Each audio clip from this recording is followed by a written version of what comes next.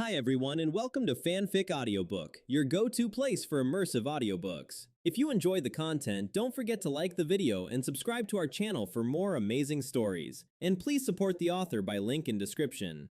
The handsome face to appear incredibly sacred. However, with a rustling sound, the handsome man on the bed suddenly melted like a wax figure in a fire, turning into a puddle of flesh and mud. At the same time, the cabinet door opposite the bed was suddenly pushed open from within, and a man identical to the melted one stepped out. As he approached, the flesh and mud on the bed began to squirm violently, flowing down the bed legs onto the floor, and finally creeping up his calf, transforming into a dignified set of home attire. Mr. A gently pinched his tie, which was essentially made of flesh and blood, and looked out at the street scene from the window with a sinister gaze. Then, he uttered words in ancient Hermes, facing east and reciting the true creator's honorific name. The losses from this trip to Tingen were immense. Not only did he fail to bring back the Son of God, but it also almost led to the complete destruction of the Aurora Order's influence in Backland. Many other low-sequence Beander who came to support were also depleted, and he himself suffered significant injuries. Conservatively, it would take at least 2 months to recover to his peak condition. Fortunately, I retrieved the divinity from the Son of God. As long as I find Lenevis again, everything will be worth it, Mr. A thought to himself, checking his devil, that he had heard it again, confirming that its malicious perception ability was still functioning normally. He finally relaxed. It seems Snow is fine. When he gave the order previously, he knew that the Aurora Order's power in Backland would suffer a huge blow. Apart from a few individuals he protected by sending them away, only a few peripheral members with questionable loyalty remained. Now, in the vast Backland, the number of truly usable people could be counted on one hand, and among them, Snow happened to be the one with the least experience. The reason Mr. A came to Snow was, firstly, to test his loyalty, and secondly, he did not trust others. He did not doubt the loyalty of other members, but for the lunatic of the Aurora Order, loyalty did not mean respect for their superiors. Although the remaining two were only listener, under high sequence, nothing was absolute. Mr. A had no doubt what kind of sneak attacks and assassinations he would face if he went to others. With the devil's ability as his foundation, he was naturally not afraid of such threats, but now the Aurora Order was in need of people, and killing his remaining subordinates over such matters would be somewhat idiotic. In fact, the reason he chose this moment to have Snow drink the potion was also to reduce his threat. Yes, a newly consumed Sequence 8 potion posed even less threat than a fully digested Sequence 9, at least for the secret supplicant sequence, that was true. Next, I need them to develop new lambs and try to restore the Aurora Order's grassroots power in Backland within 2 months. As for Lenevis, Mr. A summoned a messenger and had it deliver 3 letters to the corresponding people. After finishing all of this, he tidied his appearance, restoring his image as a cold and handsome man, pushed open the guest room door, and stepped out. Immediately, he heard Snow praying to the Lord in ancient Hermes. Not bad, very devout. A slight smile played on Mr. A's lips. He did not disturb Snow's morning prayers. Instead, he hid himself using the power of shadows, wanting to see if this new listener was truly as devout as he appeared. Snow's prayer lasted about 5 minutes, using ancient Hermes throughout, which greatly satisfied Mr. A. Unlike most deities, the true creator responded to all prayers in every way. As long as you recited his honorific name in ancient Hermes, you would definitely hear his voice. Maintaining it for 5 minutes was enough to prove that Snow was not just putting on a show because he noticed him. Emerging from the shadows, Mr. A appeared as if he had just walked out of his room, bumping directly into Snow, who was also stepping out. As their eyes met, Snow raised his right hand and casually said, "Morning, you crazy beauty." Quote question mark question mark question mark quote.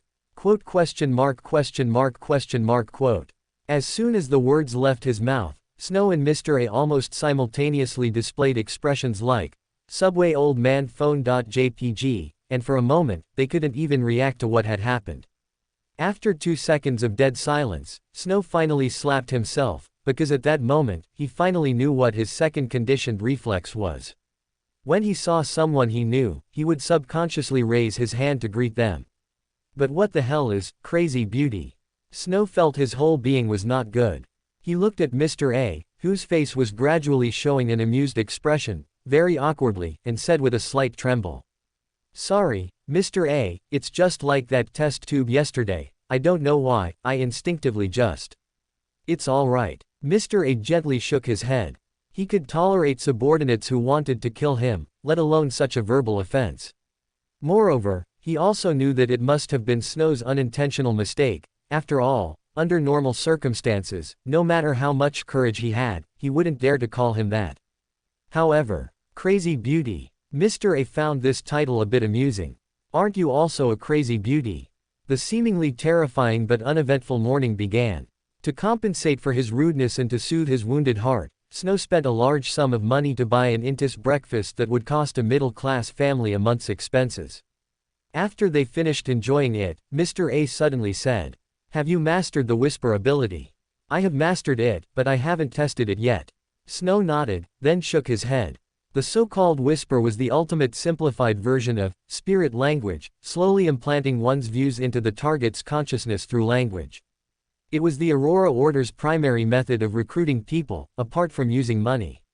That's good. Starting today, you can begin using Whisper to develop lambs. However, at first, you don't need to spread the name of our Lord. Instead, you should use benefits and temptations. Do not use it on nobles initially. If you're not skilled enough, it's easy for heretics to detect. The East Borough is a good place. You can form an ordinary gang and then select suitable lambs from it to develop into peripheral members. At this moment, Mr. A truly resembled a kind elder, meticulously teaching Snow how to quickly establish an underground cult. Bah! A secret organization. Snow listened attentively. However, at the end, he suddenly asked, "Envoy, do you have any strict requirements for the concept of disguise?" Mr. A's lips curved into a captivating smile upon hearing Snow's question. "No, the savior of the poor, everyone has food to eat, all nobles should die, or even, agent of justice, as long as it doesn't conflict with the Lord's teachings, you can say anything you want." Chapter 52, Fateful Coincidence. The Aurora Order's doctrine. Snow pondered for a moment. It seemed to be, everyone possesses divinity. Is this everyone being equal? Snow rolled his eyes inwardly, instantly understanding the flexible doctrine of the Aurora Order. As long as he didn't court death by setting up some caste system, there was absolutely no chance of him crossing the line.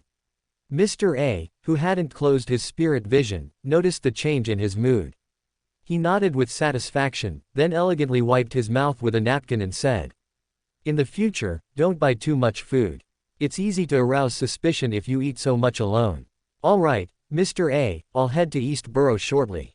Lunch and dinner. You don't need to worry about those things. Do what you're supposed to do, develop the lambs and search for Lenevis. These are your responsibilities." Mr. A waved his hand, indicating he would handle those matters himself. Snow nodded and returned to his room to begin his disguise. Although he had a handsome face, disguising himself was actually quite easy. By adding a layer of cobby beast that everyone thinks they can see through, to himself, he could freely set the impression he made on others. As for his appearance, a slight change in hairstyle and outfit was enough to prevent him from being recognized at a glance. Once his ability activated, the other party would naturally perceive him as someone else who just looked similar. As usual, he first went to Cherwood Borough to change his clothes. However, instead of going to the famous slums in Bridge District or East Borough to search for suitable lambs to preach to, he made several detours and arrived at a somewhat secluded cemetery. To prevent the proliferation of undead creatures like water ghouls and wraiths, the 7 churches and various royal families specifically enacted laws and set aside land for public cemeteries. However, compared to the Green Cemetery in West Borough, where the wealthy were buried, the cemetery in East Borough appeared more desolate and eerie. After all, for the residents of East Borough, simply staying alive was already difficult enough. As for honoring their relatives, that could only be a luxury occasionally afforded on certain special days. Although East Borough should only have this one cemetery, Snow couldn't be sure this was his target. So, he began to activate his concept-stealing ability to conduct a large-scale interference. The Sequence 8 Beander's spirituality flowed away frantically like a dam breaking. Although the power of the 1-foot rod consistently maintained the stability of his spirituality, that feeling of frantic draining still gave Snow a strong sense of emptiness. This situation lasted for about 3 hours. As time approached noon, Snow still hadn't waited for his target. In these 3 hours, the spirituality he consumed would even make a sequence 5 Beander's expression change, but he still leaned against an old tree in the cemetery, waiting quietly. Suddenly, a faint blue ripple flashed and disappeared. Then, 2 figures, one tall and one short, appeared in Snow's line of sight. "They're here. What do we do now?" Furs panted, feeling both distressed and terrified, but then she suddenly realized that Hugh, who had been holding her hand, had withdrawn her palm. A quick glance revealed that her good friend had actually adopted a defensive posture. Defensive. Furs was startled and immediately followed Hugh's gaze. A man in jeans, a plaid shirt, and a baseball cap was standing not far away, waving and greeting them. He seemed to have just said, "Good afternoon, 1.5 meter tall. How could this be?" I clearly confirmed there was no one here. Furs's face turned extremely grim, but Hugh had already drawn the 3-edged dagger hidden in her clothes, looking at the man before them with a serious expression. "Who are you? Why are you here? I don't think anyone comes to a cemetery for a stroll, do they?" Snow asked, turning the tables. Hugh was momentarily speechless. Strictly speaking, the teleportation itself was a sudden event. The other party couldn't have predicted that she and Furs would teleport here. So, were she and Furs just unlucky, happening to encounter a Beander who was sweeping graves in the cemetery? "You are, Mr. Snow." Just as Hugh was feeling helpless about her luck, even overlooking the other party calling her 1.5 meter tall, Furs suddenly seemed to recognize the man before them and asked with some uncertainty. "Hello, Ms. Furs. It's been a few days, and Backland is still sunless today." Snow suppressed the urge to call her salted fish directly. Fortunately, the earlier 1.5 meter tall had already alleviated the side effects of the potion, so he didn't actually blurt it out. However, he also realized that greeting someone by their real name seemed to achieve the requirement for the side effect as well. It was just that, without prior setup, when the conditioned reflex triggered, it would prioritize the appellation he had a higher degree of identification with. This way, as long as I set up the appellation in advance, I won't have to worry about blurting out "K Meow" or "K Kong." At the Tarot Club, Snow breathed a sigh of relief, narrowing his eyes slightly and revealing a somewhat sunny voice as he said, "Although this might be a bit too personal for our acquaintance, Ms. Furs, if you don't want to lose control, it's better not to use that mystical item if you can avoid it. This is just advice, no charge."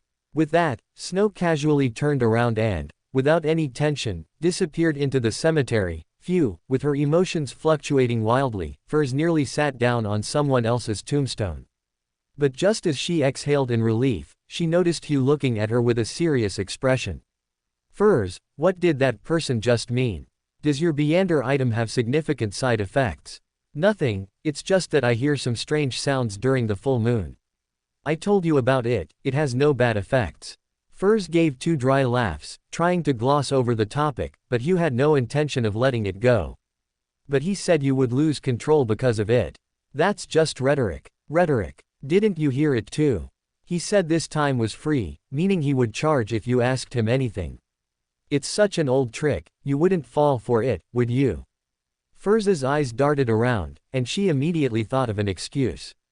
Hugh stared directly at Furs, and after a moment, she nodded and said, "I understand. But Furs, you must be careful. In the Beander world, any whisper or murmurs are very dangerous. If anything feels off, you must tell me. Don't worry." "Oh, right, what should we do next?" Furs saw that Hugh was no longer pressing the issue, and she immediately felt relieved. Hugh frowned slightly and said, "We'll go inform Ms. Audrey first, and then, call the police." "Call the police?" Furs repeated, a little surprised, but to prevent Hugh from continuing to dwell on the full moon murmurs issue, she immediately nodded and said, "All right, let's do that." Seeing Furs's eager look to go find Ms. Audrey, her heart tightened slightly. Furs is indeed hiding something from me. Normally, she would definitely ask me why. And, during the full moon, she has never slept in the same room as me. Chapter 53, There are many people with the right profession in this area.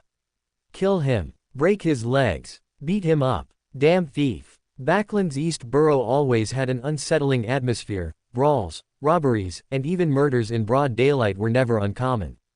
Snow was dressed in jeans and a plaid shirt, a typical working-class outfit, yet his handsome face made him stand out like a male model from a fashion magazine cover. Such a person appearing in the East Borough would usually disappear within half an hour. Perhaps a month or two later, his figure might be found in the basement of some great noble or in a special room in an old pleasure district. However, at this moment, none of those so poor they'd sell their own mother had the thought of making a move. This wasn't because his peaked cap concealed his appearance, nor was it because the East Borough's gangs had all gone bankrupt, but because they simply couldn't perceive Snow's unusualness. Although the true name of this ability, "everyone thinks they can see through me," was still unknown, it possessed a power similar to psychological invisibility. While it couldn't completely eliminate one's presence, it could implant the thought, "This is just a passerby," into everyone who saw him. Thus, let alone having a handsome face, even if he dressed like a stand user, no one would find it the least bit strange. He was like a ghost, wandering the streets of Backland's East Borough, searching for a suitable target. Soon, he saw a young man, a youth like a stray dog. His right hand hung limply, judging by his swollen forearm, the injury must have been old. He had a large build and some traces of muscle definition, but his skin lacked luster, and his cheeks were somewhat gaunt. He likely wasn't the type who had been unable to eat since childhood, but rather one who had only recently started to starve. He had several obvious scars on his body, but they looked old and were probably not from the same period as his arm injury. "That's him." Snow took a few steps forward, and only when the distance was about 5 meters did he suddenly speak, "Are you very hungry?" The youth ignored him, angrily kicked a trash heap, and then continued towards the next alley. Clearly, he hadn't found anything to eat. But this was normal. After all, this was the East Borough. Even in families wealthy enough to throw away leftovers, any scraps would have long been snatched up by experienced scavengers. Someone new like him probably didn't even know where such wealthy households were, so how could he find food? "What if I said I'm willing to treat you to a meal until you're full?" Snow didn't close the distance further, merely speaking in a very casual tone. The man turned his head, looking at Snow with the wary eyes of a wild dog, and frowned.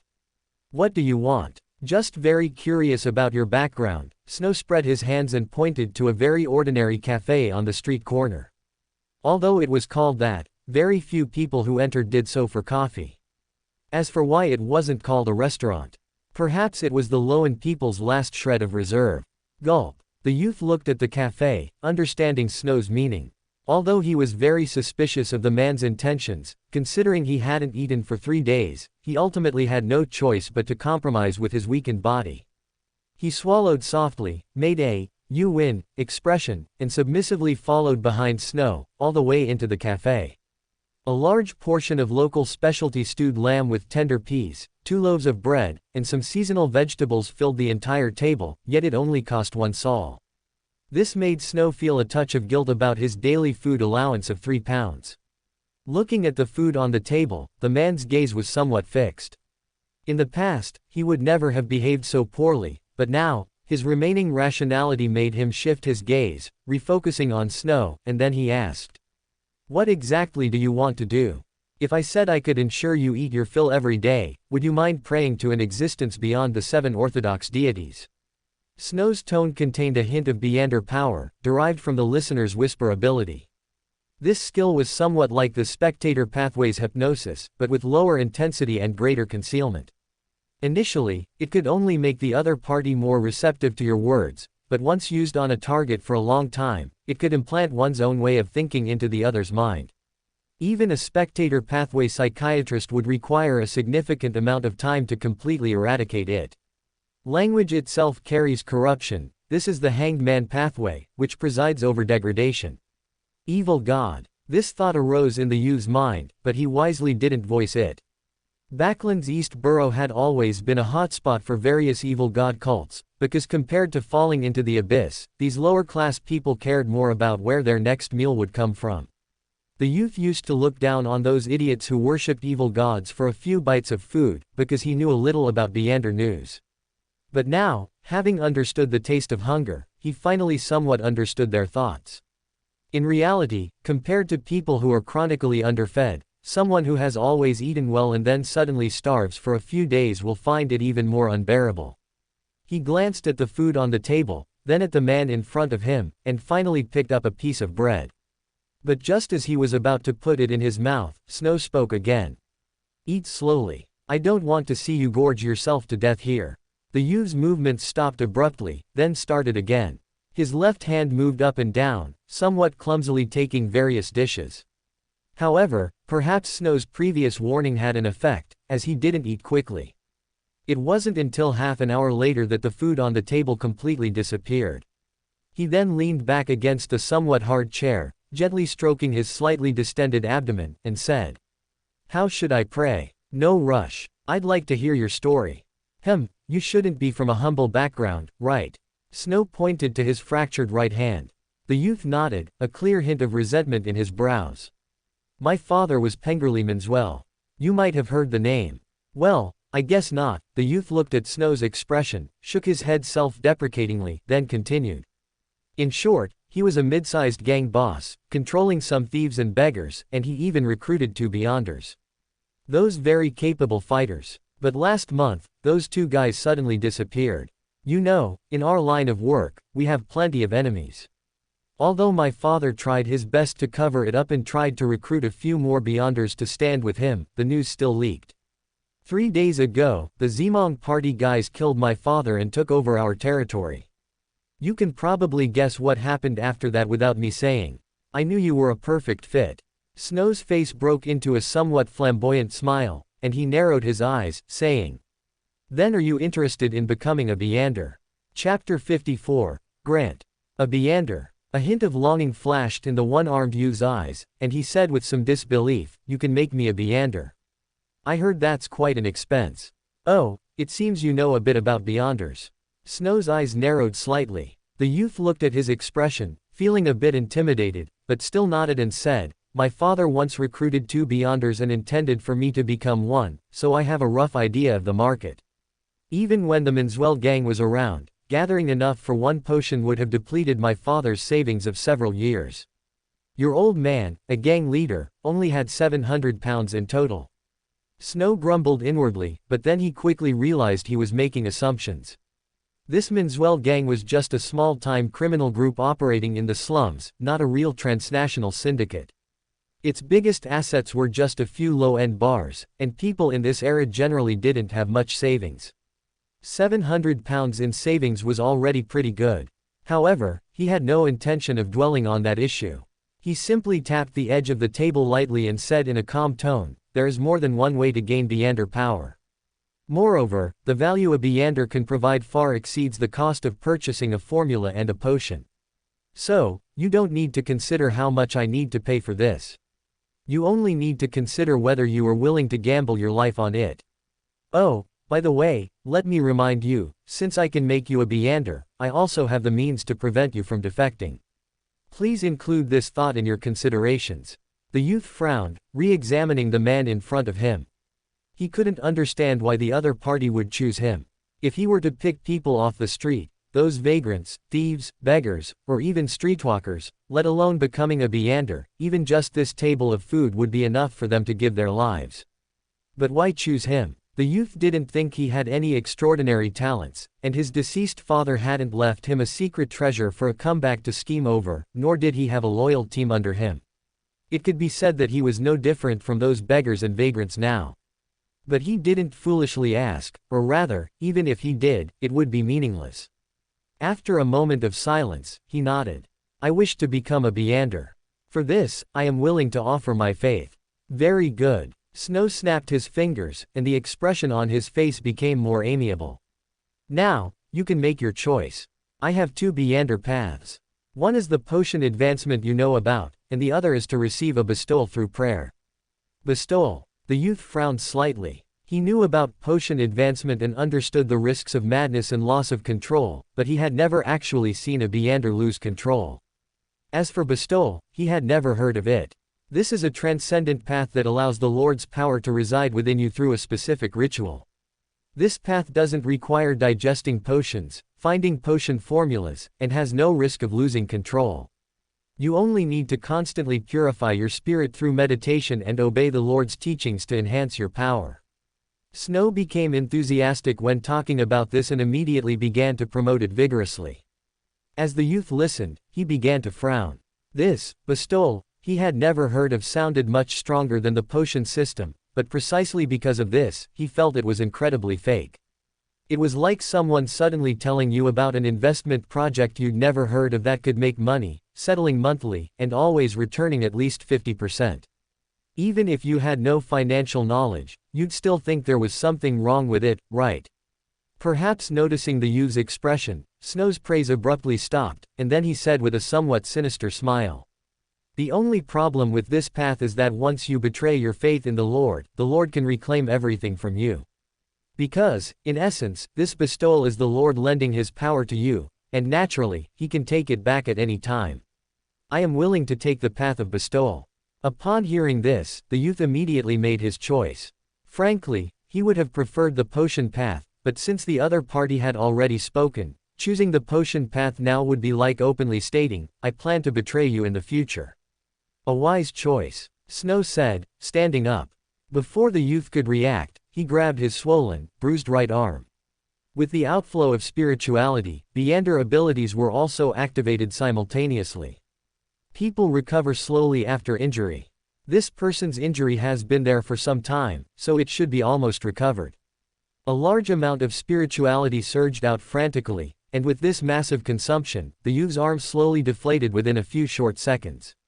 With a soft click, his arm bone returned to its original position. The injury, which had been dislocated for 3 days, was actually healed just like that.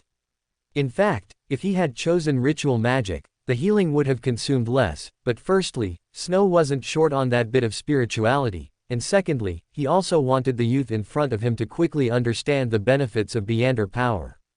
This is truly amazing.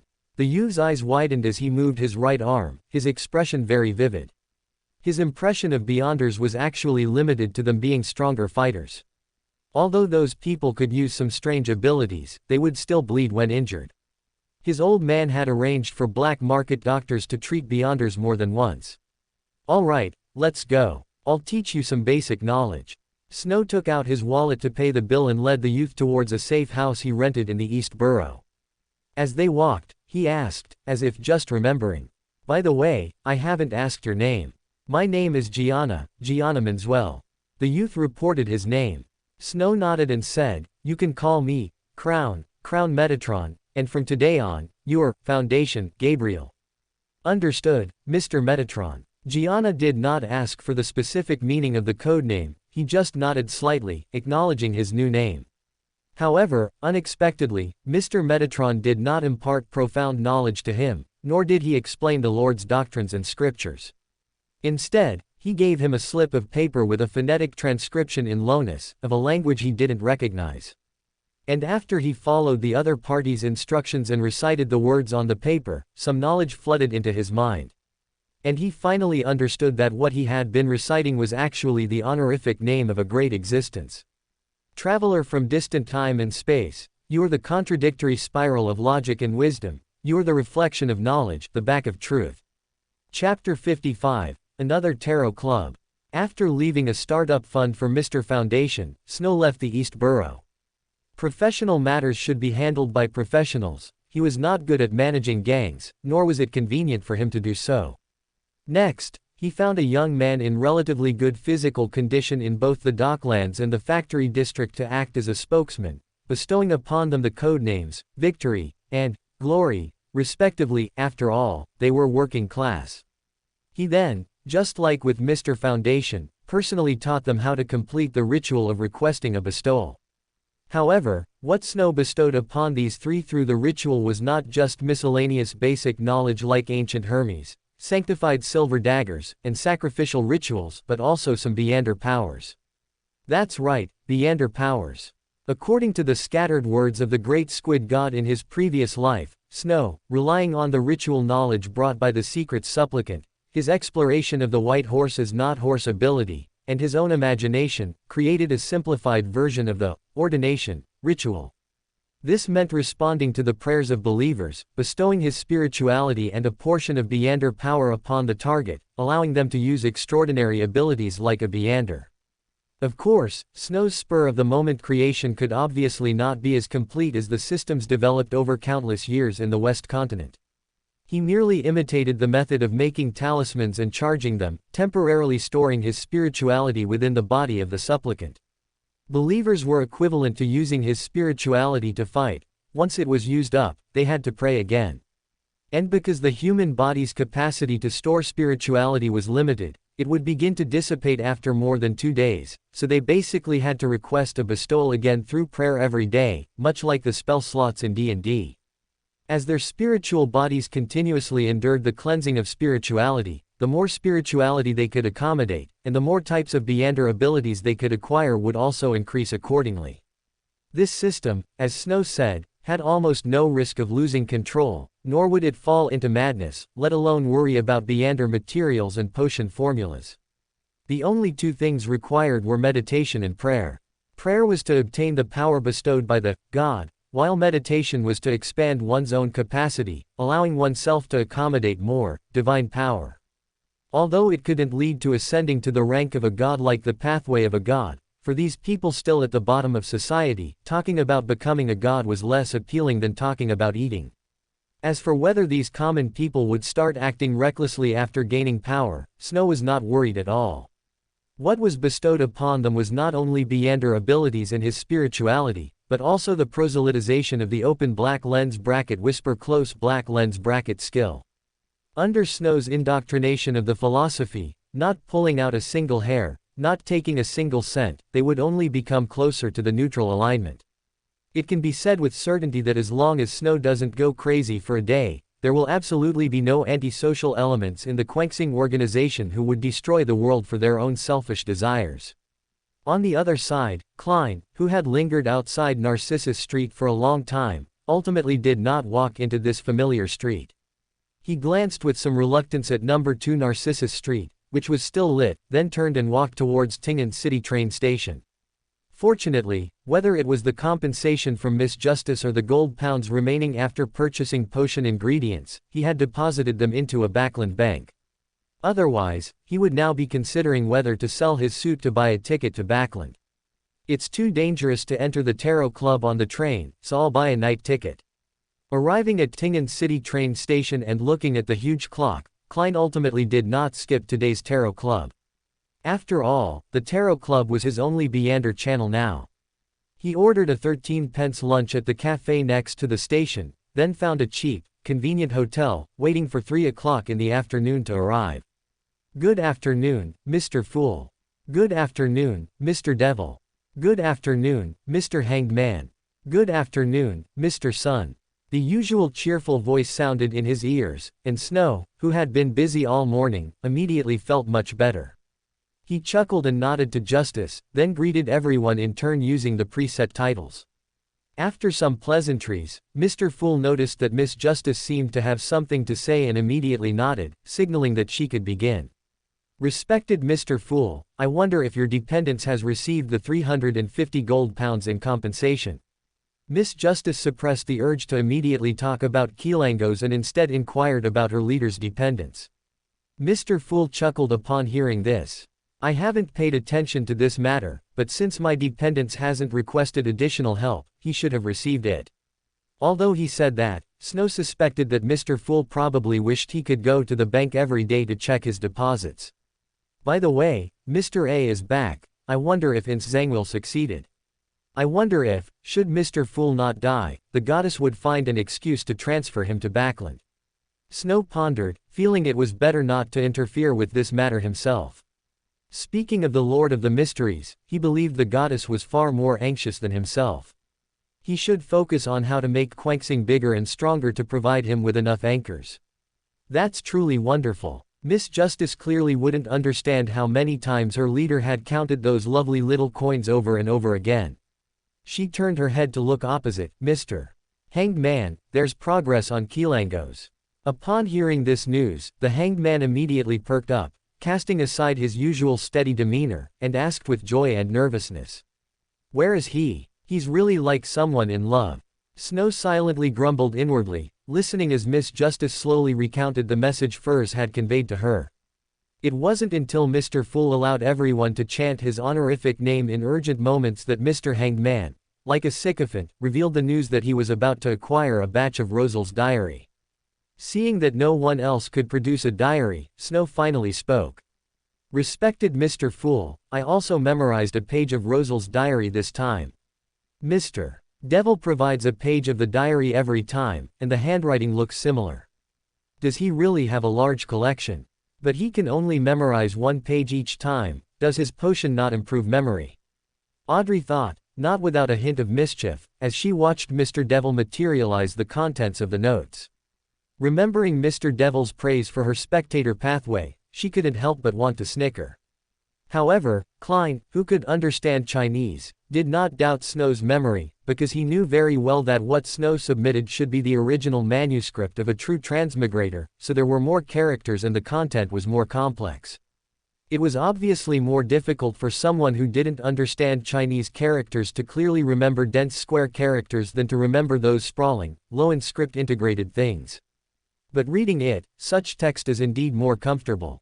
Klein picked up the parchment presented by Mr. Devil, and that trace of familiarity instantly vanished. "After a night of masonry work, I feel like my waist is about to break. How can a bizarro sorcerer's physique be so strong?" Chapter 56, Can the potion recipe be made this way? This senior, how should I put it? As a keyboard warrior, Klein naturally understood what mud work meant, but at this moment, he didn't realize the seriousness of the problem and continued to read. "Through a deep integration of spirit and flesh, I obtained the bizarro sorcerer's potion formula. Seriously, such a troublesome advancement ritual, yet there are no new abilities. I once again began to doubt the future of the seer pathway. After advancing to bizarro sorcerer, perhaps I can consider switching to the wanderer pathway. Astral world travel sounds quite interesting. Quote? Klein suppressed the urge to spit, his brain momentarily crashing. He had initially thought bizarro sorcerer was the name of a low or mid sequence of some pathway, but good heavens, this was a demigod of the seer pathway. After all, Klein already knew the names of 5 seer sequence potion formulas. If bizarro sorcerer also belonged to the seer pathway, then it must be an existence above a demigod. In this Mr. Paindrax, he actually obtained a potion formula and ritual from a demigod by doing mud work. His technique must be very good. Cough. Klein collected his thoughts and continued to read. This gentleman indeed had new tricks up his sleeve. From Ain's sister, I learned some secrets. It turns out their leader, Zeratul, has gone mad in order to obtain the sequence 1 formula. The seer is indeed a problematic sequence. If only this pathway allowed switching at sequence 3, but speaking of which, the Abraham family seems to have no demigods left due to the full moon murmurs.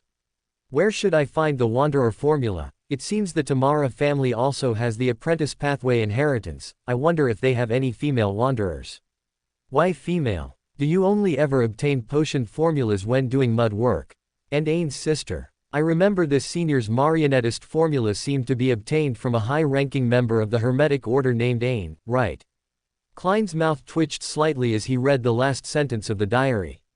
Although this Transmigrator senior's lifestyle was quite colorful, he still learned a lot of information. For example, the names of the seer sequence potion formulas, such as Zeratul, the leader of the Hermetic Order who appeared many times in the Emperor's diary, had actually gone mad. Also, when advancing to a demigod, it seemed some kind of advancement ritual was required. This point was also mentioned in the incomplete unshadowed formula. And the Abraham family seemed to be affected by something called full moon murmurs and no longer had demigods.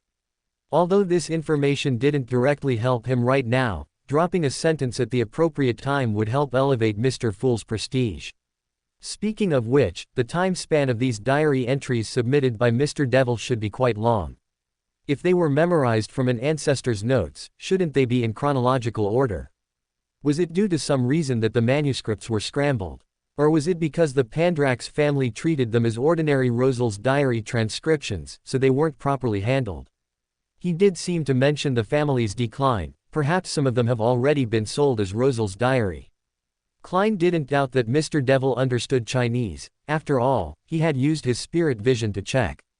When he said his ancestors hadn't passed down Chinese, there wasn't a hint of a lie. Due to the fool's status, Klein couldn't ask directly. He could only find a seemingly reasonable explanation and no longer delve deeper, instead saying to the Tarot Club members who had been waiting for a long time, "You may begin your free exchanges." Having received Mr. Fool's approval, Audrey took the initiative to speak. "I need a complete pituitary gland of a 7-colored lizard dragon." Although she had successfully connected with the psychology alchemists with Mr. Devil's help, the other party clearly intended to observe her further. Even if she could obtain potion ingredients in a short time, it would only be for a spectator. And she also didn't want the psychology alchemists to know that she had already advanced to telepathist, so she still decided to acquire it at the Tarot Club. "I don't have it. Honestly, I've only seen this creature in textbooks," Little Sun said honestly, immediately arousing the curiosity of Justice and Hanged Man. After imagining Little Sun's textbooks for a moment, Mr. Hanged Man suddenly glanced in Mr. Devil's direction. After finding that he had no intention of speaking, he breathed a sigh of relief.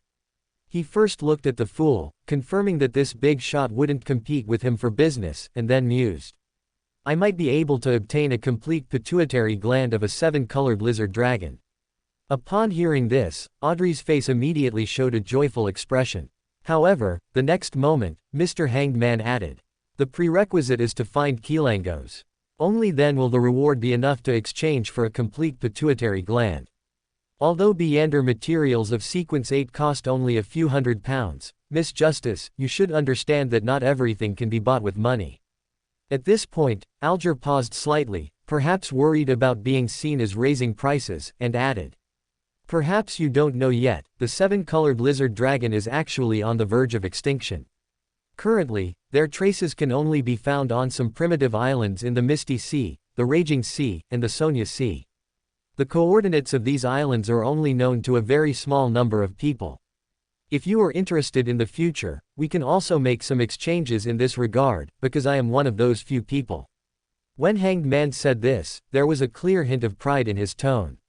This wasn't because Mr. Hanged Man was getting carried away, but because he was trying to demonstrate his value. Miss Justice possessed immense capital, Mr. Sun had vast resources presumably from the forsaken land of the gods, and Mr. Devil himself was powerful and commanded a wealth of high-end knowledge. To establish himself in the Tarot Club, he had to demonstrate sufficient value, and now, these small islands that could provide materials from endangered Beander species were undoubtedly a good label. On the verge of extinction. Mr. Fool listened to Hanged Man's words, and uncharacteristically, didn't think about those mysterious islands, but inexplicably recalled a joke he had made with Old Neil. The Dragon and Giant Protection Association. I wonder how Old Neil is doing now, has he escaped the Hidden Sage's influence? Klein thought that he might never be able to meet his captain, Old Neil, and the others again, and his heart couldn't help but feel a little desolate. However, fortunately, whenever Mr. Fool was in a bad mood, the Tarot Club's emotional regulator, Miss Justice, would immediately jump out. With excited emotions, she said longingly, "I have long dreamed of sailing the seas, searching for those primitive islands, and experiencing those ancient customs. That must be a wonderful adventure, right?" Chapter 57. Confused Mr. Fool needs things to do. Just as Little Sun became more certain that he and the others were not in the same world, due to the place names mentioned by Miss Justice and Hanged Man, Miss Justice suddenly asked, "The 7-colored lizard dragon is nearing extinction. Does this mean the spectator pathway will soon be cut off?" "No, there must be alternative materials," Hanged Man replied with great certainty. Miss Justice immediately grew curious.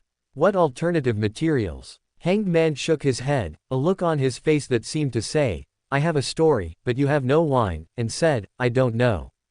Perhaps the psychology alchemists know. Then why are you so sure there will be alternative materials?"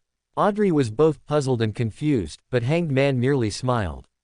"You will understand in the future, or would you like to pay for this information now?"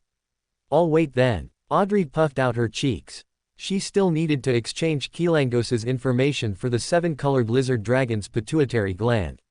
Compared to that, this kind of information could wait. Actually, Mr. Fool knew about this information, but before he could speak, Hanged Man had already mentioned paying for it. Stealing someone else's transaction was not something a leader of a mysterious organization should do, so he gave up this opportunity to display his status. Seeing that no one else intended to speak, Snow cleared his throat. He didn't try to steal Hanged Man's business, but instead said in an amused tone. A con artist named Lenevis has arrived in Backland. He is possessed by the divinity of the fallen creator. However, he still seems to retain some sanity and is trying to resist being replaced by the fallen creator.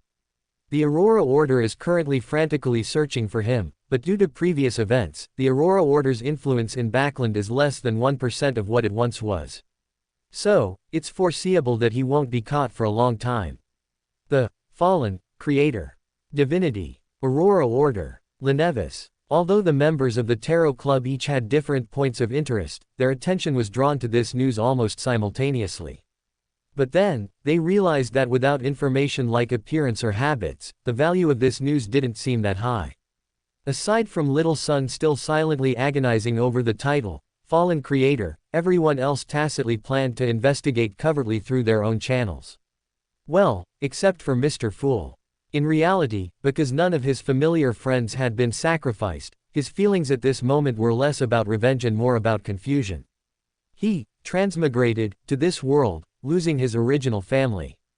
He had just managed to establish new bonds, only for them to be destroyed again. Now, he was a rootless drifter, completely unsure of where he should go. But he knew very well that he couldn't continue like this. Although Ince Zhangwil's act of killing him had freed him from the control of fate, it also meant that once he was exposed, not only would he be in trouble, but Benson and Melissa could also face danger. Moreover, he wanted to become stronger and find a way home. So, he couldn't just stop. Mr. Fool tried to find things to keep himself busy, to avoid being driven mad by confusion, and revenge seemed to be the only goal for him, a dead man who climbed out of hell. However, Ince Zhangwil, who had already advanced to a demigod, was too distant, and Lenevis might be a phased target. Returning to reality, Snow left his safe house in Sherwood Borough and went to Braveheart's bar in Backland Bridge District, where he found Kaspar's Canlenin, whom he hadn't seen in days. "Why are you here again?" Seeing Snow appear in the billiard room, Kaspars immediately showed a look of disdain.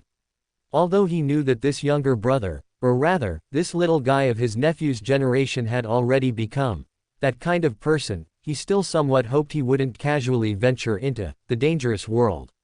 "I need a gun, some bullets, and, do you have a reliable combat instructor?" Snow took out a 10-sol note from his pocket and placed it on the billiard table. Kaspars frowned, then nodded and said, "That's no problem. I know a few retired knights. Just for teaching combat, it should be fine. As for a gun, I suggest you find a shooting club to practice first, although the annual fee isn't cheap." "Don't worry about that." Snow nodded. Kaspars didn't say anything more. He stuffed the banknote into his pocket and then said, "Wait for me 5 minutes." A moment later, Kaspars limped back into the room, holding a revolver and 2 boxes of gleaming yellow bullets. Kaspars placed the gun, holster, and bullets on the billiard table, then took out 5 sol in change and handed it to Snow, saying, "The gun will cost you £2 10 sol, the bullets are on me, and the remaining money is for the combat instructor's referral fee. Come back at this time tomorrow, and I'll give you an answer then." "I understand." Snow unhurriedly put on the holster, adjusted it a few times to allow for a smoother draw, and then suddenly said out of nowhere, "I have a way to cure your leg. Do you need help?" Kaspars's movements suddenly paused. He looked up, his eyes grave, and said to him, "This is not an easy matter, you know. I know some people, but even a guy who can ignore bullets has no solution. You should understand that different types of Beyander abilities are different. I happen to belong to the type that is quite good at this sort of thing." Snow showed a confident smile. Kaspars hesitated for a moment, but ultimately shook his head with some struggle. "Forget it. I'm not young anymore, and I've been limping for over 10 years, I'm used to it. Besides, with my job, suddenly recovering would be too conspicuous." "If you say so." Snow spread his hands, saying no more, only picking up a pen and swiftly writing a line of ancient Hermes with Lonis phonetics on a slip of paper. Memorize the content above, but don't read it aloud. If, and I mean if, you encounter a life-threatening situation, just recite this once. Being alive is better than anything. Kaspars looked at Snow thoughtfully, picked up the slip of paper, read it twice, and then solemnly tucked it into his embrace. He didn't ask what was written on it, because he had already understood Snow's meaning. Being alive is better than anything meant that reciting it might cause him to lose something. Chapter 58 Different Choices. Inside a dilapidated residence in Backland's East Borough, a young man codenamed Foundation lit a candle and, based on the knowledge he had gained yesterday, created a sealed space. Then, devoutly facing the candle, he chanted in ancient Hermes. Traveler from distant times, you are the contradictory spiral of logic and wisdom. You are the reflection of knowledge, the reverse of truth. I implore your listening, I implore your gaze, I implore you to grant me power beyond mortals. As the layers of ripples stirred by the ancient Hermes language, his voice continuously echoed and superimposed, as if reaching straight to the heavens, and in his mind, rows of spell lists appeared. His current capacity was still very low, only able to accommodate 10 units of divine power. A level 1 spell required 1 unit of divine power, a level 2 spell required 3 units, and a level 3 spell required 9 units. After careful consideration, apart from a level 2 triggered spell, Arrow Repulsion Ward, he exchanged all remaining spell slots for level 1 body enhancements. Ultimately, establishing a gang in the East Borough wasn't that difficult. With money in hand, recruiting thieves, hooligans, or vagrants was merely a matter of a meal. The only thing to watch out for was guarding against rivals. Feeling an indescribable power surge into his mind, Mr. Foundation felt as if he heard a whisper, but when he tried to listen intently, he found he couldn't hear anything. However, he didn't pay attention to this, merely taking out a pistol and cash from under his pillow and stepping onto the sinful streets of Backland's East Borough. At the same time, Mr. Glory in the Docklands chose 2 permanent blessings, a level 1-inch stamina enhancement, and a level 3 inches training enhancement. Training the body makes it stronger, so as long as training is done, one will inevitably become stronger. Living in the Docklands, he was well aware of how complex the gang forces here were. Acting rashly would only make him a target. It was best to rely on the gods' blessings to make himself strong first. In the factory district, looking at the black smoke plumes rising again outside the window, Mr. Glory, having completed his prayer, put on his work clothes and went to attend today's strike meeting. He originally thought this might be a way for the workers to fight for their interests, but after gaining the knowledge bestowed by the god, he understood one thing. Those guys who even collected their membership fees were exactly the same as those capitalists. Workers who wanted to get their deserved wages had to unite, not play the game the capitalists were good at under the rules they constructed. Seeing that the assembly point had been reached, Mr. Glory activated the speech enhancement spell, then recalled the divine revelation he had received through prayer yesterday, and spoke to his companions. Striking like this is meaningless. Look at the people who went on strike at other docks. Did any of them get any benefits? But what else can we do? If this continues, we'll starve even if we work ourselves to death. Exactly. You wouldn't have taken benefits to persuade us to go back to work, would you? It must be. I heard rich people like to do that. Beat him to death. Listening to the voices from the crowd, Mr. Glory frowned, but he didn't mind, and said directly, I'm not saying we shouldn't strike, but rather, we must clearly understand what the strike is for. What kind of results do we want to achieve? We can't strike blindly. We need to figure out how to strike in a way that gives the rich people a headache, that makes them compromise. Otherwise, just like at other docks, the union people and the rich people's lawyers reach an agreement, and we, the people at the bottom, get no benefits and end up worse off than before. What's the point of striking then? Mr. Glory's eloquence was not good, but under the blessing of divine magic, his voice clearly entered the ears of every worker, which cleared the previously radical voices, replaced by slightly confused questions. Then what do you say we should do? We must unite, become a whole. Not individuals who can be defeated one by one. We must first figure out who is us, and who is them. We are workers, producers who exchange our labor for wages. Is the union us? No. They need us to pay them to sustain themselves. They are exploiters who exist by exploiting our income. They are opposed to us. They are with those capitalists who exploit us. Why do we always fail? Because we have always been discussing with capitalists how to get benefits from other capitalists, so the benefits naturally won't come to us.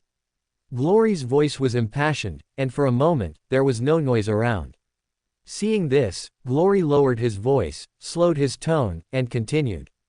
We must clarify our demands. We are human beings, just like those rich people. Not dogs who will compromise when the other party throws a bone.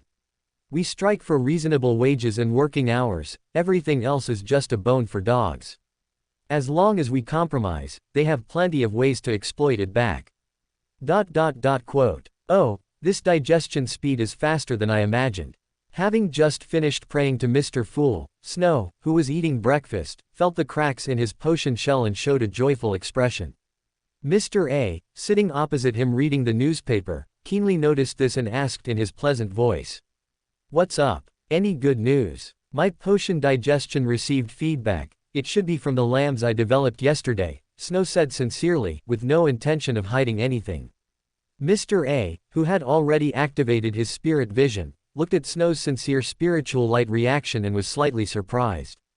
Although he was only a newly promoted listener, to allow him to receive such obvious digestion feedback, it was probably not as simple as just developing a few lambs. Perhaps this kid is really a genius at proselytizing. If he can digest the listener potion in a short time, maybe he can become Mr. V. Such a thought arose in Mr. A's mind, and he gently shook his head. Ultimately, this was just his side of the story, he still needed to confirm it. I just need some flesh and blood to recover my strength. I'll go to the East Borough to check it out. Thinking this, Mr. A shifted his gaze from the Backland Morning Post and asked casually.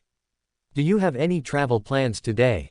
The Lord has bestowed upon me considerable physical qualities, so I plan to learn some firearm usage and combat techniques, Snow replied honestly. Mr. A nodded and said, do you have a familiar coach? Yes, I already had a familiar black market merchant make the connection yesterday, Snow nodded lightly. Only then did Mr. A turn the topic back. I'm planning to go out for some fresh air. Do you have any intelligence? Snow paused slightly at the words, feigning a thoughtful look, then replied. Tomorrow night, Duke Negan is hosting a ball, and all the prominent nobles of Backland will attend, so the defenses in the West Borough should be strengthened. Please be careful. Very good. Mr. A showed a satisfied smile and turned to walk towards the door, but not long after leaving, he noticed a young girl. Her cross-dressing skills are poor, but she has a good foundation. Although she's dressed crudely, some habits that wouldn't appear on ordinary people can be seen. She looks a bit nervous, but there's no malice. A noble young lady disguised as a commoner who secretly ran away. What a charm. Mr. A smiled lightly, not paying attention to the young girl who had come knocking, but walked all the way towards the East Borough. After all, when he brought Snow into the Aurora Order, besides his face, wasn't it because of his connections? Chapter 59, 1.5 meters. Mr. A actually went out. He's probably gone to see my results, right? Snow raised his eyebrows, not particularly concerned. Those who gained Beander abilities by praying to the white horse as not horse were also endowed by him with two traits. Open black lens bracket. Everyone thinks they can see through him. Close black lens bracket. An open black lens bracket. When praying to a hidden existence, it looks like they are praying to the true creator. Close black lens bracket.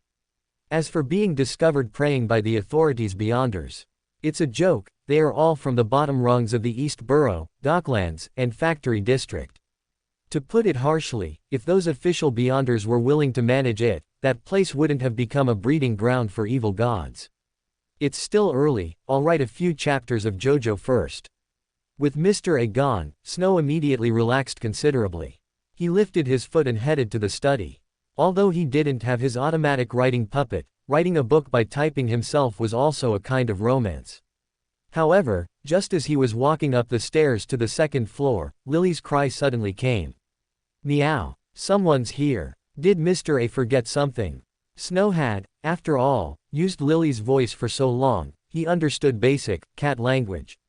He immediately stopped his steps towards the second floor and walked towards the door. Seeing Snow approach, Lily immediately made a few small leaps and climbed onto his shoulder, shaking her paws, as if to say, Aren't you going to open the door? No hurry, Snow scratched Lily's chin, listening to her comfortable purrs. Before long, the bell at the entrance suddenly rang. Ring, ring, ring. The crisp doorbell was pulled. Snow paused for about 10 seconds before arriving at the door, but as soon as he opened it. Where is he? I'm here. A somewhat displeased voice sounded. Snow immediately lowered his head awkwardly, seeing a tomboy who only reached his chest, looking up at him indignantly. Snow felt a bit embarrassed at the sight, but his conditioned reflex was triggered at that instant. Morning, Shorty. It's very impolite to give people nicknames like that, Mr. Snow, Miss Hugh at the door lectured him earnestly, but the veins on her forehead, practically about to burst, clearly indicated that her mood was not pleasant at all. My apologies, Snow immediately apologized, then showed a gentle smile and said. I remember you were with Miss Furs before. Hugh Dilcha. Seeing this, Hugh immediately introduced herself. Snow nodded and said, all right, Miss Hugh, what can I do for you? Is there something wrong with your pet? Pet? Hugh suspected the man in front of her was implying something about her and Furs, but she had no evidence. Ever since she heard his words yesterday, she hadn't slept well all night. Although Furs appeared calm, after spending so much time together, she had a considerable understanding of her cohabiting partner's personality. She was lazy, but not a degenerate, yet if she hadn't stopped her, she would have even wanted to ingest that substance. Originally, she had only thought it was a momentary lapse of judgment by an author seeking inspiration, but now it seemed it was probably to resist the so-called full moon murmurs. Even if it was just a trick to swindle money, the fact that he could instantly discern the existence of full moon murmurs and its connection to those stones meant he was definitely not simple. However, she also understood that Furs would definitely not tell her the identity of this gentleman. So last night, using the excuse that there's news about Kilangos, she spent the night investigating handsome men named Snow in Backland who might have connections with Furs, and in the end, she indeed found two. One was a handsome veterinary nobleman, and the other was Snow, the author of Phantom Blood, a book she really liked. And coincidentally, the two seemed to be the same person. Having pinpointed her target, Hugh didn't even catch up on sleep before coming here, and sure enough, she heard that familiar and infuriating address. I want to know about the full moon murmurs you mentioned, Hugh said directly. Hearing this, Snow's lips curled slightly. He stepped back 2 paces, clearing the entrance, and then said. Come in and talk. Quote. Hugh glanced inside the room, hesitating slightly. However, as an arbiter who dared to mingle in the East Borough as a woman, she was quite brave. After a brief thought, she finally made up her mind. This is the West Borough, the area with the best public order, and there are even official beyonders patrolling. If anything happens, just making a bit of a commotion will be enough. With this self-comforting thought, Hugh stepped into Snow's home and was led to the living room. You know, as a beyander, it's not very convenient for me to hire servants.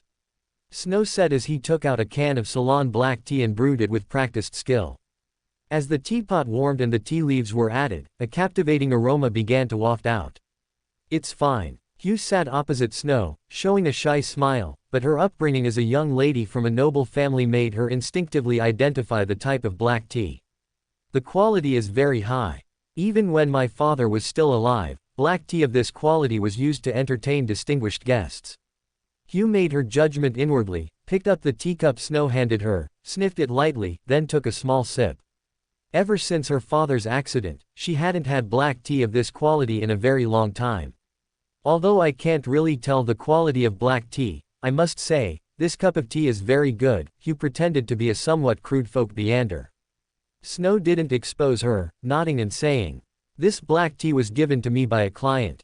I thought it was good, so I used it to entertain guests. Actually, I personally prefer sweet iced tea. After speaking, he put down his teacup, and his expression also adjusted slightly. While it wasn't an immediate change of face, anyone skilled at reading the atmosphere would immediately realize he was about to get down to business. Seeing this, Hugh also put down her teacup and proactively spoke. Can you tell me the specific details of that full moon murmurs? Of course. Snow revealed a slight smile, looking at Hugh with a somewhat shrewd expression. But since you've come to my door, you should already know my fee structure, right? Are you prepared to pay? No, I don't know. Hugh muttered inwardly. Although she knew this person was an author and a famous socialite in Backland, what he was talking about was clearly not this sideline. After a slight pause, Hugh showed no sign of timidity. Instead, she put on a righteous expression, as if to say, yes, I know very well, as if she had plenty of money. Name your price. Chapter 60, Hugh's Transaction. Snow, of course, knew that Miss Hugh knew nothing at all, because even he himself didn't know his own price. However, this didn't stop him from flashing a charming, arrogant smile at the short but imposing young woman. Let me name my price. You're that confident. Why is he smiling like that? Is his price very special? Not in gold pounds. A flicker of suspicion rose in Miss Hugh's heart, but Snow stood up, and under Miss Hugh's wary gaze, he said with a smile. Since that's the case, then 10,000 times, that should be a suitable price. 10,000 times. What is he saying? 10,000 times what? 10,000 times what? Miss Hugh was a little bewildered for a moment, completely not understanding what he meant. Was it some kind of slang, or some kind of currency, unique to him? For some reason, Miss Hugh suddenly thought of the vulgar words she had heard while wandering in the East Borough, and at the same time, she recalled some gossip she had heard when investigating this gentleman last night. Her female instinct immediately made her protect her chest, even though there was nothing there. Oh, Miss Hugh, I think you might have misunderstood something. This is a legitimate intelligence trade. If you're unwilling, I won't force you to sell your body. Snow looked at Miss Hugh's reaction, chuckled softly, and then said, Here, I generally follow the principle of equivalent exchange, valuing things like intelligence, Beander characteristics, and potion formulas, and then converting them into corresponding intelligence. Of course, if you don't have these, you can also repay the debt with favors. What I mean by a time is for you to accept a commission as a favor. So, to know the intelligence about the full moon murmurs, I need to accept 10,000 commissions. Miss Hugh frowned. Although this offer was within her acceptable range, 10,000 times was a bit too much, wasn't it? Exactly. After all, you are only a sequence 9 arbiter, so the occasions where you can be useful are limited. Additionally, I will only give commissions that can definitely be completed at your current level. I won't ask a sequence 9 to participate in besieging a sequence 8. So, the commission fee is relatively low. A sequence 9 accepting 1 commission, if converted into money, is about £1. Of course, for pathways with special functions like seer, artisan, or pleasure, the offer would be better. Here, my assessment of favors is decimal, that is to say, 10,000 sequence 9 commissions can be converted into 1,000 sequence 8, 100 sequence 7, 10 sequence 6, or even 1 sequence 5 commission as a favor, but it cannot be converted downwards. I know this price is a bit low, but you have to understand that this is also an investment for me. If you die before repaying the favor debt, then my investment goes down the drain. It's only for customers with investment value like Miss Hugh that I offer this kind of transaction, which is equivalent to a long-term, low-interest loan. Oh, by the way, if you really do advance to above sequence 5 one day, and you haven't repaid all the favors you owe me, then no matter how much you still owe, you must at least take action for me once. This is considered my return on a successful investment.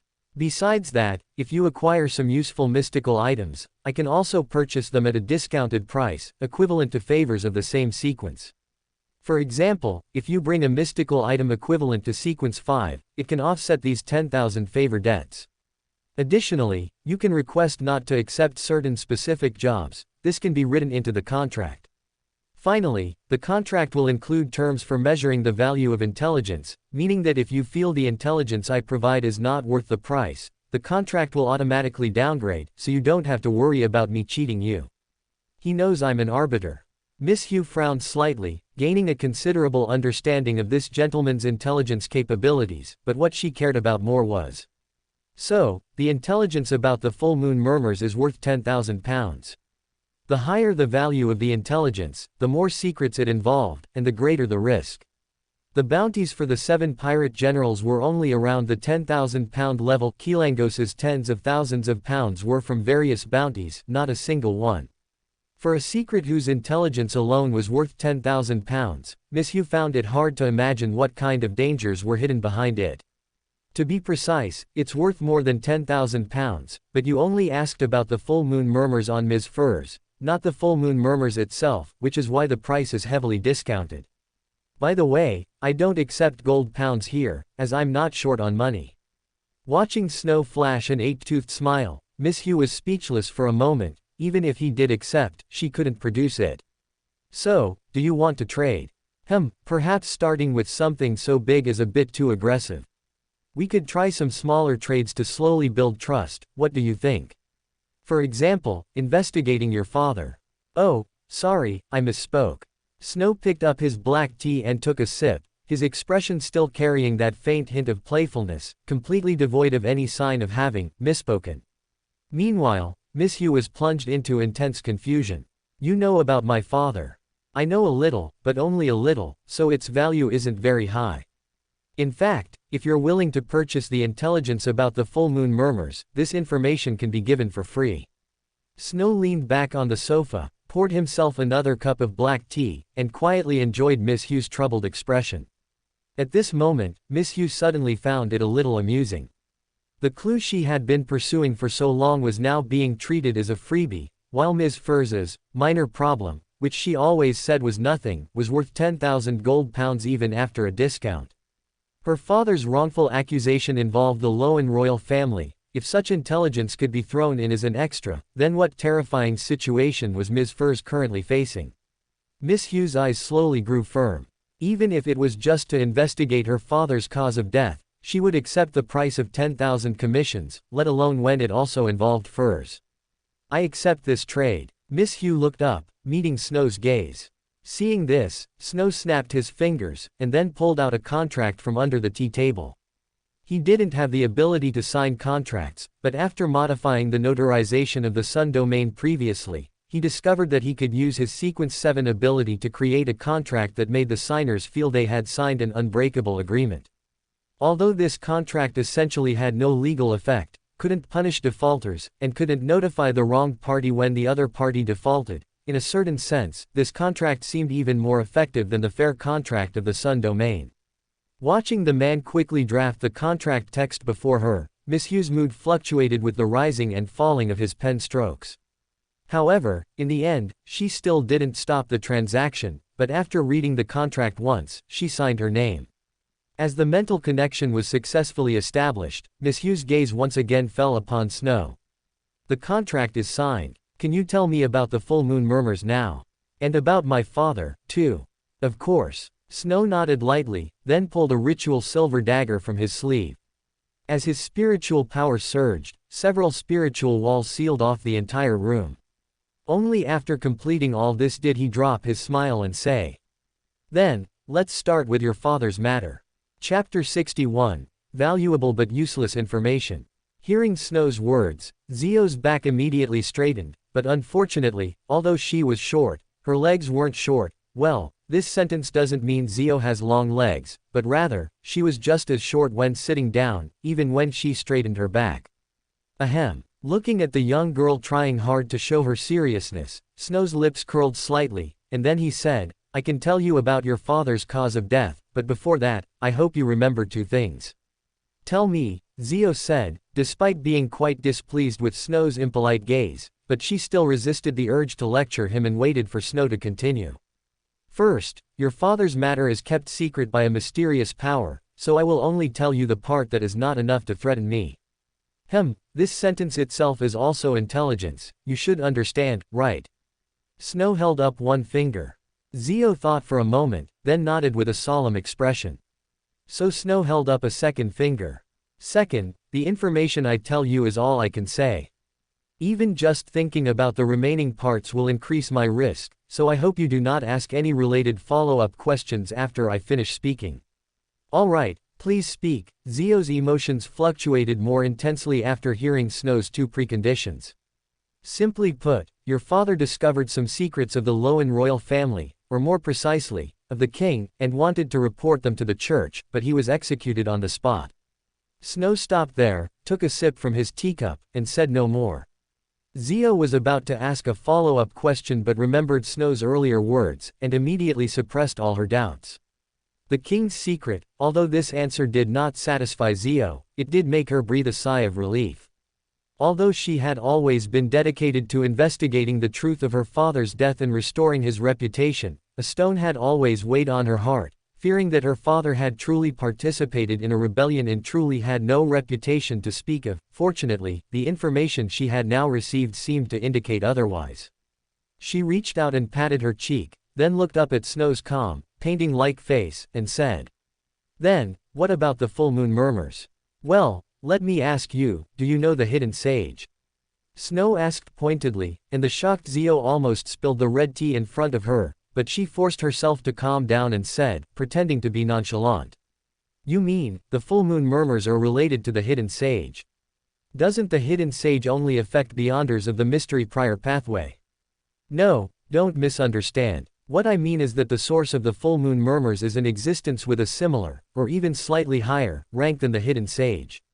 Since you know that the hidden sage affects mystery priors, you should understand how terrifying the whispers of such a high-ranking existence are to low-sequence beyonders. And Miss Furz's mystical item originated from the legacy of a bloodline descendant of that existence. Every time Miss Furz uses it, she deepens her mystical connection with that existence. If I explain it this way, you should understand, right?" Snow maintained eye contact with Zhou. Zhou instinctively nodded, then, seemingly a little dazed, asked, "Is there a solution?" "Only two." Snow held up 2 fingers, then bent one of them. "First, elevate oneself to a sequence 4 demigod, obtaining divinity. This way, although the whispers cannot be completely eradicated, the pollution brought by the rank is already negligible, and one will no longer feel pain or lose control because of it." Zhou was clearly not satisfied with this method, and Snow, of course, could see that, so he curled his second finger. "Second, find a great existence to provide Miss Furz with protection, such as a deity or something. Of course, this requires sufficient divine grace. If Miss Furz has devout enough faith, then she can try praying at the corresponding church." Devout. Zhou recalled Furz's usual demeanor, where she would rather sleep a little longer than pray.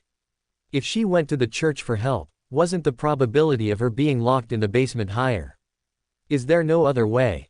Although Zhou somewhat understood that there probably wasn't a good solution for matters of this level, she still asked with the thought of, what if there is? Although it's not that there aren't any, I don't think you would accept them, such as praying to evil gods or hidden existences. After all, compared to orthodox gods, these hidden existences have fewer followers and are more likely to respond. As for whether things will be worse than before after getting a response, that's hard to say. If you think choosing this is fine, I can also provide you with the honorific names and prayer rituals of 1 or 2 less dangerous hidden existences, such as the Fool, Paradox, and so on. Of course, less dangerous, here only refers to currently. No need. Zhou shook her head with no interest. Snow didn't try to persuade her, just nodded and said, "A wise choice." With that, he took out a business card from his pocket and placed it in front of Zhou. "This is the summoning spell for my messenger. You should know how to use it. Also, if there are any commissions, I will also notify the messenger to send the commission details to you. I hope you can abide by the contract." "I understand." Although she essentially didn't get any useful information, the contract was still valid because she knew very well that the information the other party provided was indeed worth the quoted price. She took the business card and put it into her jacket pocket, then was about to get up and leave, but just then, clang. A shiny triangular all lay at Zhou's feet. "Ah, this," Zhou was about to explain, but then realized, where was Mr. Snow, who was just in front of her? Oh, why was he on the wall? "Excuse me, as an arbiter, I must have sufficient means of persuasion for those who lack reason. This is very reasonable, isn't it?" Zhou looked somewhat awkwardly at Mr. Snow, who was propping himself against the walls with his hands and feet, hanging from the ceiling, and quickly put the triangular all back into her pocket. "As an intelligence merchant, isn't it reasonable for me to maintain sufficient vigilance? This Mr. Snow is really timid. But with a dedicated messenger and access to so many secrets, he must have a terrifying force supporting him." Leaving Snow's mansion, Zhou silently evaluated the intelligence merchant, but soon, she realized another problem. She seemed to have overlooked something. That's right. I only lowered my head for a moment, and he disappeared right before my eyes. There was no sound, and he didn't touch anything. The most outrageous thing is that with such a large range of motion, his cat actually stayed on his shoulder the whole time. This person is not a timid weakling at all, he's just feigning weakness. Chapter 62. Mr. Fool arrives at his loyal backland. Half an hour earlier, with Mr. Devil's unyielding wake-up service, Mr. Fool awoke from his uneasy sleep. Looking at the scenery outside the train window, which was gradually becoming less desolate, he knew that Backland was probably not far away. He went to the train's lavatory, not primarily to relieve himself after a night's accumulation, but to check if anyone was praying to Mr. Devil. After all, he had already allowed Justice, Sun, and Hanged Man to pray to him in times of crisis during the previous Tarot Club meeting. It would be bad if something had happened to a Tarot Club member. As he emerged from the lavatory, the train attendant's voice began to echo through the aisle. Accompanied by the whistle echoing on the platform, the steam train's speed gradually slowed down. The 20-plus train carriages slowly leaned against the platform. Klein, dressed in a formal tailcoat and a semi-tall silk top hat, carrying an exaggerated leather suitcase disproportionate to his size, stepped onto this most prosperous city of the North and South continents, the city of 10,000 capitals, Backland. Pale yellow morning mist filled his vision. Even with the addition of gaslight, the morning sun was not enough to dispel the gloom and dimness in the station. The fog is so thick this early in the morning. Klein shook his head slightly, a joke he had read in the Tassoc newspaper flashing through his mind. He seemed to finally understand the mindset of those editors who vigorously mocked Backland's air quality. Speaking of the Tassoc newspaper, the author of Phantom Blood, Snow, must be Mr. Devil, right? Klein hadn't actually watched JoJo before his transmigration, so he didn't have the notion that Mr. Devil published the bedtime stories that the Transmigrator Sr. told his child as a novel. He merely marveled at Mr. Devil's excellent time management skills, capable of being a cultist and a veterinarian at the same time, serving various noblewomen while also finding time to write. Shaking his head gently, Klein pulled out a gold watch from his pocket, whose total value with the watch chain was close to £7. He snapped it open with a click. On the dial outlined with gold thread, the hour and minute hands pointed to 6 and 3 respectively. 6:15. It's a bit early. Would it be too impolite to go asking to read now? Looking at the time, Klein shook his head slightly, avoided a dark hand reaching for his pocket, and pushed through the crowded people, finally finding a relatively open spot. Perhaps the sorrow, pain, confusion, and frustration brought by losing his place were too intense, so much so that when he covered them with a smile, the feedback became even stronger. As a result, even though he had only consumed the Beander potion less than a week ago, he already showed clear signs of digestion. If this continued, even if he did nothing but maintain a smiling face every day, it wouldn't be long before he could attempt to advance to magician. The only problem was that although he had freeloaded the magician Beander potion formula from Mr. Devil, to find the specific ingredients, he would first need to get in touch with the local Beander circle. However, Klein wasn't worried about this problem, because he knew a local. Well, actually, 2 locals. But considering that Miss Justice hadn't joined the ranks of Beander much earlier than himself, Mr. Devil, who possessed vast mystical assets, was more reliable. With Mr. Devil, I have the identity of a full believer, so contact shouldn't be a problem. The current issue is that his public, his Beander world identity is a member of the evil organization Aurora Order. This means there might be other Aurora Order members at his place. The best way is to send a message directly through a messenger, but even this can't guarantee safety. I should divine before sending the letter. Thinking of this, Klein unfolded the map and newspaper he had already taken out before getting off the train, then walked towards a nearby park. He believed no landlord would appreciate a tenant showing up to rent a room at 6 in the morning, so he decided to find a place to sort out his thoughts first. Speaking of which, Mr. Azek should also be in Backland now. I wonder if he received news of my death. But a powerhouse like him, who has lived for thousands of years, should be able to understand the miracle of resurrection, right? Should I seek refuge with him? Thinking of this, Klein shook his head again. Although he had confirmed through divination that Mr. Azek would not bring him danger, he seemed to also be under the influence of Ins Zangwil. Contacting him rashly might cause him to re-enter the sealed artifact's field of vision. In that case, writing a letter to warn Mr. Azek to be careful won't work either. I finally understand why Mr. Devil's ancestors hated the spectator pathway so much. As Klein thought this, a bright lamp seemed to suddenly light up in his mind, and his eyes brightened as well. Wait, Mr. Devil. I wonder if Mr. Devil's mystical item can block Ins Zangwill's detection. But how should I ask? I'll divine first, then write a letter. While Mr. Fool sat in the park, quietly waiting for the landlord to wake up, Snow had already seen off the petite Miss Hugh, and the professional smile on his face slowly vanished without a trace. This conditioned reflex is just too damn. Snow wanted to curse, but felt it was pointless, so he just closed his mouth. Then, he realized a problem. His Beander potion's side effects, the conditioned reflexes they brought, were 3. And now, he had only discovered 2. The fact that the address could be adjusted through presets showed that these conditioned reflexes were not unavoidable, they just required sufficient preparation. But the problem was, how do you prevent unknown conditioned reflexes when you can prepare for the known ones?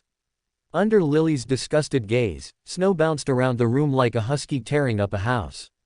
He spent 2 full hours, so tired he wanted to stick out his tongue, but still couldn't figure out what that last conditioned reflex was. Speaking of conditioned reflexes, Snow was truly helpless, because such a thing might never be triggered once in a lifetime, but once it was, the consequences were more than just social death.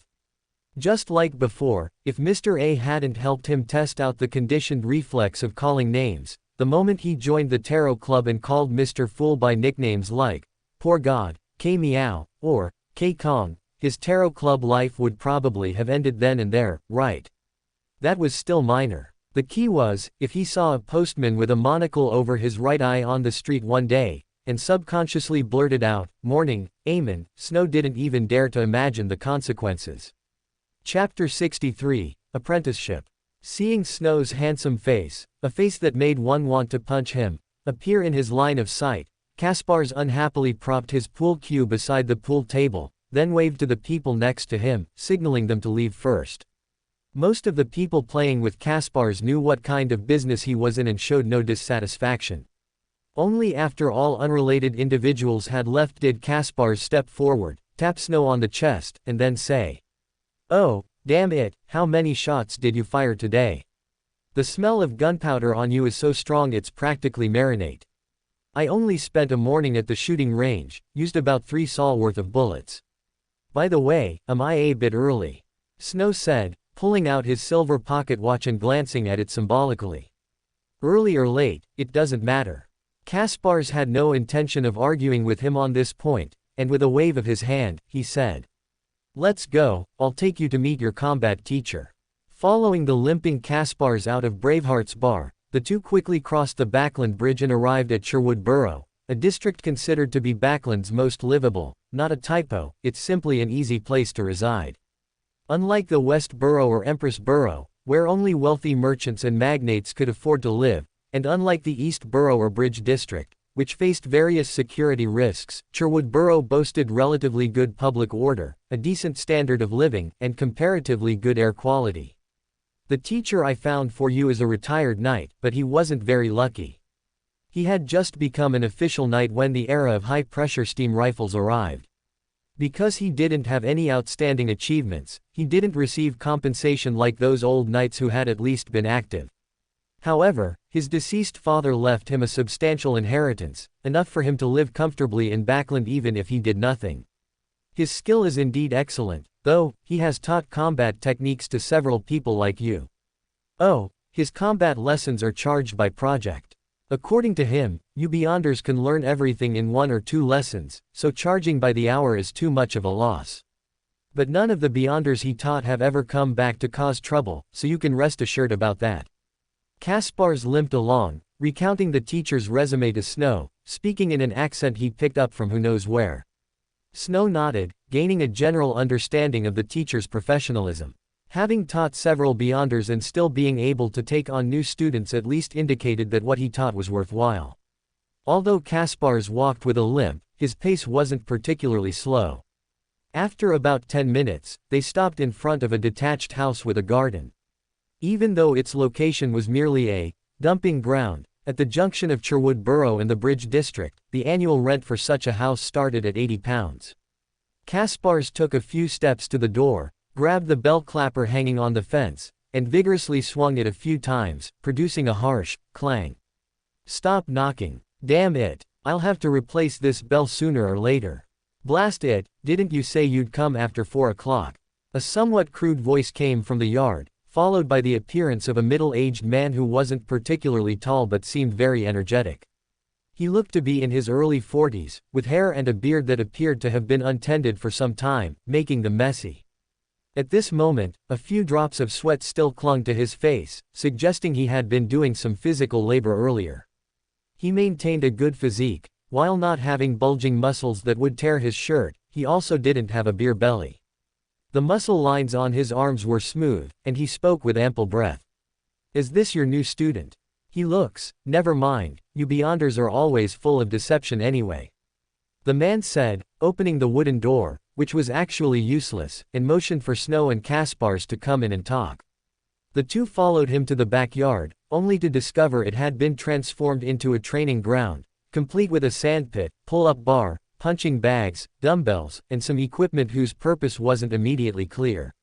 Kaspars, however, looked as if he was used to it, and patted Snow on the shoulder, saying, "Mordred, this is Snow, whom I told you about. Snow, this is Mordred, you can just call him by his name." "Mordred, is your father named Arthur or your mother Artoria?" Snow grumbled internally, but outwardly he merely offered a polite greeting.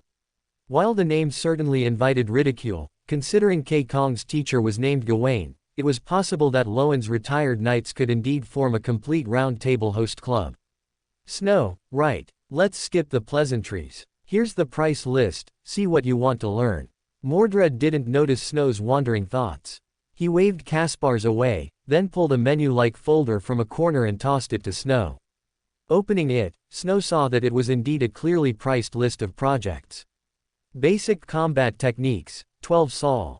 Basic swordsmanship, 8 sol. Military combat techniques, £1 5 sol. Military swordsmanship, £1. Knight's training method, £2. Knight's breathing method, £3. Horsemanship, £2. "What is the Knight's breathing method?" Snow asked, looking at the most expensive yet most ambiguous item. Mordred glanced at him, with an expression that said, "I knew you'd ask." "It's an old relic from the last era, something used with the Knight's training method to improve physical fitness. But at most, it only gets you to my level, which can't compare to the physical quality you Beyonders get from drinking a potion. Plus, it regresses if you stop practicing. It used to be able to bully ordinary people, but with high-pressure steam rifles, it's just something to practice for fun now." Snow's eyes lit up upon hearing this, and he immediately asked, "If I learn it, can I teach it to others?" "Kid, do you know?" Mordred's eyes suddenly flashed with a glint when he heard Snow's question. "Although it's worthless now, this thing used to be a family heirloom for every knightly family. While it can't deal with Beyonders, how many Beyonders are there on the battlefield? So, teach it however you want." "Huh." Snow didn't react for a moment, thinking he had misheard, "It'll cost extra." However, Mordred seemed to notice Snow's surprise and spread his hands, saying, "Your mouth is your own, I can't put a lock on this method. If you learn it and go teach others, can I stop you? For something worth a few pounds, should I go find a lawyer and sign a contract with you? Besides, I'm not short on money, teaching apprentices is just a hobby. As long as you don't cause trouble everywhere using my name, I don't care how many people you teach." Seeing Mordred's generosity, Snow didn't waste words and immediately counted out £10 in banknotes from his wallet. "I'll learn everything except horsemanship." Chapter 64, Letter. "You're learning a bit too fast, aren't you?" Mordred looked at Snow, who had completely memorized the breathing technique and exercise method in just half a day, and an expression of disbelief appeared on his face. Although he had taught many Beyonders, it wasn't as if he hadn't encountered fast learners. For example, the people from Machinery Hivemind had excellent memories and would never forget details once told, but they still required extensive practice to connect knowledge points with physical actions. This was truly the first time he had seen someone like Snow, who could casually practice a few times and even integrate the breathing technique into his normal breathing. My sequence is more suited for learning subjects that require habit. Snow smiled, but he was thinking about what name to use to bestow this breathing technique upon foundation, glory, and victory. The open black lens bracket prayer bestowal close black lens bracket system he developed based on the Sephira had two drawbacks. First, it required prior preparation, and second, the supplicants' physiques couldn't compare to Beyonders. The former could perhaps be compensated for with divination and similar methods, while the latter could only be supplemented by a change of concept like open black lens bracket exercise enhancement close black lens bracket. However, the effect of open black lens bracket exercise enhancement close black lens bracket was achieved by twisting the definition of the upper limit. In other words, although one could infinitely improve their physique through exercise after being blessed with this ability, the effect of each exercise would not be stronger than that of an ordinary person. The breathing technique and the night's exercise method undoubtedly gave him new options. The breathing technique and exercise method could quickly bring a person to their own physical limit, and combined with open black lens bracket exercise enhancement close black lens bracket, effective breaking limits and removing diminishing returns, they could quickly build up the physical quality of believers. According to Snow's actual exercise experience, it would take about half a month to achieve a physique equivalent to sequence 9, and only 2 months to reach sequence 8. Of course, trying to raise physical quality to sequence 5 or even a demigod using this would likely take centuries, but for now, it was already sufficient. Today is September 4, 1349. 2.5 months from now, Lord K will be a sequence 7 magician, while I will be able to field a team of Beyonders with sequence 8 level physical quality, capable of casting sequence 7 or even sequence 6 level spells. Doesn't that sound incredibly overpowered? That's why I charge by the project. Mordred didn't know why Snow was smiling, but looking at his smug grin, he felt an urge to punch him. Muttering unhappily, he took 2 knights' great swords from a nearby rack and tossed one to Snow, saying, "Although I don't know why you're learning swordsmanship in this era, since you want to learn, let's go." However, Snow caught the longsword, then paused slightly, and leaned the sword aside, saying, "Wait a moment, what's wrong? You wouldn't." Mordred was about to say something when he suddenly felt a cold gust of wind blow past. Then, he suddenly noticed that Snow had an extra letter in his hand. "It makes me almost want to get a bottle of potion to try," Mordred muttered, then plunged his sword into the ground, saying, "I'm going over there for a drink of water. Call me when you're done." "Oh," Snow nodded, found a random spot in the yard to sit down, and then tore open the envelope in his hand. "To the esteemed Mr. Devil. I am Sherlock Moriarty, who previously conducted a transaction with you. I hope you still remember me. To complete that great one's mission, I have just arrived in Backland. I am writing to you presumptuously this time mainly hoping to receive some intelligence assistance from you. I wonder if you would be available to meet. Your friend, Sherlock Moriarty. Quote. Oh, Mr. Fool has already arrived in Backland. This is much earlier than in the original work." Snow took out a box of matches from his pocket, burning the letter and envelope together, his expression somewhat peculiar. Since he's already using the alias Sherlock Moriarty, this means Mr. Fool still hasn't escaped the fate of death. However, I didn't expect him to ask for my help as a fool's worshipper.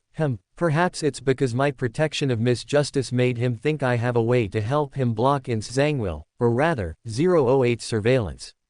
Snow tapped the edge of the table lightly, beginning to ponder. It's certain that my receiving the letter at this time is most likely not a coincidence. Given that Lord K knows I am openly a member of the Aurora Order, he definitely wouldn't send a letter or visit rashly. So the sending time of this letter should be the result obtained through divination. In other words, at other times, his letters would most likely attract the attention of Mr. A. Conversely, our meeting also cannot take place openly at home like with Zio, but rather in a relatively inconspicuous place. Having figured this out, Snow largely had an idea. He took out a business card and a fountain pen from his pocket and quickly wrote a line of text on the back. September 4th, 7 p.m., Braveheart's Bar, Backland Bridge District. After writing, Snow pulled out a small silver bell and gently shook it.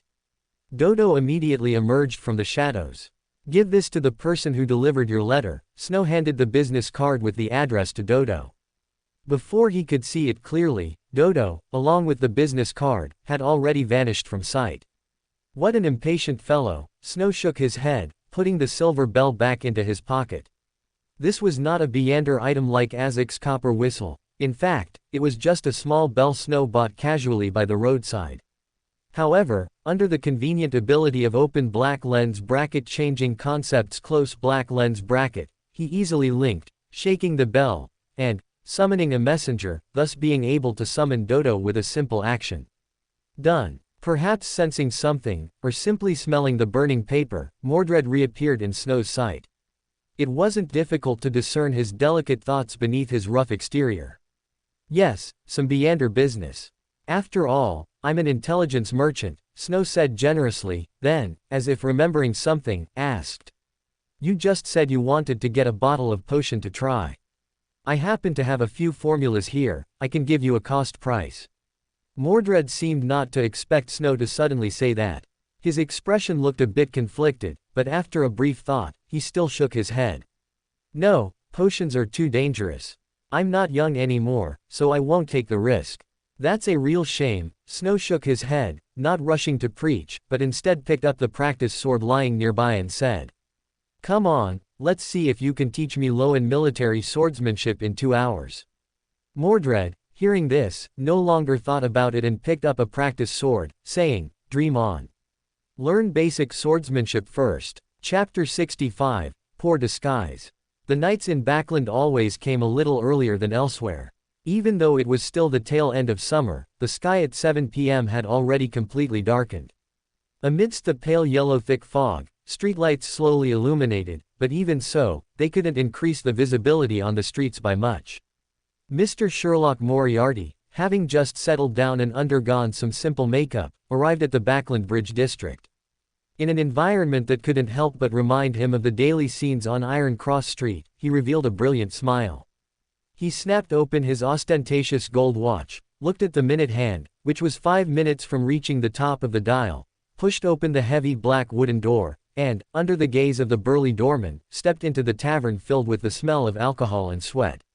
Similar to the bars in Tingen, this tavern also featured dog-eat-dog, gambling, and on the other side, 2 boxers were passionately fighting amidst the cheers of the spectator. Gently adjusting his gold-rimmed glasses, which served as a disguise, Mr. Sherlock immediately spotted the man sitting at the bar. Although he was wearing cheap work clothes, his strikingly handsome face was enough to make every glance linger on him. A Southville beer, it's on me. As Mr. Sherlock approached the bar, he heard Mr. Devil order a beer. Before he could speak, a glass was placed in front of him, and Mr. Devil's magnetic voice simultaneously rang out. I thought it was just a small fry, but I didn't expect it to be a subordinate of that esteemed individual. This truly is a trick of fate. Mr. Snow, you know me. Klein's heart sank. Snow had only met him once, yet he had seen through his disguise at a glance. Didn't that mean his face? Let's go, let's talk somewhere else. Snow didn't answer his rhetorical question, threw a few coins on the bar, and then stood up and walked towards the door. Klein hesitated for a moment, and, not wanting to waste it, gulped down the Southville beer in his hand. Then, with an ungraceful burp, he followed. Snow led Klein all the way to his safe house in Sherwood Borough. After entering the study, he took a small box from the desk and tossed it to Klein. Although he had undergone comprehensive divination before coming, Klein, who understood that divination is not omnipotent, was still startled. However, when he caught the box and carefully opened it, he exclaimed in surprise. A makeup kit. That's right, your disguise is terrible. If you need it, I can give you makeup lessons. Each lesson is only 10 sol, guaranteed to teach you. Although you probably won't need it once you advance to faceless, that should still take quite some time. Snow rolled his eyes and casually sat in the chair behind the desk, then scrutinized Klein with a critical gaze. Speak, what information do you want to inquire about? But let me say this up front, although you are a favored one of that esteemed individual, faith is faith, and business is business. I'm an information broker. Unless you have an order from that esteemed individual, at most, I'll give you a discount. It's easy to give orders, but Mr. Fool's stature doesn't allow him to give such orders. Klein felt his heart bleed, but he still nodded and said, I hope to enter the Beander Circle in Backland, and I also need a gun, the kind that doesn't require a permit. That's it. Snow looked at Klein with a strange expression, then sighed, for such a small matter, you used a messenger to find me. Forget it, go to Braveheart's bar and find Kaspar's. Just tell him Snow sent you. As for the payment, you can give it to that old man. Quote. Klein was a bit embarrassed by Snow's attitude, but for the sake of Mr. Fool's favored one's stature, he continued. Besides that, I came to Backland under Mr. Fool's orders to investigate a spectator. I wonder if you can provide any assistance. Before Klein's eyes, Snow's expression instantly changed from lazy to serious. Immediately after, Klein felt as if the surrounding air had suddenly undergone some change. As a force spread out, everything returned to peace. Matters involving a spectator should be explained immediately. Don't you even understand this basic common sense? Snow glared at Klein in annoyance, then softened his tone and said. Before you came here, you didn't say the spectator's name, did you? Including their code name. No, but is there a problem with that? Klein's perfectly naive demeanor made Snow unsure whether to commend him for cooperating so well or to lament that this gentleman always acted impulsively at just the right moments. He took a deep breath, feigning an attempt to suppress his emotions, and said in a somewhat uncontrollable tone. You dare to investigate a spectator without knowing anything? No, that's not right, it's precisely because you don't know anything that you can investigate. At this point, Snow tapped his head and said with some annoyance. High-sequence spectator possess the characteristic, whatever is said, shall be known. In other words, when you know him, he also knows you. Although I can indeed help you shield a part of a spectator's perception, if you speak the other party's name yourself, he will still be immediately aware. So that's how it is. Klein suddenly understood why he could never find the house with the red chimney. With such a bug-like ability, no wonder Mr. Devil's ancestors hated the spectator pathway so much. Alright, the foundation lesson is over. Now for the pricing. Since it's Mr. Fool's intention, I'll give you a 50% discount, £300. How about it? £300. Klein almost shouted out loud. One must know that after paying rent and running advertisements, his small treasury had less than £400 left. Spending another £300. Klein had a headache for a long time, but finally gritted his teeth and nodded. No problem, but I don't have that much cash right now. I'll go to the bank tomorrow. With Mr. Fool as a witness, you can pay within a week. Snow waved his hand, again pulling out a charm that looked somewhat like a penny coin from his pocket, flicking it towards Klein. At the same time, an ancient Hermes incantation was recited from his mouth. NGU. Upon the incantation's trigger, the charm instantly dispersed into a puff of white mist, covering Klein like fine rain, coating him with a barrier that isolated mental power. How to know fish? Why is this activation phrase so strange? Or is it just some other mysterious language that sounds like ancient Hermes? Klein didn't seem to realize the implication of this charm's activation phrase. Snow also didn't mind this failed, character deepening, only seriously instructed. This layer of protection will make you an insignificant passerby in a spectator's perception. As long as you don't actively perform, a spectator won't notice your existence. Even if he occasionally detects you, he won't pay attention. Of course, the same goes, don't say the spectator's name, and code names are also not allowed. Chapter 66 Letter. Dear Mr. Azek, it's been many days since we last met. I hope you are well. Regarding the person who desecrated your child's remains, I have some leads. Since he possesses a high-sequence spectator pathway sealed artifact, I cannot write his name in this letter. A few days ago, I died in his ambush. Although I don't know why I revived again, I should now be out of his script, which might make it easier for me to investigate him. Through some intelligence, I have confirmed that he has arrived in Backland, but he doesn't seem to have taken any further action. Additionally, I received another piece of news. Pirate General Keelangos has also recently arrived in Backland. He possesses a magical item called Creeping Hunger, which allows him to gain various Beander abilities by hurting souls. According to the intelligence I've gathered, the abilities of this item should belong to a sequence known as Shepherd. I don't know if Keelangos and the mastermind appearing in Backland at the same time are connected, but intelligence suggests that Keelangos' target is a very important item, one that seems capable of allowing Keelangos to grow from a sequence 6 level to a high sequence powerhouse. Besides that, I also want to consult you about some knowledge related to sacrificial rituals. After finishing this letter, which should have been sent earlier, Klein sighed softly. He rechecked the content of the letter, making sure he hadn't accidentally mentioned 008 or Ins Zangwil, before carefully folding the letter and putting it into an envelope. However, just before he blew the copper whistle, he wavered again.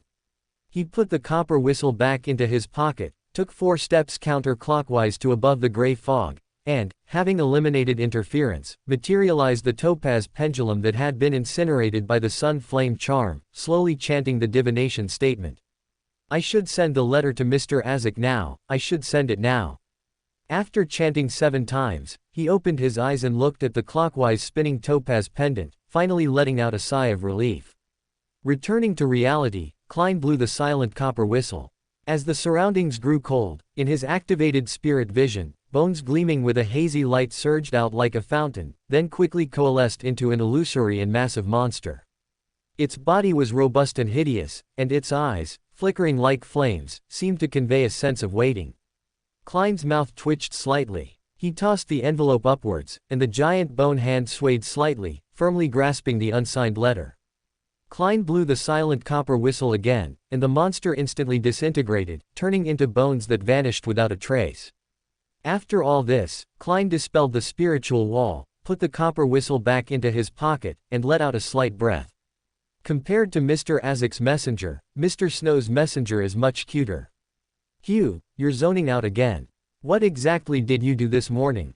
Furs, leaning against the sofa, asked her cohabiting partner, who had once again drifted off. Nothing, I was just wondering where Keelangos went. Hugh hastily blamed Keelangos, but unfortunately, the girl couldn't lie. Really, although Furs was lazy, it didn't mean she lacked observational skills. Or rather, her ability to write brilliant detective plots in her novels was enough to prove her excellent insight. Of course it's true, what else could it be for? Hugh said with great certainty, then casually flipped through the newspaper in front of her, as if to make it seem like she was looking for Keelangos. Seeing her transparent attempt to conceal something, Furs felt even more certain that Hugh was hiding something from her. However, she knew very well how tight-lipped her friend was. If she didn't want to talk, no amount of questioning would get it out of her. But just then, the entire room suddenly grew cold. Hugh and Furs instinctively adopted defensive postures. Furs had even prepared to trigger another stone. However, the next moment, the chill completely dissipated, replaced by a letter. What just happened? Furs's face still held a hint of shock. As an almost purely wild Beander, she had never seen such a sophisticated messenger. In fact, the moment the cold sensation appeared, she hadn't even had time to activate her spirit vision. Of course, even if she had, it wouldn't have mattered, because when Dodo didn't want to stop, Beyonders below the demigod level couldn't hope to catch its trace. It should be a messenger. Hugh looked at the envelope that had suddenly appeared in her hand, her expression slightly odd. Although there was no sender's name, she instinctively realized that this should be the task Mr. Snow had assigned her. A messenger. What's that? A postman. Furs looked at the envelope in Hugh's hand, a little curious but wisely didn't ask.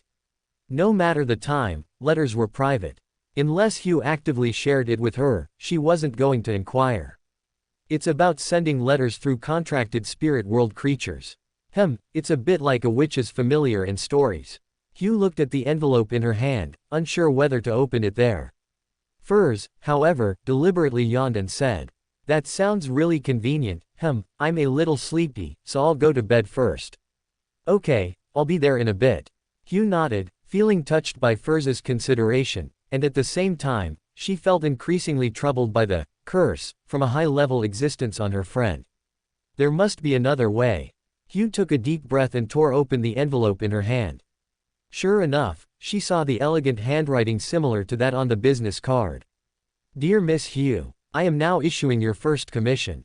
Please arrive at the Backland Factory District at 7 a.m. tomorrow to protect Mr. Lavish, the leader of the strike, and provide assistance to the strike as an arbiter. Considering the longer duration of this mission, it can be counted as a sequence 8 feet level commission. Please consider carefully whether to accept it. Note: please do not be corrupted by the money offensive of the wealthy. Sincerely, open black lens bracket crown close black lens bracket.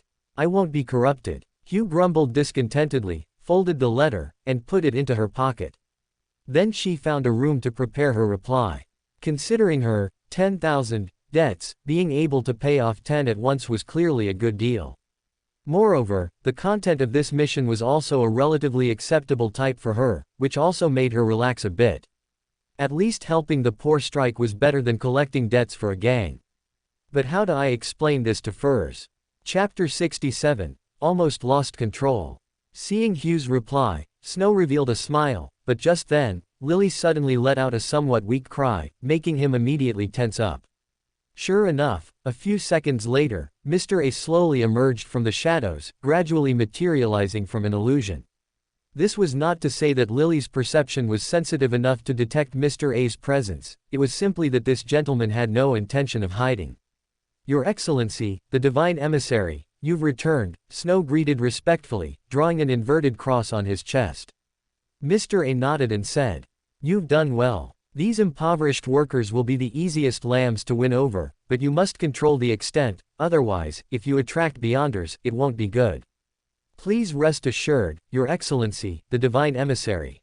Although the heretics won't care about the poor in the East Borough and Factory District, they also won't help those capitalists exploit the poor. If they rely on hiring, I believe that this level of strike action is not enough to make those greedy capitalists hire mid-sequence beyonders."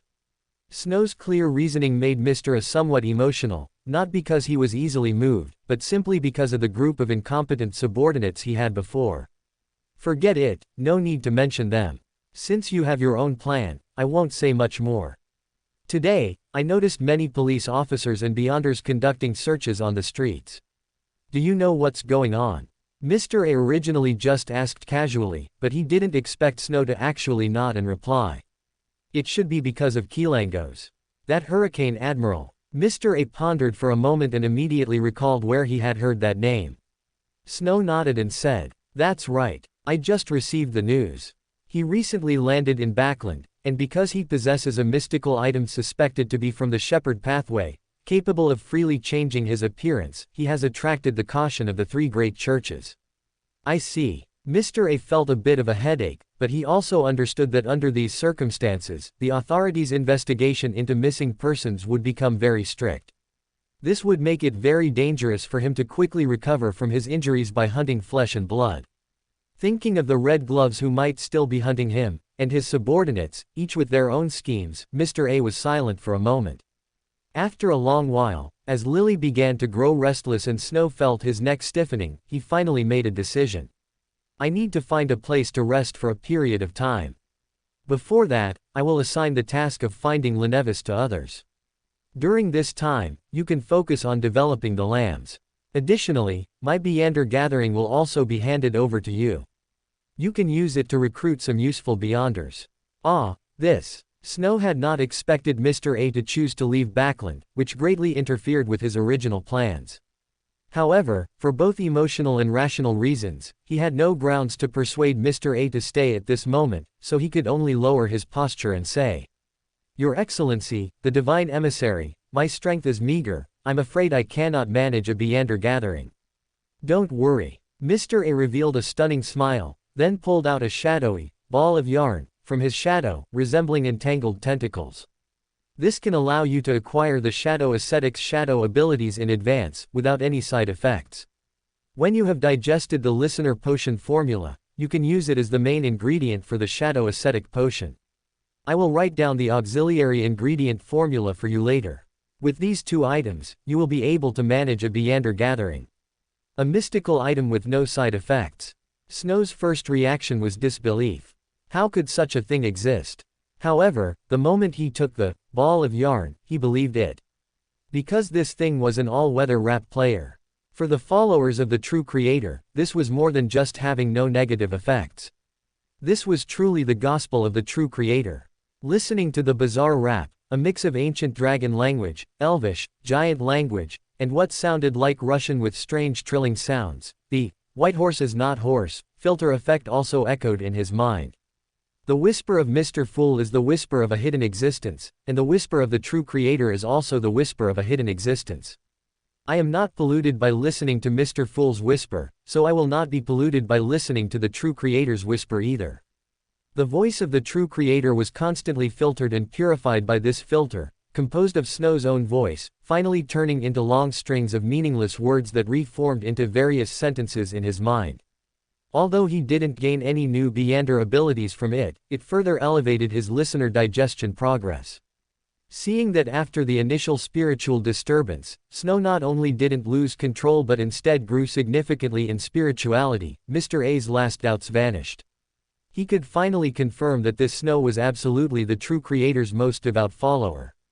Silently waiting for Snow to regain consciousness, Mr. A once again reached into his embrace. As he gradually got used to the murmurs in his ears, Snow reluctantly tossed the shadow mass into his own shadow. Although blocking its influence would further reduce his available spirituality, not doing so would undoubtedly arouse Mr. A's suspicion. He slowly exited his semi-meditative state and took a few deep breaths, but when he looked at Mr. A again, he almost lost his sanity. Because he saw Mr. A pulling a monocle from his embrace. Having another episode. Mr. A looked at Snow, whose spirituality was even more chaotic than when he received the ball of yarn, with some surprise, and stopped his movement of handing over the monocle. In his spirit vision, Snow's etheric body was filled with colors symbolizing fear, which made him even more perplexed. Why the fear? Because of this. Mr. A looked at the monocle in his hand, completely unable to understand Snow's mental state at the moment, but thinking of how he had been scared onto the roof by a test tube a few days ago, he felt it wasn't a problem. After all, having just heard the true creator's gospel, it was normal to be a little crazy, wasn't it? After waiting a few minutes and confirming that Snow was merely afraid and showed no signs of losing control, he held the monocle and continued. This is a mystical item from the reader pathway. It can grant you the ability of mystical identification. In combat, when you see an opponent's Beyonder ability, there's a very low chance of replicating it, but its power is far less than the original.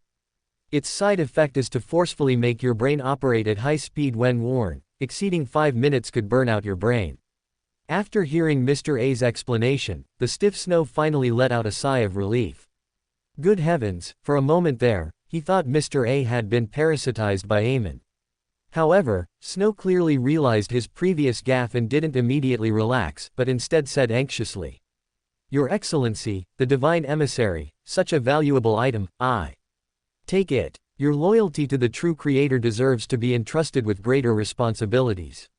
I will be back in 3 months at most.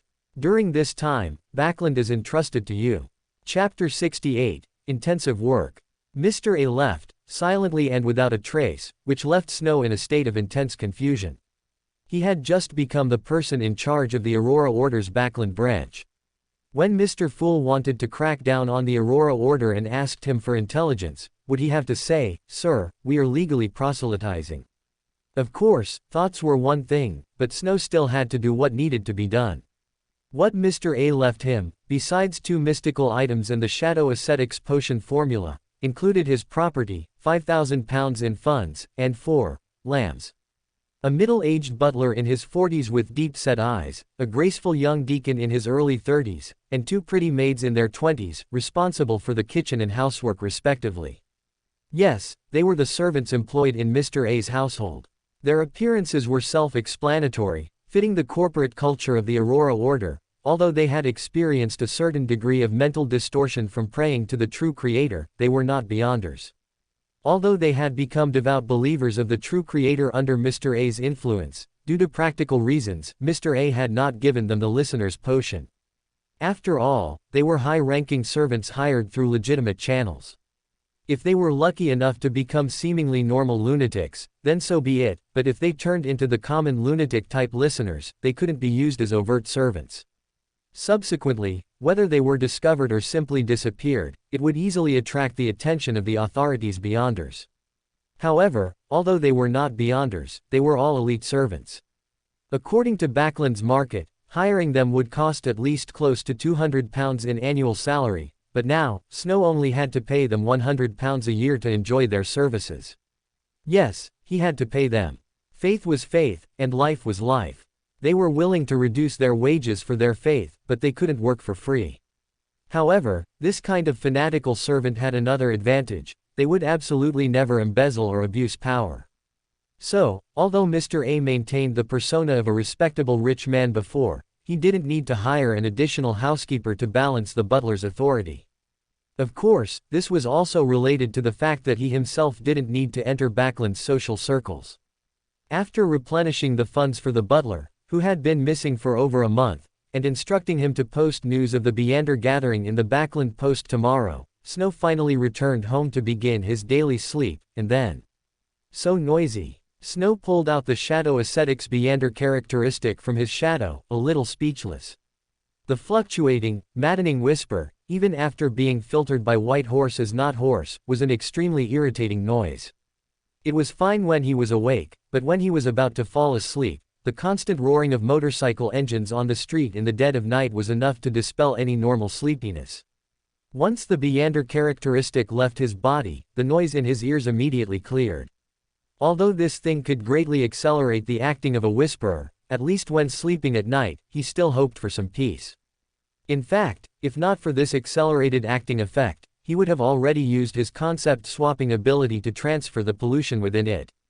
He found a tin box, stuffed the shadow ascetic's characteristic inside, and then sealed it with a spiritual wall. The constantly echoing whispers finally disappeared without a trace.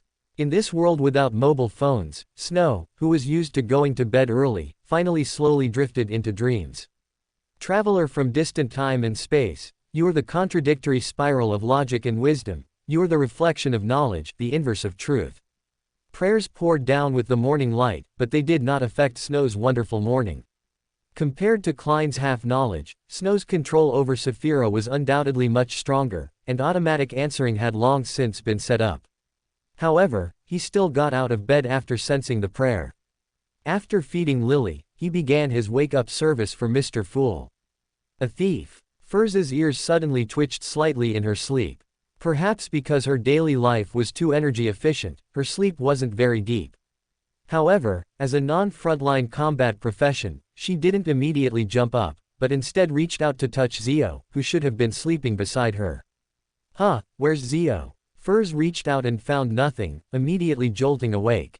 Zio was gone. Or, was that sound made by Zio? That letter she received yesterday. Furz immediately remembered the sudden appearance of the envelope last night and secretly crept out of bed. Looking down through the bedroom window, visibility on the misty street was extremely low, but because the target was quite clear, she quickly caught the small figure appearing at the door. Going out so early, could it be to do something dangerous? Furz frowned slightly, hesitated for a moment, then grabbed the clothes by her bedside, haphazardly put them on, and then, using her apprentice ability, went straight through walls to the street. Gently touching the bracelet, which now only had 2 beads left, Furz made up her mind and followed Zio's direction, chasing after her. Thanks to Backlund's terrible weather, Furz's tracking was not noticed by Zio. However, regrettably, she still lost her, because she couldn't catch up to the public carriage. Zio has been an arbiter for so long, she should know whether it's dangerous or not. At most, I'll just have to ask Miss Audrey to help bail her out again. Furz muttered to herself, as if self-comforting, watching the distant public carriage. But this wasn't enough to make her worries disappear, because she knew very well how much Zio yearned for advancement. But now, she would actually abandon Kilangos's matter to do something else. Or perhaps she had received news about Kilangos, but because of Snow's previous words, she was worried about using that mystical item again, so she went alone. Thinking of this, the well-known author, who was still considered wealthy, gritted her teeth and hailed a taxi carriage, chasing along the path of the tram carriage. Although there were many people on the tram carriage, by the time Zio arrived at the factory district, there were basically no passengers left, because most workers would not be so extravagant as to take public carriages or the subway.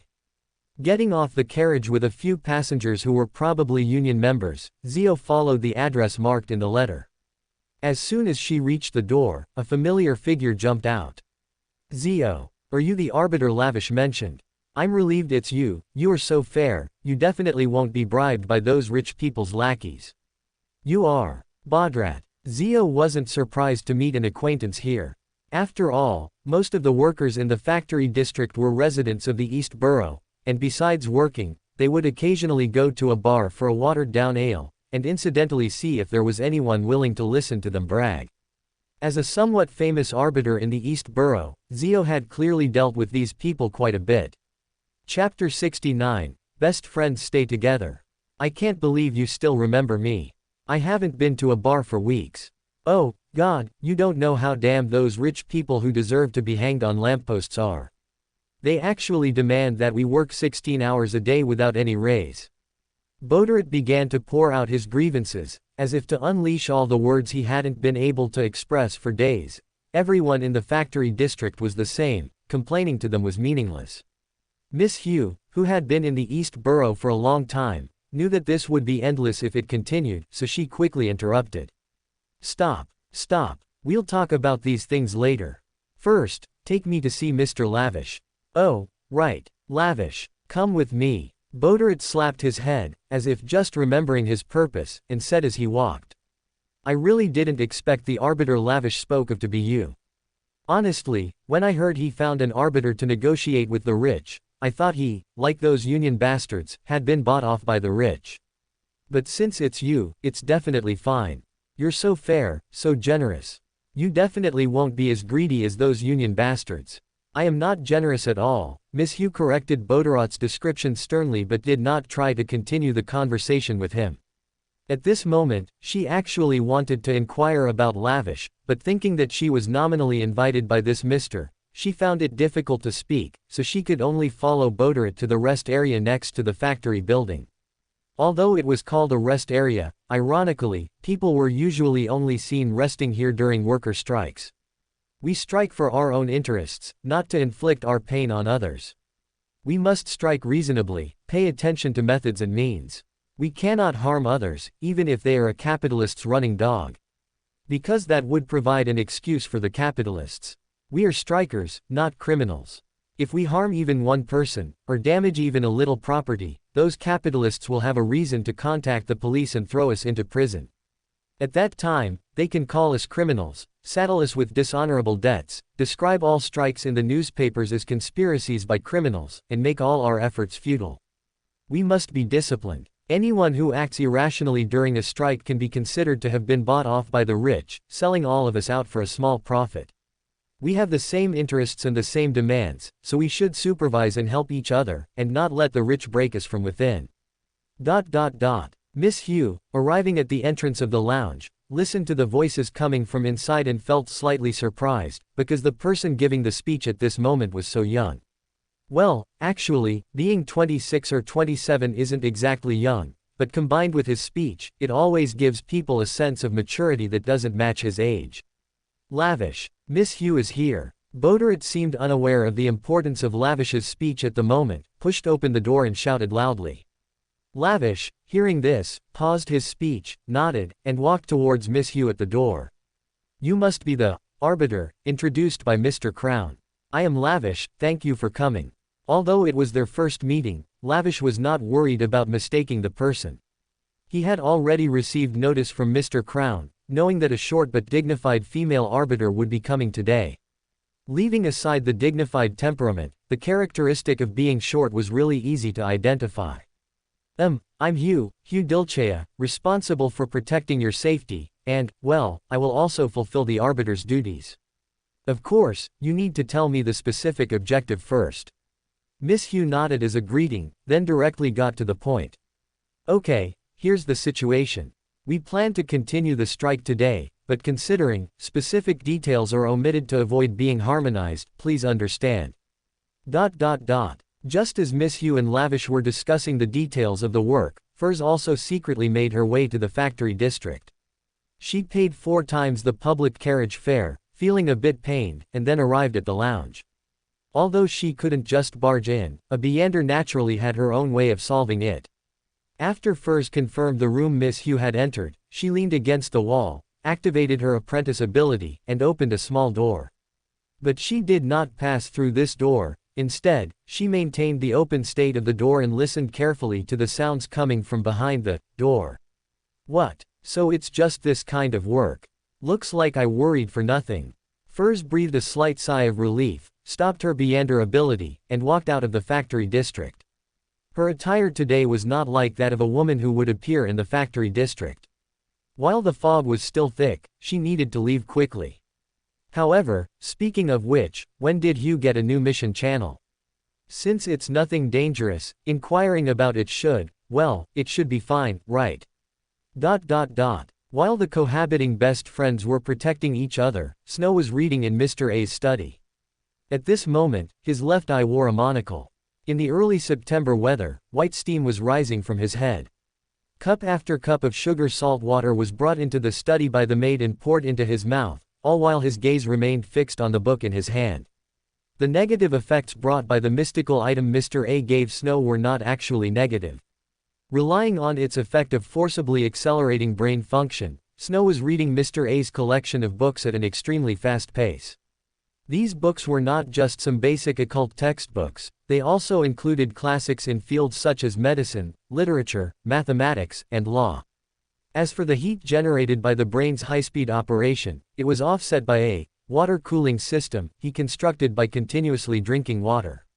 With the help of white horses not horse, as long as he did not stop drinking water, he could maintain the brain's overclocked state until the external supply of sugar could no longer meet the brain's consumption.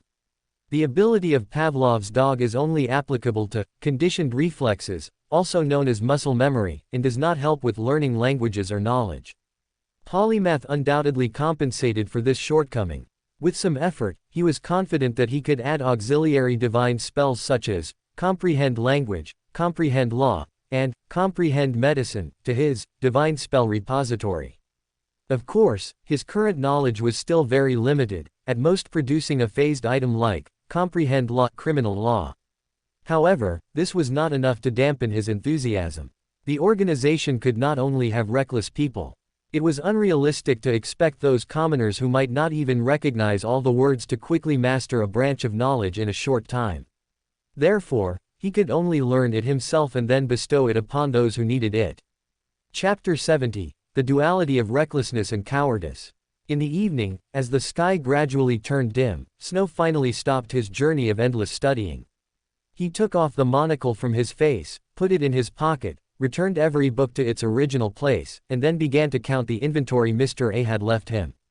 Besides what he already knew, he also saw multiple Beyonder potion formulas for Sequence 9 and Sequence 8, such as Lawyer, Arbiter, and Beast Tamer, which greatly supplemented Snow's formula inventory.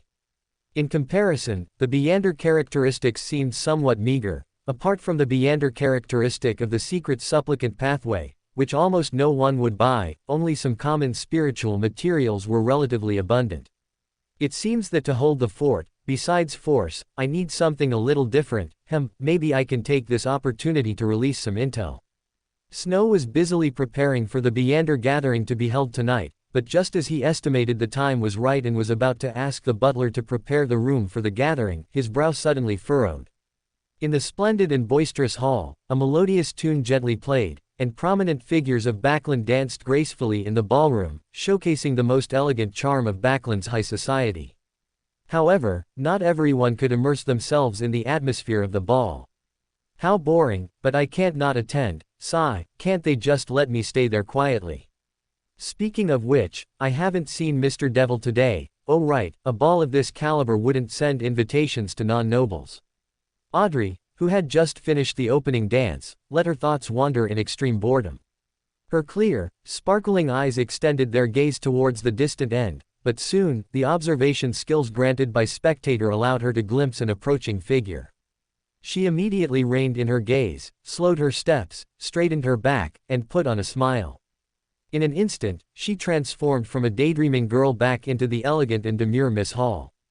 "Hello, Baron Grimir." Audrey greeted the newcomer with a flawless smile and etiquette, and the man in front of her, with sparse eyebrows and light blue eyes, also smiled and bowed, saying, "Hello, Miss Hall, you are the brightest and most dazzling gem of this ball."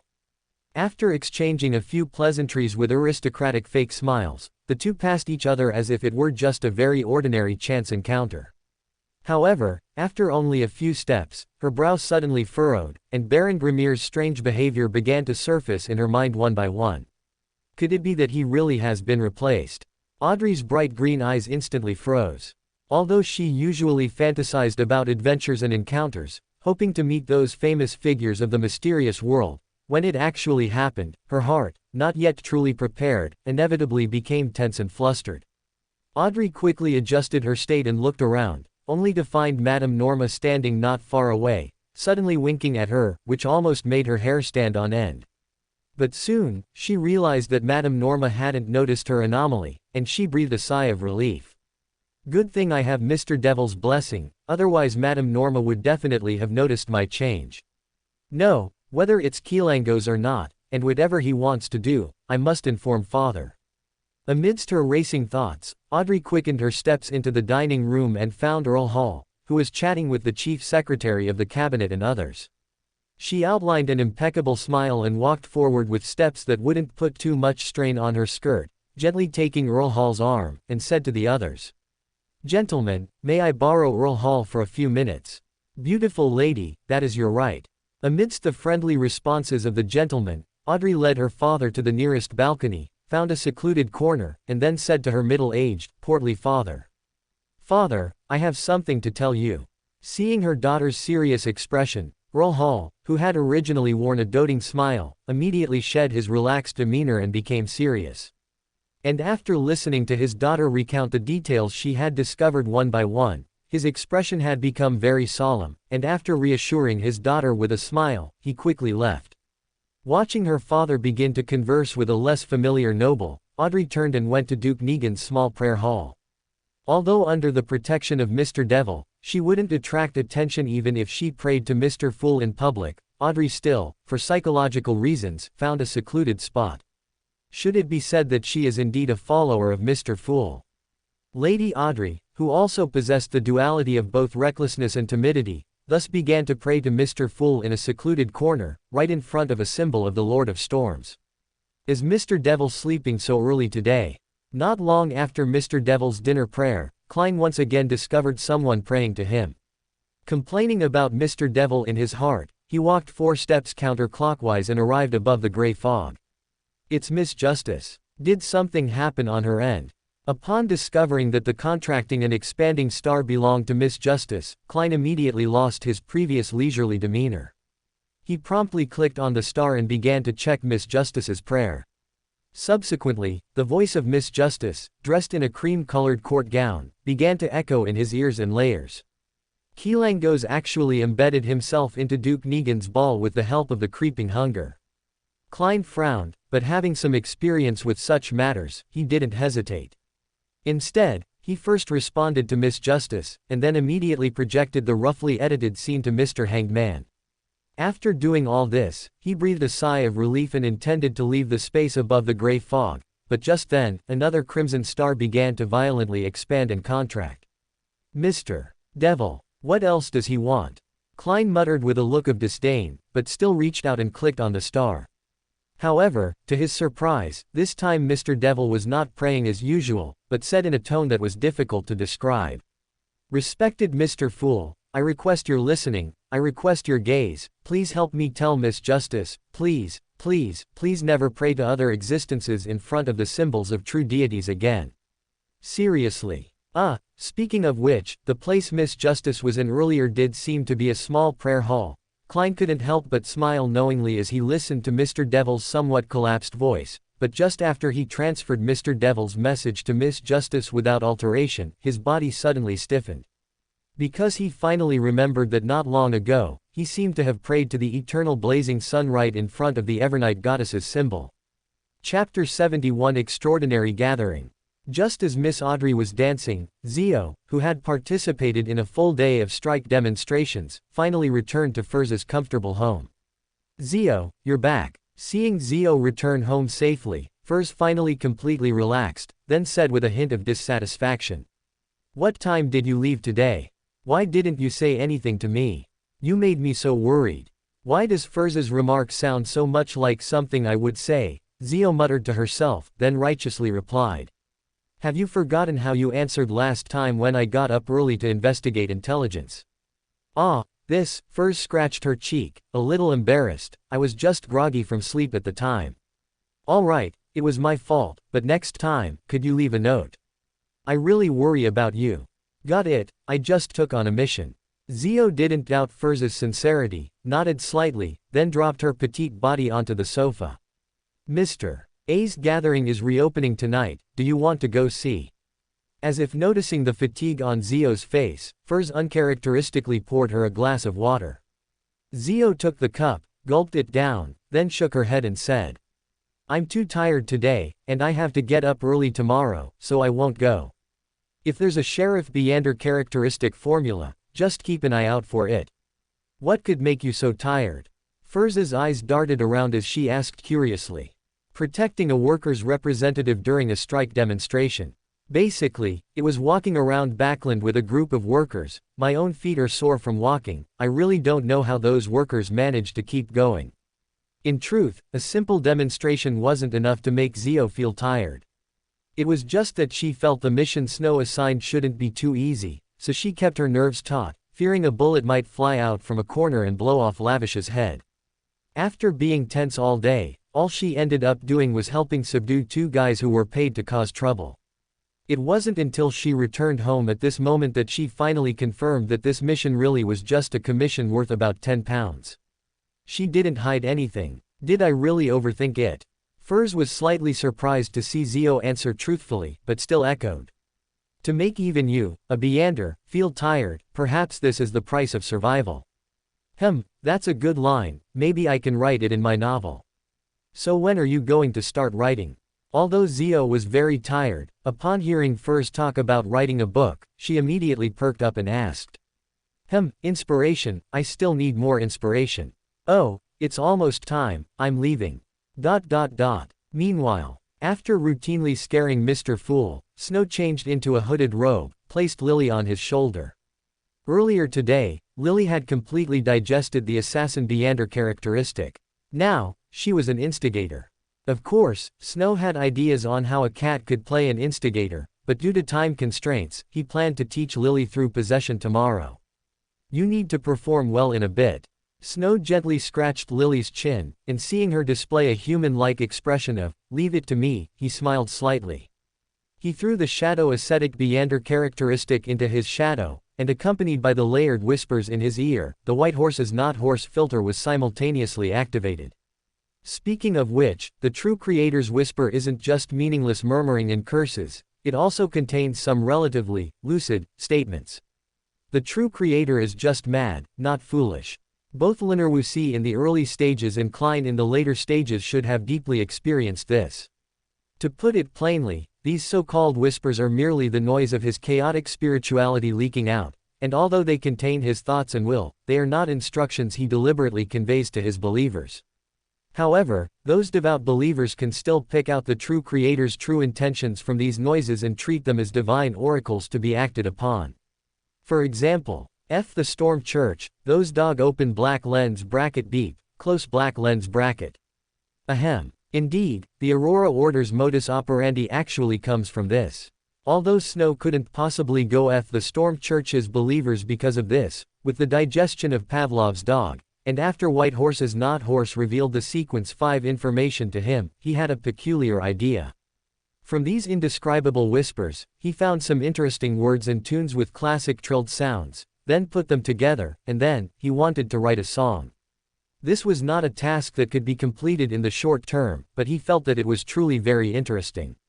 Knock, knock, knock. Just as Snow was envisioning the scene of the entire Aurora Order singing the song he wrote, the study door was suddenly knocked upon. Come in. With Snow's command, the study door creaked open. The handsome, 40-something butler bowed slightly and said, Mr. V, the gathering is ready. Very good. Snow nodded lightly. Mr. V was the codename Mr. A gave him before leaving. As for the previous Mr. V, he was now in Snow's shadow. Well, that was a story that made Mr. A weary. Concealing his handsome face with his hood, Snow arrived in the dimly lit reception room, sat on the most comfortable single sofa, and quietly awaited the arrival of guests. According to the butler, the normal attendance for this Buridan gathering was around 20 people, with occasional newcomers. After all, Mr. A, relying on his powerful strength, did not set up guides. Like old Mr. I of wisdom, any member of the gathering could bring new people. As knocking sounds gradually came from outside, one by one, guests, some with faces concealed, others unconcerned, entered the reception room. Some had already noticed that today's host had changed, but no one spoke immediately, merely silently passing notes. The handsome young deacon skillfully collected the notes, then wrote the purchase and sale information on the blackboard with chalk, reading them aloud 3 times, waiting for those who wished to trade to request a room. Although everything was no different from a usual gathering, Snow, who had applied the open black lens bracket can see through anyone close black lens bracket status to himself, keenly detected that at least 3 people in the room harbored ill will towards him. You all seem very curious. After the first round of note reading was completed, Snow suddenly spoke.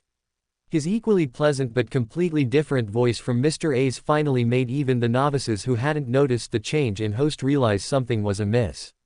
A tense atmosphere began to spread. The only one who seemed somewhat stunned was Furs, because, that voice, it seems to be Mr. Snow.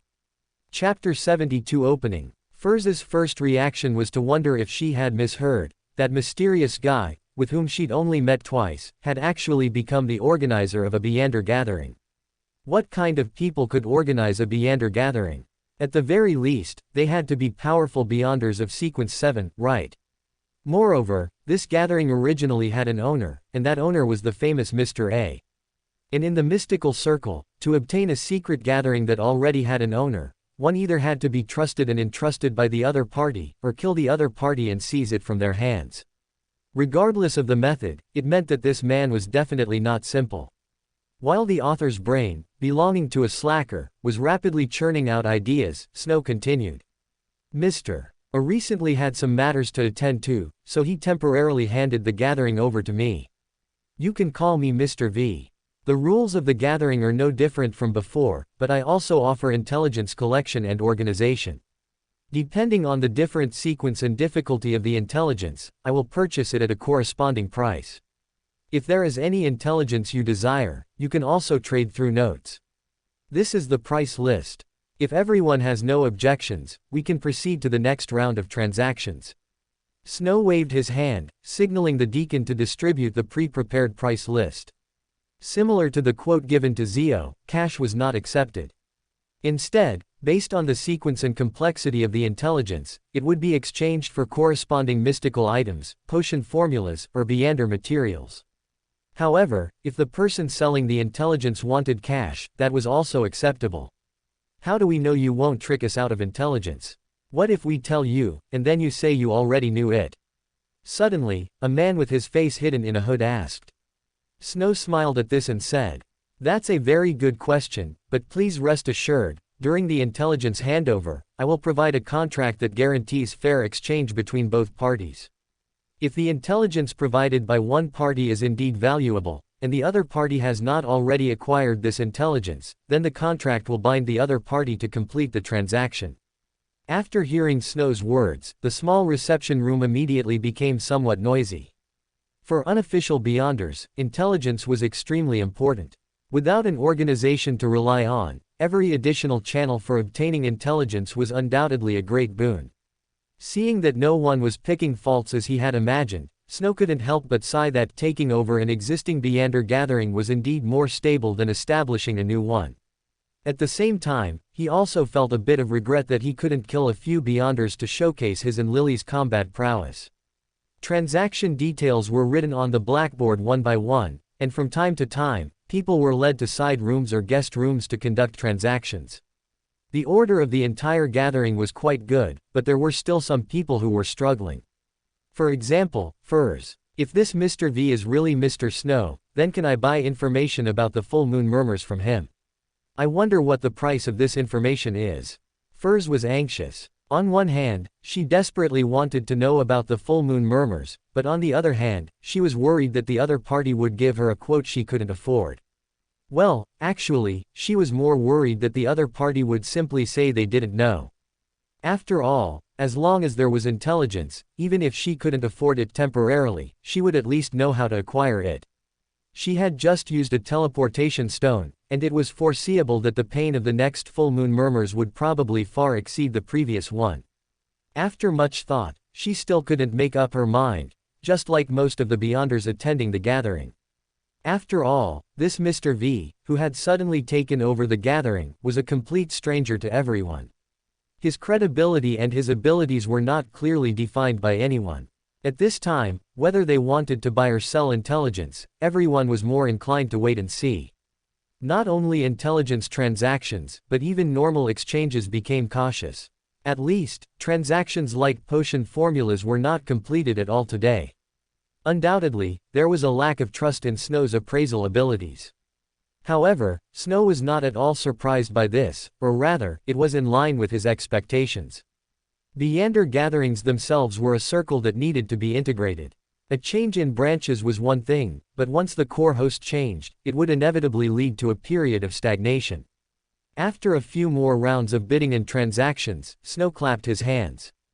Just as everyone thought he was about to dismiss the gathering, he suddenly spoke. I want to issue a bounty to everyone for a Sequence 8 instigator named Lenevis. Here is his general information. Anyone who can provide effective clues will receive a reward of 100 gold pounds, or exchange for a Sequence 7 rated piece of intelligence. In addition, he is very dangerous and likely possesses powerful mystical items. I hope everyone will act cautiously. This gathering concludes here. Snow did not kindly create a time difference like the Eye of Wisdom, because Mr. A never had that habit. But it was certain that there wouldn't be too many people waiting for him to appear, the reason being simple: this was the junction of the West District and the Empress Borough. Once a battle occurred here, no matter how overwhelming the situation, even a slight disturbance would quickly attract the authorities' Beyonders. This was Backland, the city of 10,000 capitals. It was full of wealthy merchants and nobles. No low-sequence Beyonder would dare to cause trouble in such a place. The Beyonders and mysticism enthusiasts participating in the gathering left one after another. Snow didn't wait for a moment to show off. He reached out and stroked Lily's head, changed out of his hood, removed his disguise, and reverted to his original socialite Snow. Backland has not been peaceful recently. The authorities might conduct investigations soon. Remember to put away all sensitive items. Snow instructed the butler. The butler immediately nodded. As Mr. A's butler, he was not lacking in experience dealing with such matters. After instructing the two maids, he escorted Snow to the door. And just then, the sound of commotion came from the Empress Borough. Snow's lips curled slightly upwards, and he turned to walk towards his mansion. Although he knew very well where Keelangos would appear, and he also knew that going there now could allow him to talk to Mr. Azek, there were times when one could and could not try to get into a group photo. Not to mention that he couldn't disclose any intelligence to Mr. Azek, lest he awaken the Death Consul prematurely. The bigger problem was that once he went, he would have to face the Vice Commissar who would arrive shortly after, as well as the storm old pigeon he brought. Even if he used the white horse as not horse now, he could only pre-borrow the ability of a Sequence 5. Setting aside whether he could escape from a demigod, first of all, there was no need for him to wade into this muddy water that offered no benefits. Let's go. Tomorrow, I still have to teach you how to be an instigator. Chapter 73. Afterwards, Klein, who hadn't slept well all night waiting for news, suddenly heard layers of prayers just as he finally succumbed to sleep. Though he longed to sleep a little longer, he endured the discomfort of his throbbing brain and leapt out of bed, taking 4 counterclockwise steps to arrive above the gray fog, where he saw Mr. Devil's constantly contracting and expanding crimson star.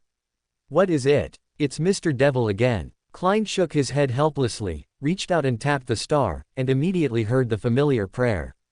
The fool that doesn't belong to this era. You're the mysterious ruler above the gray fog. You're the king of yellow and black who controls good luck. Thank you for your grace, allowing me to have a wonderful morning. Your morning might be wonderful, but I'm practically dying of sleep deprivation right now. Klein grimaced, but then noticed something amiss. Mr. Devil's prayer today sounds a bit weak. Oh, right. Miss Justice praying to me in the Lord of Storms' prayer hall last night seemed to cause him a lot of trouble. It looks like I really need to remind the Tarot Club members. Luckily, the essence of my last prayer was to steal the power of the eternal blazing sun's divine blood, so the goddess shouldn't blame me, right? Klein comforted himself as he returned to the real world, feeling extremely fortunate that he hadn't prayed to himself in front of the Evernight goddess's holy emblem last time. It's only 6 o'clock. I'll just sleep a little longer. After all, I'm a freelancer now. Klein glanced at the wall clock, and a slightly exaggerated, brilliant smile curled his lips. However, just as he was about to lie back down, the room suddenly grew cold, and countless grotesque bone spurs erupted from beneath the floor like geysers. Klein saw this scene without any alarm. Instead, an immense sense of security welled up within him. He waited for the skeletal giant to form, then actively reached out his hand, allowing a somewhat thick envelope to fall into his grasp. As the bone giant disintegrated once more, Klein, now completely awake, sat at the head of his bed and eagerly unfolded the letter. Your letter arrived very timely. It made me understand the source of the recent unrest in Backland. I have obtained creeping hunger, which reminded me of some things. That should be an experience from one of my lives, but the fragments I recall do not seem friendly. Regarding the person who possesses the spectator pathway sealed artifact, I also have some clues. For safety's sake, you'd best not continue investigating. I recalled some details about the sacrificial ritual you asked about a long time ago. It seems to have left a very deep impression. Perhaps, in one of my lives, or rather, my earliest life, I was a priest. I must warn you in advance that sufficient caution is required when using sacrificial rituals. The rest of the letter was about knowledge of sacrificial rituals, but Klein, who had originally been very eager for this information, now set it aside, because he could finally relax. Creeping hunger was obtained by Mr. Azek, which means Kilangos should be dead. And he can still write letters, so he shouldn't have suffered any serious injuries. Klein's mood immediately brightened, and the sleepiness that had previously plagued him surged back. Klein placed Mr. Azek's letter under his pillow, then jumped back into bed. Well, sacrificial rituals and such could wait until he woke up. Are you leaving so early again today? Furs, startled awake again by Zio's early rising, made no attempt to hide her curiosity this time and asked bluntly. Zio, her fatigue completely gone after a night's sleep, nodded gently and then said. Actually, the factory owners were already considering a compromise yesterday, but that Lavish is a man with his own ideas. He doesn't intend to accept their compensation, but wants to completely change the workers' treatment. You should understand that this is not a simple idea. In short, we still have to continue the protest for at least 3 more days, and then we'll have to deal with the lawyers sent by those rich people. Isn't that great? You're an arbiter, shouldn't you be dealing with lawyers? Furs said as a matter of course, but Zio turned her head and said seriously. I'm just an arbiter in the East Borough, not a judge in a courtroom. Do you think those gang leaders in the East Borough would let lawyers negotiate with me? Compared to those expensive guys, they trust their fists more. At this point, Zio shook her head slightly and changed the subject. Compared to me, how was your situation yesterday? Was there a sheriff potion formula at that gathering? Yes, it costs £450. I just don't know how much Miss Audrey will pay us. Even if it's only half, and I borrow some more from you, we should be able to buy it. Furs said this, not telling Zio about Mr. V possibly being Snow, because in her eyes, Zio and Snow had only met once, and even if she didn't say anything, Zio shouldn't be able to find out Snow's identity. I hope Miss Audrey is generous enough. Zio's spirits lifted when she heard Furs's words. If she could advance to sheriff, her debt would become 999 times. Although still a bit much, with some effort, it should be paid off quickly. Thinking of this, Zio's enthusiasm for work immediately soared. She quickly tidied her clothes, placed her triangular dagger in an easily accessible position, and with her long, slender legs, said to Furs. Work time. We'll talk about the rest when we get back. Okay, we'll go together today. Furs immediately stated what she had decided yesterday, but Zio frowned. What are you going for? Of course, to see if you'll do anything dangerous. Furs grumbled inwardly, but on the surface, she had a curious expression and said. I find that Lavish you mentioned very interesting, so I want to observe him up close.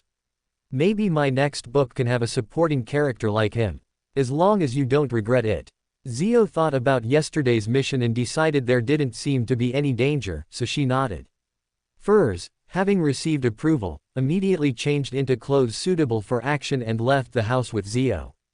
However, before they even reached the public carriage stop, the newsboys' voices reached their ears.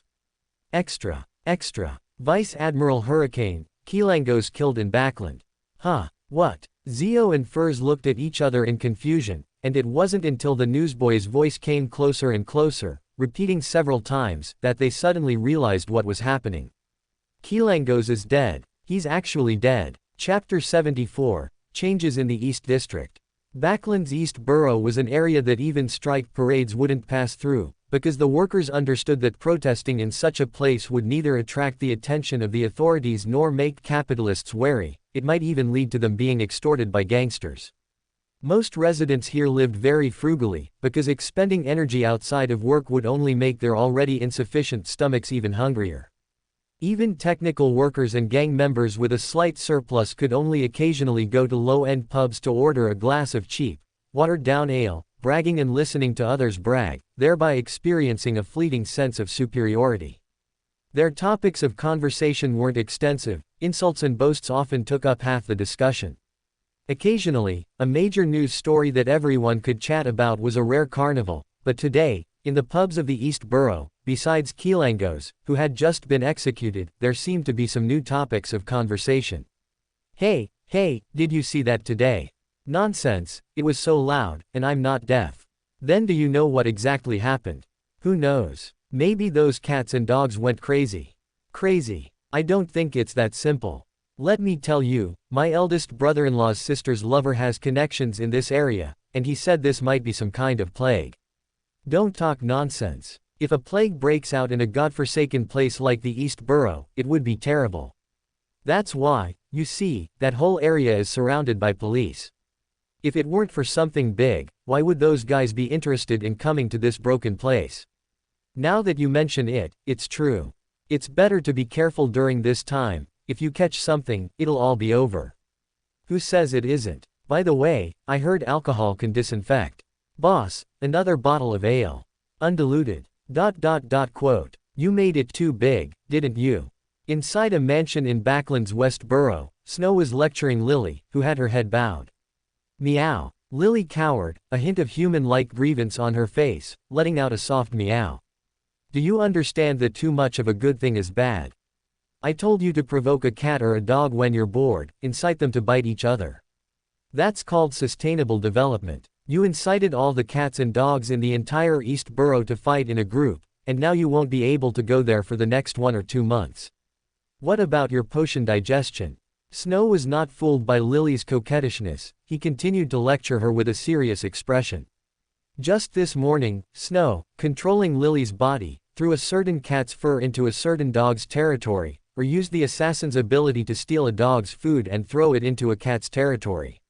He didn't even need to use Beander abilities like persuasion or misdirection to make those animals with questionable intelligence fight fiercely, and Lily could use this to recover some digestion progress. From this perspective, Snow felt that animals had a natural advantage in digesting potions in the early stages, especially those potions that leaned towards evil acts in their acting principles. After all, animals don't possess as high an intelligence as humans, and can be easily provoked. For example, a certain devil dog's advancement ritual was completed by continuously hunting other animals, until the desire apostle sequence, because the target had the restriction of, having fallen before, could only begin to kill humans. Lily also lived up to expectations, quickly learning how to make those foolish fellow creatures and canines fight.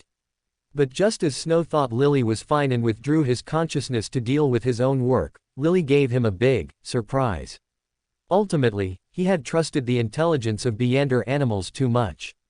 Lily was very smart, yes, or rather, too smart. After several consecutive crimes, this cat seemed to realize that doing so was inefficient. So, she spent half a day running all over the East Borough, inciting all the famous stray cat and dog groups in the East Borough to start a massive gang fight in a certain dump, or rather, the hunting ground for stray animals, in the East Borough. Snow didn't know how much feedback Lily received from this war, involving hundreds of cats and dogs, but he knew that for a while, Lily wouldn't be able to go to the East Borough to digest her potion. As for other districts, stray animals are harder to find than in the East Borough. Meow. Lily seemed to realize her error. She extended her small paw and gently pushed Snow's hand with her paw pad, raising her head and looking at Snow with watery eyes. All right, you're even using charm on me now. Come on, try charming me again. Seeing this, Snow rolled his eyes and lightly flicked her forehead with his hand. Lily immediately stiffened as if hit by a bullet, and then the entire cat just collapsed.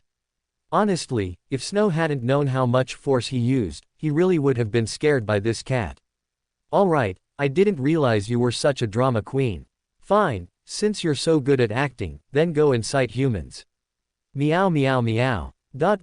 Quote. Archbishop Ice Snake, the animal unrest in the East Borough has concluded. Those animals were not affected by Beander powers, so it should not be a hidden danger left by a Beander characteristic. At the Storm Church, Ice Snake was listening to a report from a Punisher. Upon hearing the words, "No Beander power radiation," a thoughtful expression immediately appeared on his face. Animal unrest might not sound like a big deal, but as an old hand at dealing with Beander incidents, Ice Snake thought of many things. For example, his first reaction was that a Beander had died in the sewers, leading to a group of animals being contaminated. In fact, that was still the best-case scenario. More troublesome was when a sealed artifact with living characteristics was loose, causing collective animal mutations. Compared to the former, this situation meant that the contamination would continuously persist. In addition, there were residual auras from high-sequence Beyonders, and in short, no matter which it was, it meant that not only animals might be affected. Coincidentally, Backland recently did have two troublesome Beyonders, one died yesterday, and the other's identity had not even been clarified yet. Has the cause of the animal riot been found? No, we examined all the animals we caught and found no traces of contamination, nor were they affected by necromantic spells, so it shouldn't be the unknown powerful individual from before. The Punisher shook his head and took out an analysis report feedback from the machinery hivemind. Ice Snake glanced at the report, and was immediately dizzied by the dense, strange words on it, shaking his head and saying, "Continue the investigation. Animal riots cannot be without a cause. A calamity cannot occur in Backland. What made them go crazy must be a human-made disaster." Chapter 75, Meow's Instigation. Hillston Borough is the economic center of Backland, boasting the most prosperous commercial streets, the most luxurious hotels, and the most charming taverns. However, the prices here aren't as exorbitant as one might imagine, as the proprietors are well aware of the social class of their clientele, who often require credit. Jewelry under 10 sol, handicrafts under 2 sol, and various perfumes and lip glosses, not particularly valuable, but with a hint of high society, were all available. Although the number of pedestrians on the streets had significantly decreased due to the past 2 days of strikes and parades, after realizing that the workers weren't as aggressive as before, the shop owners succumbed to the allure of money. They opened their doors, waiting for middle-class ladies to arrive in groups. Yes, it had to be in groups. Who would be willing to buy such expensive items if they went out alone? If you went out alone and bought something expensive, who would know? These middle-class women didn't possess the ability of high society ladies and socialites to discern the price of perfume simply by smelling it. Miss Angela was walking with her best friend on Hillston's famous jewelry street, but before deciding which shop to enter next, her gaze was suddenly drawn to a figure. Although entirely black, for some reason, in that instant, to Miss Angela, this adorable little creature that suddenly entered her sight emanated a brilliant glow far surpassing the most prized treasures in those jewelry stores. "Oh, my God, look at this cat, it's so cute." Where? Hearing her best friend's exaggerated and flamboyant voice, Marula couldn't help but frown slightly, but the moment she turned her head, her gaze was also firmly captivated. With sleek, glossy fur and bright, amber eyes, every movement exuded an aura of elegance, as if in her presence, the well-dressed ladies on the street had all transformed into ugly ducklings. This must be a cat belonging to a great noble. Marula's father worked for a merchant who bred foxhounds, so she had some knowledge of animals. Ordinary stray cats and dogs couldn't maintain such clean and smooth fur, nor would they possess such a leisurely and relaxed demeanor.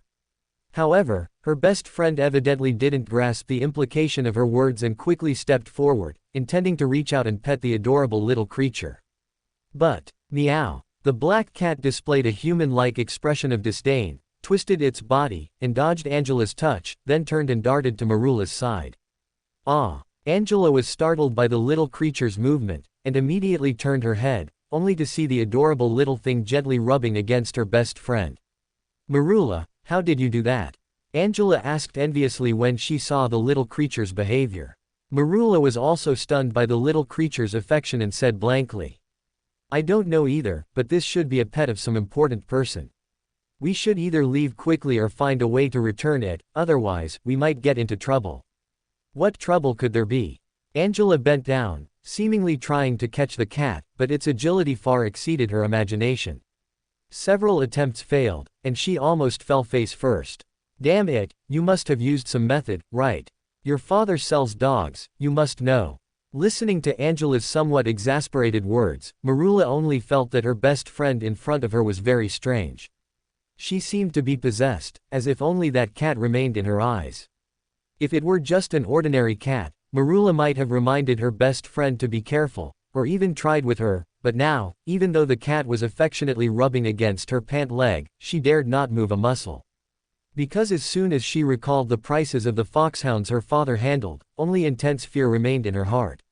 Meow. Angela reached out her hand again, but this time the cat surprised her. It showed no intention of dodging, but instead, with a nimble leap, it stepped onto the young girl's arm and then onto her head. After using her as leverage, it vanished from sight. "It's good that it's gone." Marula breathed a sigh of relief. She was truly afraid her best friend would hurt that cat. Just imagining the potential price of this cat, she felt as if she had just walked along the edge of a cliff called ruin and destruction. Why did it run away? It's all your fault. Angela was completely unaware of her best friend's fear and complained indignantly. Marula also became angry at her best friend's ignorant attitude and shouted loudly. "My fault. What do you know? You know nothing. If you had hurt that cat just now, even if you had hurt a few hairs, you, me, and both our parents would all go bankrupt. Do you understand bankruptcy? Your parents would be begging on the streets, and you would enter the Red Theater, without even a single meal a day, becoming one of those people you look down upon. Do you understand?" Angela seemed to be startled by her best friend's hysteria and finally woke up from her previously possessed state. However, Lona's people live for dignity, and being spoken to like that in the street immediately ignited her anger, and she also shouted loudly. "It's just a cat, isn't it? How much could it be worth?" Hearing her best friend's question, Marula was utterly exasperated and laughed. She didn't even bother to say another word to her best friend, turning directly to walk towards the public carriage parked by the roadside. Stupid humans. Lily, standing in the shadows of the alley, saw another pair of humans part ways unhappily, a hint of disdain flashing in her eyes. She wanted to continue her mischief but remembered her previous lesson, scampering a few steps onto the rooftop and heading towards the next street. She couldn't always commit crimes in the same place, or there would be no dried fish to eat. "When I learn how to make dried fish, let's see how you still threaten me." Quote. "What exactly did I do wrong? Oh God, they've been walking for 3 hours already, don't they ever get tired?" In south of the bridge, Furs, walking not far behind Lavish, complained in a low voice. Beside her, Zio observed her surroundings back and forth, and only after confirming there were no suspicious people did she reply. According to yesterday's route, they should walk for another 2 hours before resting at the intersection of south of the bridge, Sherwood Borough, West Borough, and Empress Borough. That's in front of the square where the Sevilla's venue is located. They'll spend half an hour eating the food they brought, then continue, passing through West Borough and Empress Borough, then through Hillston Borough and North Borough, and finally returning to East Borough. Oh God, deciding to come and watch the strike with you was truly the most unwise decision I've made recently. Furs mentally outlined the route Zio described and immediately felt an urge to perform the instant fainting technique. However, Zio had no intention of letting him off the hook and coldly added. Furthermore, you mentioned to Mr. Lavish during your conversation earlier that you would help write an article about this strike. For your credibility, I will supervise you until it's finished. The God of Machinery. Chapter 76. Mr. Rongyao's career has taken off. The afternoons in Backland always carried a subtle sense of leisure, not because the pace of life here was slow enough, but because those who weren't leisurely enough couldn't be out on the streets at this time. Workers were either toiling overtime or seizing brief moments to take a nap. The unemployed poor and vagrants were either queuing outside relief stations or finding a warm place to conserve their energy, hoping to find new work soon. However, the situation had clearly been different these past few days. As Snow enjoyed Backland's rare sunny and warm weather, a clamor came from afar. Slightly jumbled slogans, constantly bobbing signs, and that long queue, like a stirring march suddenly intruding upon a country tune, instantly dispelled all peace and tranquility. Those who could reside in the West District were not the high-income proletariat dubbed middle class, but the truly wealthy class. They possessed vast fortunes, owning land, estates, merchant associations, stocks, and many were even the owners of the factories in the factory district. It could be said that if a parade in other districts was to gain sympathy and attract attention, then here, the workers were demonstrating. These factory owners probably hadn't yet come to their senses, and might even wonder why a strike that previously involved at most a few hundred people had grown to such a size, and they didn't understand why their usual, tried-and-true bribery tactics had no effect this time. But they knew that with such numbers, both the church and the nobility would likely react very quickly. Backland was the capital, but also Loan's largest industrial city. Of its millions of inhabitants, how many were working-class families? It was a few thousand now, would it be even more later? The factory owners were in fear, while the workers continuously waved the signs in their hands. Words like, reasonable working hours, and reasonable wages, were written on the wooden boards, rising and falling. Their eyes, completely different from before, seemed to convey that the current procession was on an entirely different level from the previous small skirmishes. The factory owners began to realize the seriousness of the problem and truly started to take this so-called strike seriously, and Hugh, standing among the crowd, also keenly sensed the difference between today and previous days. Her already somewhat relaxed nerves tightened once again. She trailed closely behind Lavish, no longer paying attention to her friend's occasional murmurs. Furs also seemed to notice the unusual atmosphere. As a well-known author, her professional intuition made her realize that if this strike were a play, its conflicts and contradictions were about to arrive. Snow, equipped with open black lens bracket invisible to all close black lens bracket, stood by the roadside, gazing at Glory, who was leading the procession, and remotely applied a buff to him. Then, as if nothing had happened, he turned and left. He was not worried about this matter attracting scrutiny from the Orthodox Church, because it was inherently flawless. Mr. Glory's prayer for open black lens bracket persuasion enhancement close black lens bracket was not a Beander power-like brainwashing or hypnosis, but rather a way to compel listeners to pay close attention when he spoke. It wouldn't change anyone's will, so naturally, no clues could be found. The reason these workers joined the strike was simply because, in a state of focused listening, they understood the ideas Lavish conveyed to them. They understood what class was, what capital was, and what the proletariat was. The workers of this era were truly proletarians, they had nothing, and thus possessed the power to sever everything. After understanding Lavish's soul-stirring philosophy, all the workers spontaneously joined the parade and spread his words to even more workers. From one workshop, to one factory area, and then to an entire factory. In just 3 days, Lavish's strike team had expanded to several thousand people, already encompassing 3 large factories, and it was foreseeable that as the parade continued, many more workers would join. And the source of all this was just a book that Snow had transmitted to Lavish through a ritual. The current state of the low and working class. Yes, it was not a more destructive manifesto, nor the more famous, Das Kapital, because the workers of Lowen at that time would not understand such things. But the content of this book could make any working class feel deeply empathetic, because it was precisely what was happening to them. Sometimes, knowledge is more useful than Beander abilities. Seeing Mr. Glory's endeavor slowly get on track, Snow's lips curled slightly. Compared to Mr. Victory, that fellow who was determined to be a sword god of 10 Mile Slope, the changes Mr. Glory stirred up gave him a greater sense of accomplishment. He walked with light steps to Mordred's house, starting his training for the day. To be honest, this Mordred really had some skills. With Pavlov's dog's learning ability, it took 3 days and he still hadn't exhausted his techniques.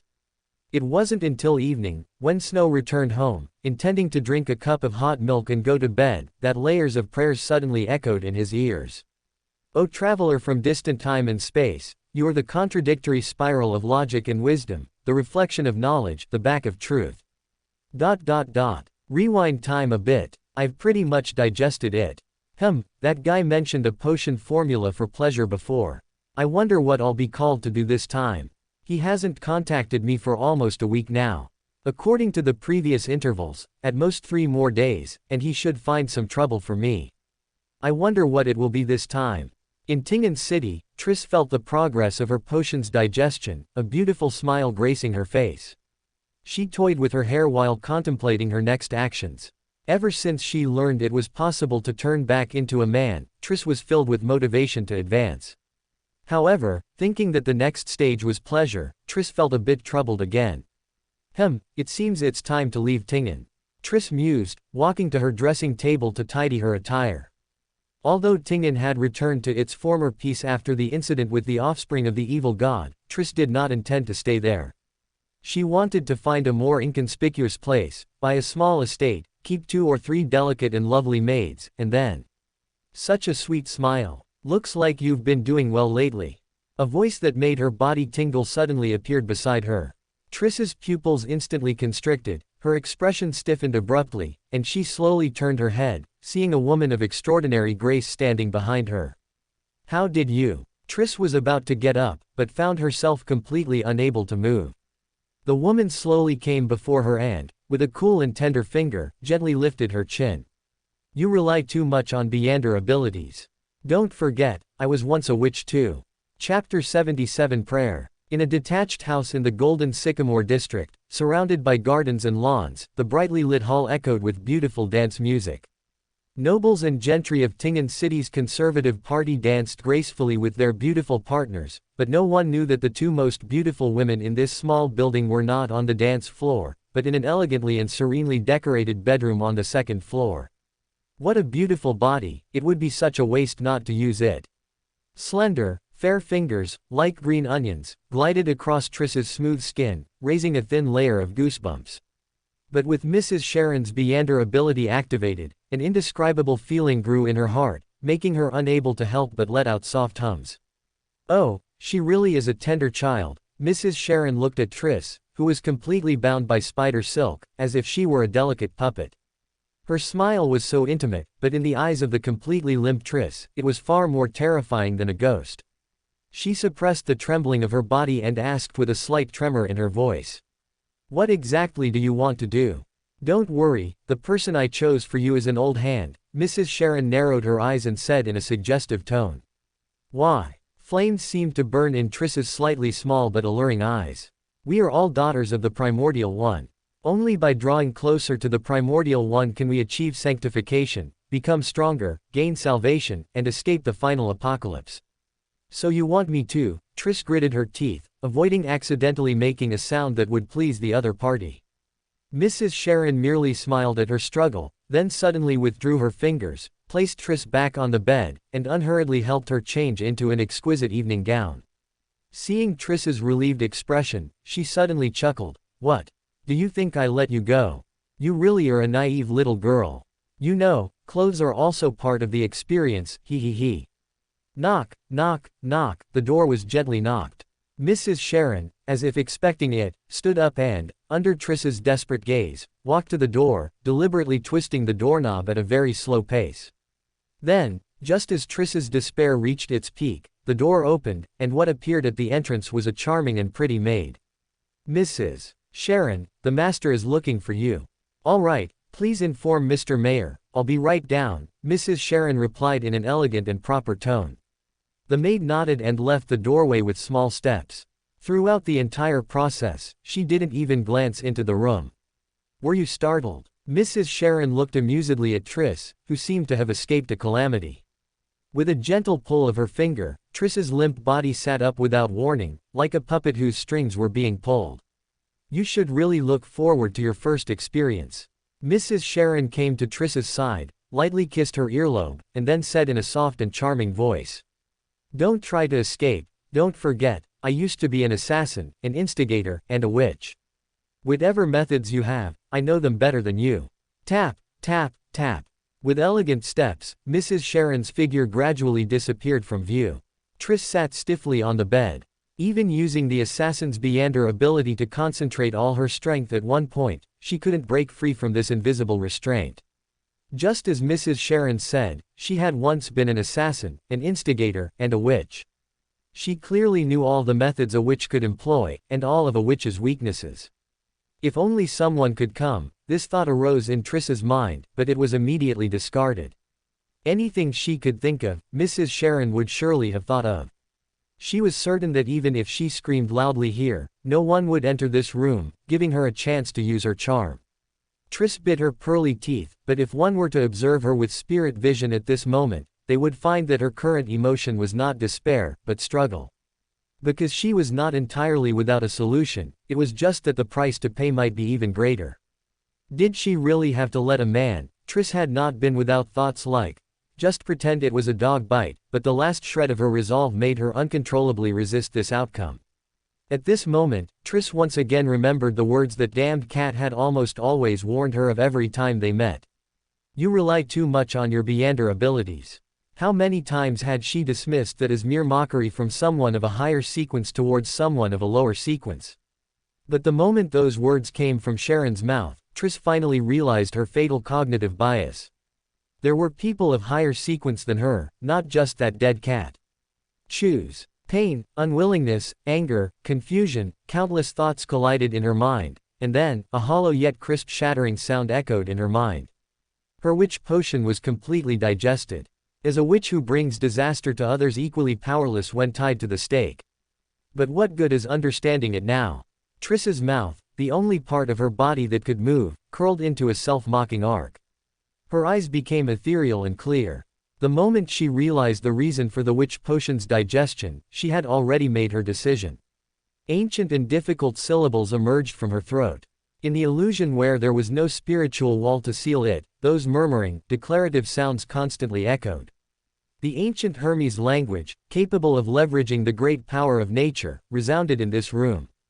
Gusts of air were carried by her voice, transforming into characters that shot straight into the sky.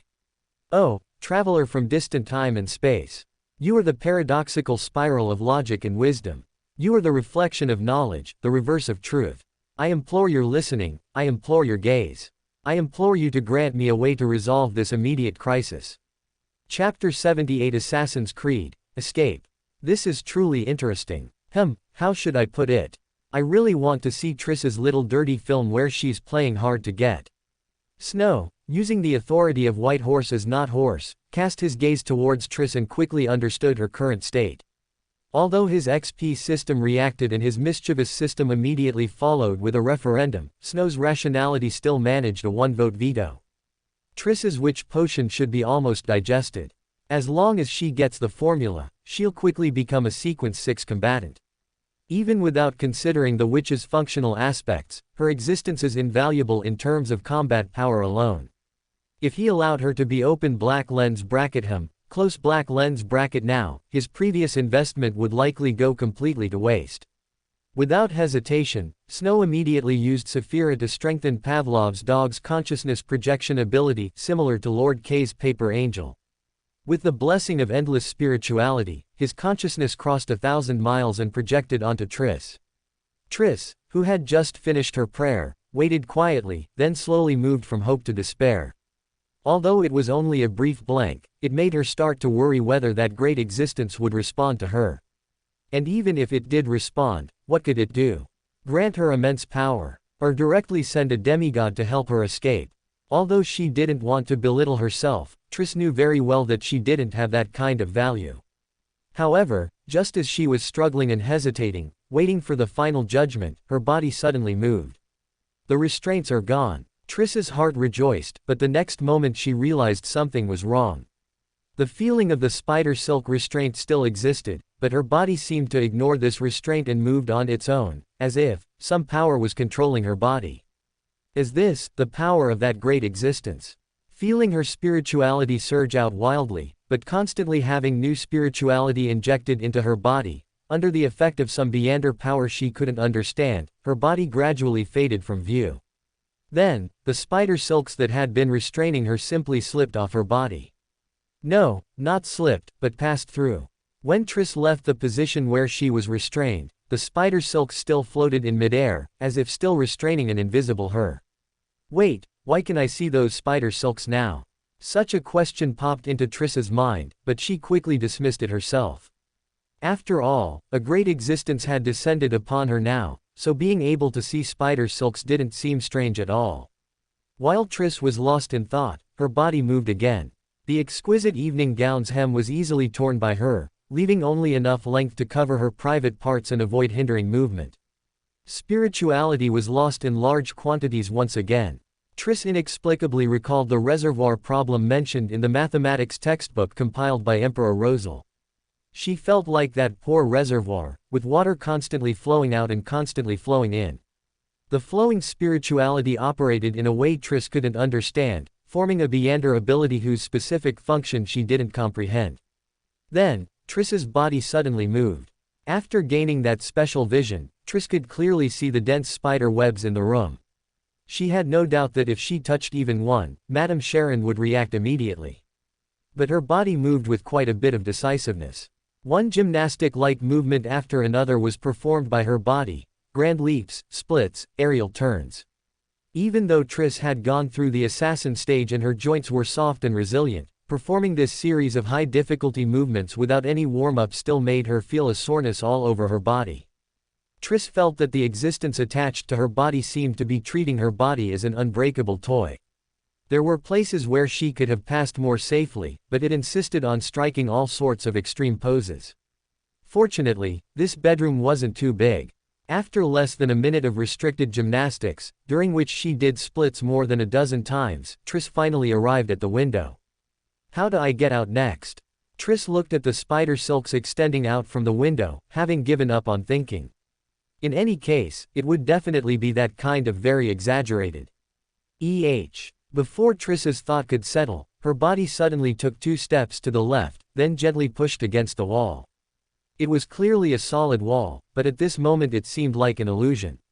In just the blink of an eye, Triss felt her feet lose their footing. I can move. Triss stared blankly as her body fell, failing to react for a moment. Fortunately, a mere 2-story height was no problem for an assassin's body. Even though Triss felt sore all over, she easily completed a silent landing. Triss wanted to complain, but was worried about angering the great existence, so she had no choice but to use her ability to conceal her figure and begin to leave the mansion at full speed. The contingency Madame Sharon had left on her had now disappeared, replaced by a single word that appeared in her mind. Backland. Is it telling me to go to Backland next? A hint of bitterness appeared on Triss's round face, but she knew she had no choice. Although the power that had been controlling her body had receded, she could clearly feel a faint consciousness still lingering in her mind. Although the other party hadn't given any commands, it was simply there. Triss didn't even dare to probe it, because even if it could truly be easily removed, with her already being noticed by a hidden existence, how could she possibly escape? Since she had chosen to pray for her masculine dignity, then she could only continue down this path. Fortunately, this great existence seemed rather peaceful. At least she didn't turn into a lunatic like those unlucky people in legends who prayed to evil gods. Although she was wearing nothing but a tattered evening gown that would expose her with a slightly larger movement, for a former assassin, having no money in her pocket and taking a train were not contradictory. Knowing that she couldn't stay in Tingen for long, she quickly boarded a train, heading towards the legendary city of 10,000 capitals. Good heavens, playing fully immersive Assassin's Creed is really tiring. Snow, having retracted most of his consciousness, wiped away non-existent sweat from his brow, a look of pleasure on his face. Reaching out and pouring the still warm milk into his mouth, Snow, as usual, offered a bedtime prayer to Mr. Fool, then fell into a deep sleep like a baby. Chapter 79, Commission, Part 1. Backland, in the early morning, Triss, wearing clothes that didn't quite fit, walked out of the Backland train station. The pale yellow morning mist carried a pungent smell, making Triss frown involuntarily. At this moment, she only had 3 souls left, but with the skills of a former assassin, money was never a problem worth worrying about. After all, these 3 souls she currently possessed were also acquired at the Tingen train station. What Triss was more concerned about now was where she should go. The oracle, in her mind, had no further movement besides the word Backland, and even after she had stepped onto this land, there were still no new instructions. It was as if that existence had casually placed what seemed like an interesting toy within easy reach and then forgotten all about it. Oh, that dead cat. Perhaps because the act of praying to a great existence was too stimulating, Triss finally remembered the fellow who had dragged her into this mess, albeit several beats later. Although she desperately wanted to contact him immediately, remembering that the contact method the cat left her was still to pray to that great existence, Triss felt a bit weary. While it's said that praying is either never or countless times, Triss, having just experienced the feeling of her body being toyed with like a plaything, decided it was best to take a break first. She casually found a clothing store catering to the working class and spent 2 souls on a set of clothes that were of average material but at least fit. Then, following a map, she found the library, borrowed local newspapers like the Backland Post, and quickly, through the knowledge granted by the assassin potion, discerned patterns in some of the messages, swiftly finding a contact method that was likely for a broker. At this moment, Triss suddenly felt a sense of nostalgia, dreaming back to her youth. Back then, she was a he, harboring the beautiful dream of becoming a Beander, an assassin as Emperor Rosal described. All is vanity, all is permissible. Now, she had become a witch. I will definitely turn back into a man. Triss tidied the newspapers and returned them to the librarian, then left the library without looking back.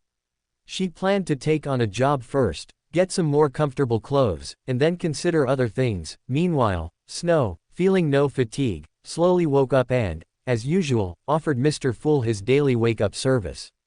Today, open black lens bracket victory close black lens bracket, open black lens bracket foundation close black lens bracket, and open black lens bracket glory close black lens bracket still exchanged for abilities no different from before, which slightly relaxed Snow. Triss's consciousness light spot had appeared in Backland, but for some reason, she hadn't contacted him immediately. With the thought of not needing her for now, Snow decided to let her be for a while. Let me see how many people miss me today. After having breakfast across the street, Snow returned to the mailbox at his doorstep, a slight smile playing on his lips as he looked at the stack of envelopes inside. He took the various envelopes back home, opened them one by one, set aside the reader letters, and was left with 3 work commissions. Although Duke Negan had just been assassinated, it actually didn't have much to do with ordinary high society. As long as they weren't directly involved like Miss Justice, most nobles remained in their usual state of debauchery. Considering the importance of maintaining connections, after replying to a few reader letters, Snow began to tidy up his appearance. Although his predecessor had left him a face that even a faceless would use as study material, proper upkeep was still necessary. Mr. Milos, is it? May I ask what you wish to commission? Mr. Fool, awakened by Mr. Devil, experienced what it meant for the early bird to catch the worm today. After breakfast, a gentleman accompanied by a servant knocked on his door. Undoubtedly, it was the smell of work. Speaking of which, Klein had been in Backland for several days, but his career as a detective had yet to truly begin. That's not quite right, though, as just yesterday, he had helped a child rescue a cat from a tree for a reward of 1 sol. Don't misunderstand, Mr. Fool wasn't so poor as to snatch 1 sol from a child, it was just that there were indeed many wealthy people in Backland. After he rescued the cat, the child immediately handed him 1 sol without a word. I hope you can help me investigate my wife. Mr. Milos hadn't noticed that the detective in front of him had already drifted off in thought. He extended his hand, and the male servant beside him immediately handed over some documents. Oh, specifically what aspect? Klein picked up the documents on the table. The top one was a photograph of a woman in her early 30s, very well preserved, suggesting a good family background. I want, please monitor her for a while. She's been acting a bit unusual these past few days, often going out after I leave for work. It's just. The middle-aged gentleman seemed to find it difficult to speak, but Klein understood. Although he had long heard that 6 out of 10 cases for private detectives involved investigating extramarital affairs, he hadn't expected his first assignment to be with such a client. He carefully chose his words and spoke for the somewhat shy gentleman. "You mean, you want me to investigate whether your wife has another lover?" "Exactly." Mr. Milos nodded vigorously, then said, seemingly with some anger. "She's recently become obsessed with a novel and often writes letters to the author of that novel. And according to reports from the servants, she often goes out at noon and doesn't return until evening. If you help me find evidence, I am willing to pay you £10. That much." The moment the other party voluntarily offered the price, Klein immediately understood how this type of case, which accounted for 60% of the private detective industry, managed to sustain the profession. However, out of personal ethics, he still cautiously reminded him. "Your wife is merely obsessed with a novel, and is a lady of high society. Going to other ladies' homes for afternoon tea is a very normal social activity. Is it perhaps inappropriate to suspect her based solely on these things?" Hearing Klein's question, Mr. Milos immediately lost control of his emotions. After forcefully waving his fist, he seemed to come to his senses, readjusted his sitting posture, and then angrily said, "If it were just an ordinary author, I wouldn't make such an association, but you don't know, the author of that novel is Backlund's famous social butterfly. I hear he maintains relationships with many noble ladies in Backlund's high society." Klein frowned slightly. He suddenly felt that this description sounded so familiar. It couldn't be, could it? Chapter 80, Commission, Part 2. After Mr. Milos left, Klein began to browse the information he had left. Although this might involve a devil, considering his savings of less than £100, the cost of living in Backlund, and the tempting £10 reward, Klein still chose to accept the commission. If he really discovered something, Klein would at most give a reminder to the other party. After all, a well-known socialite in Backlund hadn't been beaten to death by those noble gentlemen, so he must have rich experience in dealing with such matters. With this thought, Klein read more carefully. As each word passed before his eyes, Klein realized that this Mr. Milos was not the kind of minor noble he had imagined. To be precise, the other party should be considered a small businessman who was trying to cross the threshold into nobility. Although the information didn't explicitly state it, from the details about his wife, Klein could almost see the image of a businessman desperately trying to squeeze into high society. His wife was the daughter of a baron, and she had no other siblings. If nothing unexpected happened, when her father-in-law died, her wife would naturally inherit the title. Don't underestimate a baron, even if it brings almost no actual income. It is a stepping stone to joining the low and aristocratic circle. According to rumors Klein had heard in university and recent information from newspapers, he believed this gentleman must have paid a considerable sum for this marriage. Generally speaking, in such money for power transactions, both parties shouldn't care about each other's private lives. Klein recalled the novels and movies he had watched in his previous life, and felt a little strange. It wasn't that he was overly suspicious, but rather that Ince Zangwill had left him with a considerable psychological shadow.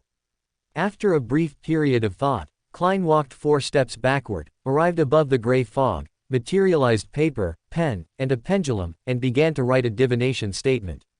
Investigating Mrs. Milos is dangerous. Investigating Mrs. Milos is dangerous. After repeating it 7 times, Klein slowly opened his eyes, only to see the pendulum in his hand slowly rotating clockwise. There's danger, but it's not high. This is normal. Klein relaxed slightly and wrote down a new divination statement. Mrs. Milos is not having an affair. Mrs. Milos is not having an affair. However, this time, the pendulum remained motionless, which meant the information was not sufficient. As expected, there's no way to cheat. Klein shook his head, thought for a moment, then picked up his pen again and wrote down the 3rd divination statement. Investigating Mrs. Milos will involve Beander events. Investigating. It was still the pendulum divination, repeated 7 times, and the pendulum began to rotate with his silent recitation. Clockwise. Involves Beander. But the previous feedback was that the danger wasn't great. Klein looked at the clockwise rotating pendulum, always feeling as if his pendulum had a problem, but considering that this was above the gray fog, he could only try his best to interpret what this divination result meant. It involves Beyonder powers, but the danger is very small. This should mean that the Beyonder involved is not of a high sequence.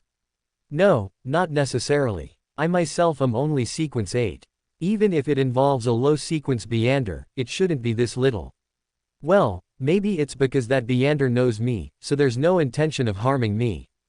This makes Mr. Devil even more suspicious. Klein complained inwardly but forcibly suppressed this thought. In divination, the idea of suspecting the neighbor of stealing the axe is the most inappropriate, because once a prejudice is formed, all divination hints will become excuses for interpreting one's own thoughts. Gently patting his cheek, Klein made himself temporarily forget about Mr. Devil and his wake-up service, and re-examined this commission. First, Mr. Milos must have hidden something. Otherwise, all he had to do was wait for his father-in-law to die. There was no need to create extra trouble by investigating this affair, which, compared to the benefits, seemed insignificant and could even cause him to lose both power and wealth. Second, to what extent does this involve Beyonder powers? The pendulum did not rotate very fast. According to past experience, it should be 1 to 2 low sequence Beyonders, or a sealed artifact, mystical item, or something similar, which leaves many possibilities. For example, someone who occasionally obtained a Beyonder item, using abilities like hypnosis, confused Mrs. Milos. This undoubtedly involved Beyonder powers, but its danger was actually no greater than that of a normal affair investigation. Divination can indeed only be used as a reference. Klein once again lamented the limitations of divination and cheered himself up to continue thinking. Then, he summarized a new divination statement. This commission is aimed at me. Perhaps because this divination involved himself, the pendulum quickly began to rotate. However, Klein still recited it 7 times before opening his eyes. To his relief, this time, the pendulum did not continue to rotate clockwise. It's not aimed at me. Was finding me just a coincidence? Coincidence. When Klein thought of this word, his head started to ache again. He was currently a bit hypersensitive to accidents and coincidences, but after much thought, he still decided to investigate. As the saying goes, if you don't step on it, the pit will always be there. Even if this coincidence was truly the kind of coincidence he imagined, if he ignored it, he would only encounter more coincidences. It was better to go directly and see, to enter the script as a minor character, which would also make it easier for him to use his status above the gray fog for further divination. Even if he couldn't find the mastermind, at least he could, as before, see a house or a hand or something. Having made up his mind, Klein visualized the sensation of falling and returned to reality, once again picking up the information Mr. Milos had left. With suspicion in his heart, the content of this information also became suspicious. The first point to mention was that it was simply too comprehensive.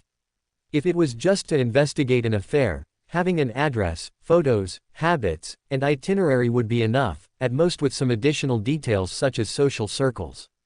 But this file, including Mrs. Milos's father's title, political leanings, financial status, and so on, was investigated clearly.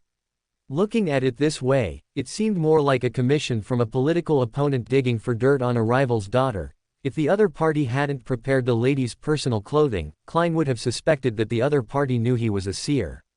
Of course, it's also possible that this information was originally collected by Mr. Milos when he was preparing to enter Backland high society and searching for a suitable stepping stone, and this time it's just recycling. Klein comforted himself, put on a cheap outfit that he wouldn't mind getting dirty, and prepared to go out. Although he knew this matter might not be so simple, he still decided to take it seriously. After all, a £10 commission was enough for 2.5 months of his rent. Chapter 81, Executing the Mission. Backland truly lives up to its reputation as the capital, even assassination missions are this plentiful. But, Triss flipped through the mission requests in her hand, a slight curve to her lips. Although she was disguised, the charm overflowing from her after digesting the witch potion still made the broker opposite her steal glances. While Triss disliked such gazes, she had grown accustomed to them. Pretending not to notice his eyes, she casually placed the booklet on the table and asked, "Is that all?" My dear assassin miss, you should know that in our line of work, caution is paramount. No matter how formidable your skills, I can't entrust you with important missions on your first try. Of course, if you become one of us, well, I'm sure you understand what I mean. The broker rubbed his hands together like a fly. Triss, of course, knew he wasn't referring to one of us in a romantic sense, but rather joining a certain faction. However, she had no interest in such matters. She simply picked up the booklet and casually pointed to a certain gangster. Although Triss wasn't averse to harming innocent people in the past, she was different now. Not because of a sudden awakening of conscience, but because she was currently being watched by a great existence.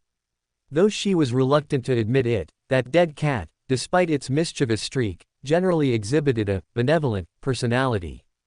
Given this, it was probably best not to harm good people before truly understanding the teachings of that great existence. The broker glanced at Triss's chosen target and immediately squeezed out a smile. Grizzly John, he's a tough nut to crack. Miss, you must be very careful. You don't need to tell me what to do. Triss pulled 5 sol coins from her pocket and tossed them onto the table. Yes, she had to pay, no matter where. Taking on such a job always required a deposit. Here are the receipt and target information.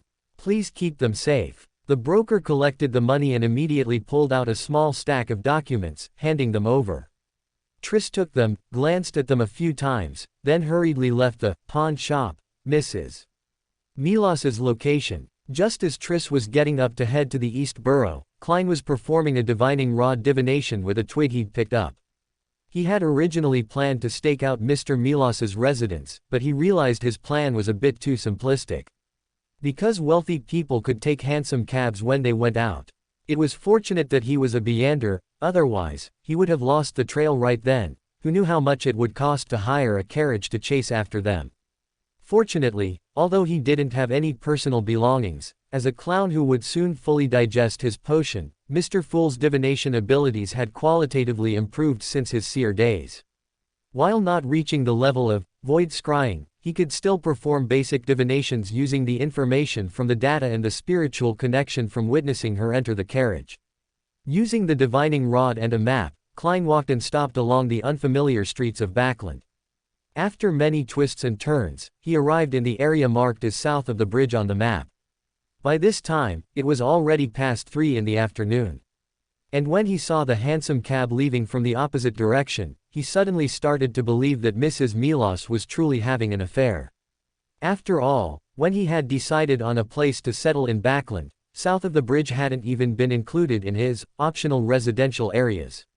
If the West Borough and Empress Borough were excluded due to public safety and living costs, the North Borough due to St. Samuel Cathedral, and the East Borough, Docklands, and Bridge District due to poverty, then south of the bridge was excluded because of its remarkably low sense of presence. One could even say it was a world apart from the rest of Backland. The entire Backland was divided into 2 parts by the Tussock River. All the areas mentioned before were essentially north of the bridge, where there was developed transportation, a huge flow of people, and factories and stock exchanges standing shoulder to shoulder. South of the Tussock River, there were only 2 areas, south of the bridge and St. George's district. It was like the difference between the old city and new city in his previous life. Compared to the prosperity north of the Tussock River, life south of the Tussock River was considerably slower. Transportation was inconvenient here. The only way to quickly get to the other side of the river was by subway, and there were no factories or other employment opportunities. Further south, one could even see small towns and farmlands. In Backland, almost no nobles or wealthy individuals were willing to live here. As for the working class, even though the rent here wasn't expensive, just considering the daily commute from south of the bridge to the factory district was enough to make them give up on living here. Logically, Mrs. Milos had no reason to come to a place like this. Since she got out of the carriage here, there must be something amiss. He pulled a coin from his pocket, and as it flipped between his fingertips, the coin seemed to come alive. With a soft clink, the coin was flicked into the air, and Klein's eyes, in that instant, turned pitch black. Heads means affirmation, there is danger. Klein put away the coin, slightly hesitant. He looked around, hoping to find a restaurant that could provide a restroom, but realized that in this place, he couldn't even find a coffee shop. Also relying on her divination abilities, Triss quickly found Grizzly John, but she didn't immediately act, because she discovered that this John was very likely a Beander. Damn it. This isn't a target that can be resolved with 50 pounds. Although she knew that such open-ended commissions often had many traps, actually encountering one still made Triss feel a surge of annoyance. It wasn't that she couldn't deal with a wild Beander, at most a sequence 8, but she was very worried whether there was an organization behind this gangster. After all, there were only a few ways for wild Beanders to acquire Beander abilities, either actively pursuing them, being taught, or acquiring them by accident. With the financial resources of a gangster, actively pursuing them was basically impossible. Most people who acquired them by accident had abnormal mental states, but the grizzly in front of her, apart from the Phocasian characteristic of alcoholism and irritability, showed no signs of mental abnormality. That meant he had at least consumed correctly formulated potions, and it was even possible he had grasped a certain level of the acting method. Killing a gangster wasn't difficult, but getting involved with a mysterious organization for it wasn't worth it. However, if her first commission couldn't be completed, it would become much more difficult for her to take on more missions. After a brief consideration, Triss decided to act. Worst case, I'll just go join that dead cat. Triss gritted her teeth, activated her Beander ability to enter an invisible state, and after using her anti-divination ability to erase all traces, she crept towards the burly giant. Chapter 82, Breaking into the House and Picking the Lock. Swish. After a not too harsh soft sound, the burly man slowly collapsed. His eyes still held confusion and bewilderment. He seemed to want to call for help, but a slender and delicate hand tightly gripped his throat, so no matter how he struggled, he could only emit a sound like air leaking from a bellows. Easier than I thought. Looks like he's just a sequence 9. Dragging the burly figure into an alley, Triss began to strip the grizzly bear's body. Well, to be precise, she stripped him of his clothes. It wasn't that she had developed some perverted hobby, it was merely for insurance. Although with the public security in the East Borough, if the body was left here, everything of value on him would be taken by whoever found him within 2 hours. But considering it was also possible that the grizzly bear's affiliated power would find him first, Triss decided to complete the task herself. Stuffing the few souls in a box of cigarettes she found into her pocket, Triss pulled out a pocket watch and checked the time. Although women of this era usually wore waist-mounted watches, Triss still believed she should be a man, so she chose this more masculine timekeeping tool. Her waiting period wasn't too long. A moment later, a glistening, scarlet blood bead, with a mercury-like texture, seeped from the grizzly bear's chest. That seemingly congealed yet fluid-textured peculiar material gave off a strange allure. I haven't seen this Beander characteristic before, and I don't know which pathway it belongs to. I'll go back and divine it. If I can't find a buyer, I can throw it to that cat. Triss wrapped her hands in spirituality, picked up the liquid, and casually stuffed it into the cigarette box. As for the cigarettes, Triss had already wrapped them in the stripped clothes, planning to throw them into the Tussock River later. If she threw them carelessly, they could easily be discovered by subsequent investigators, thus linking it to a Beander crime. Just as Triss effortlessly completed a business worth £250, including the Beander characteristic, Klein arrived in front of a private residence. This house was not a terraced house, but a small villa with a yard. Moreover, according to Klein's prior understanding, the rent for such a villa was even cheaper than the terraced house at 15 Minsk Street he currently rented, only 2 souls more expensive than the rent at 2 Narcissus Street. Thinking of Narcissus Street, Klein's mood slightly dampened, but the corners of his mouth curled up again, forming a brilliant yet vacant smile. Considering the Beander power that appeared in the divination, Klein had no intention of directly breaking in to investigate. Anyway, Mr. Milos hadn't given him a camera, so even if he did discover an affair, he wouldn't have any evidence. Compared to a risky venture without profit, Klein planned to go back first, and tomorrow he would give the address here to Mr. Milos to see if he had any further requests. However, just as he was about to leave, the door of the residence suddenly opened again, and a woman in casual clothes walked out.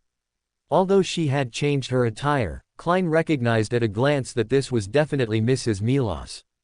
Good thing I didn't go straight back. It looks like this is just a safe house for changing clothes. Klein frowned slightly but had no intention of following Mrs. Milos.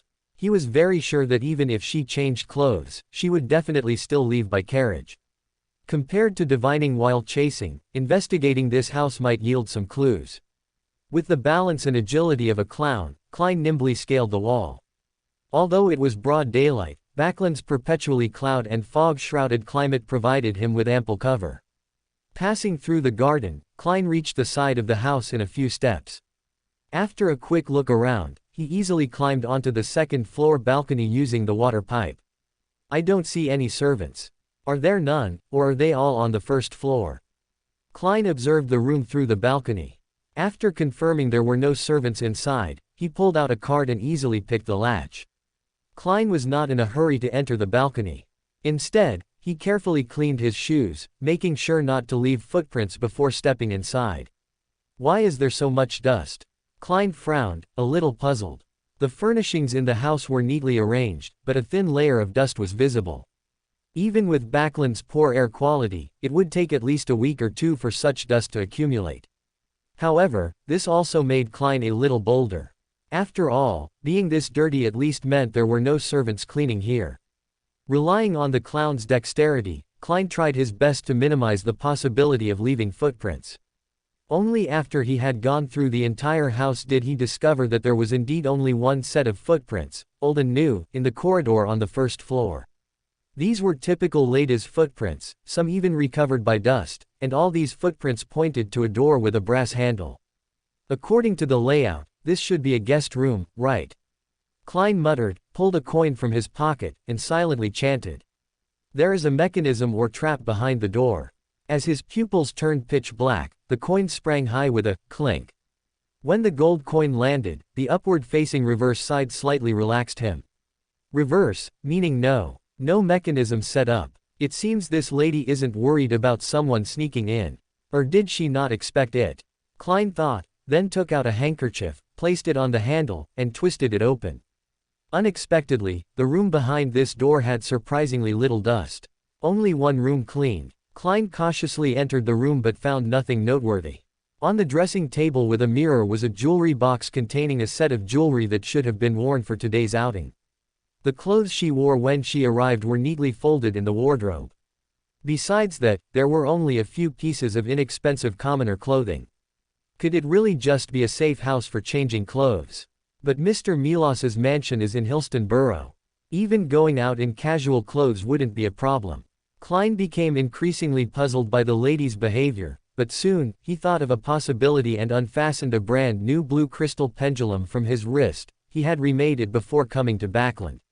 He held the pendulum in his left hand, took out a notepad with his right, and wrote a line of text on it. In this house, there is a secret room or hidden compartment. Although he could also use coin divination, Klein preferred the more accurate pendulum method when in a relatively stable environment. As he closed his eyes and silently recited the divination phrases, Klein's spirituality slowly spread, and the pendulum in his hand began to swing rhythmically. After 7 recitations, he opened his eyes. The pendulum was rotating clockwise. Chapter 83, Mr. K is scared. Once I confirmed there was a hidden compartment in the room, everything became easier. The hidden compartment or secret room in this house.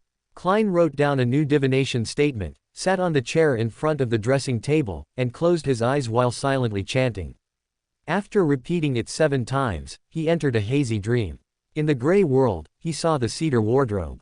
He saw a hand remove one of the crossbeams, and then the wardrobe slid to the side, revealing a wooden door behind it. No wonder only this room was cleaned.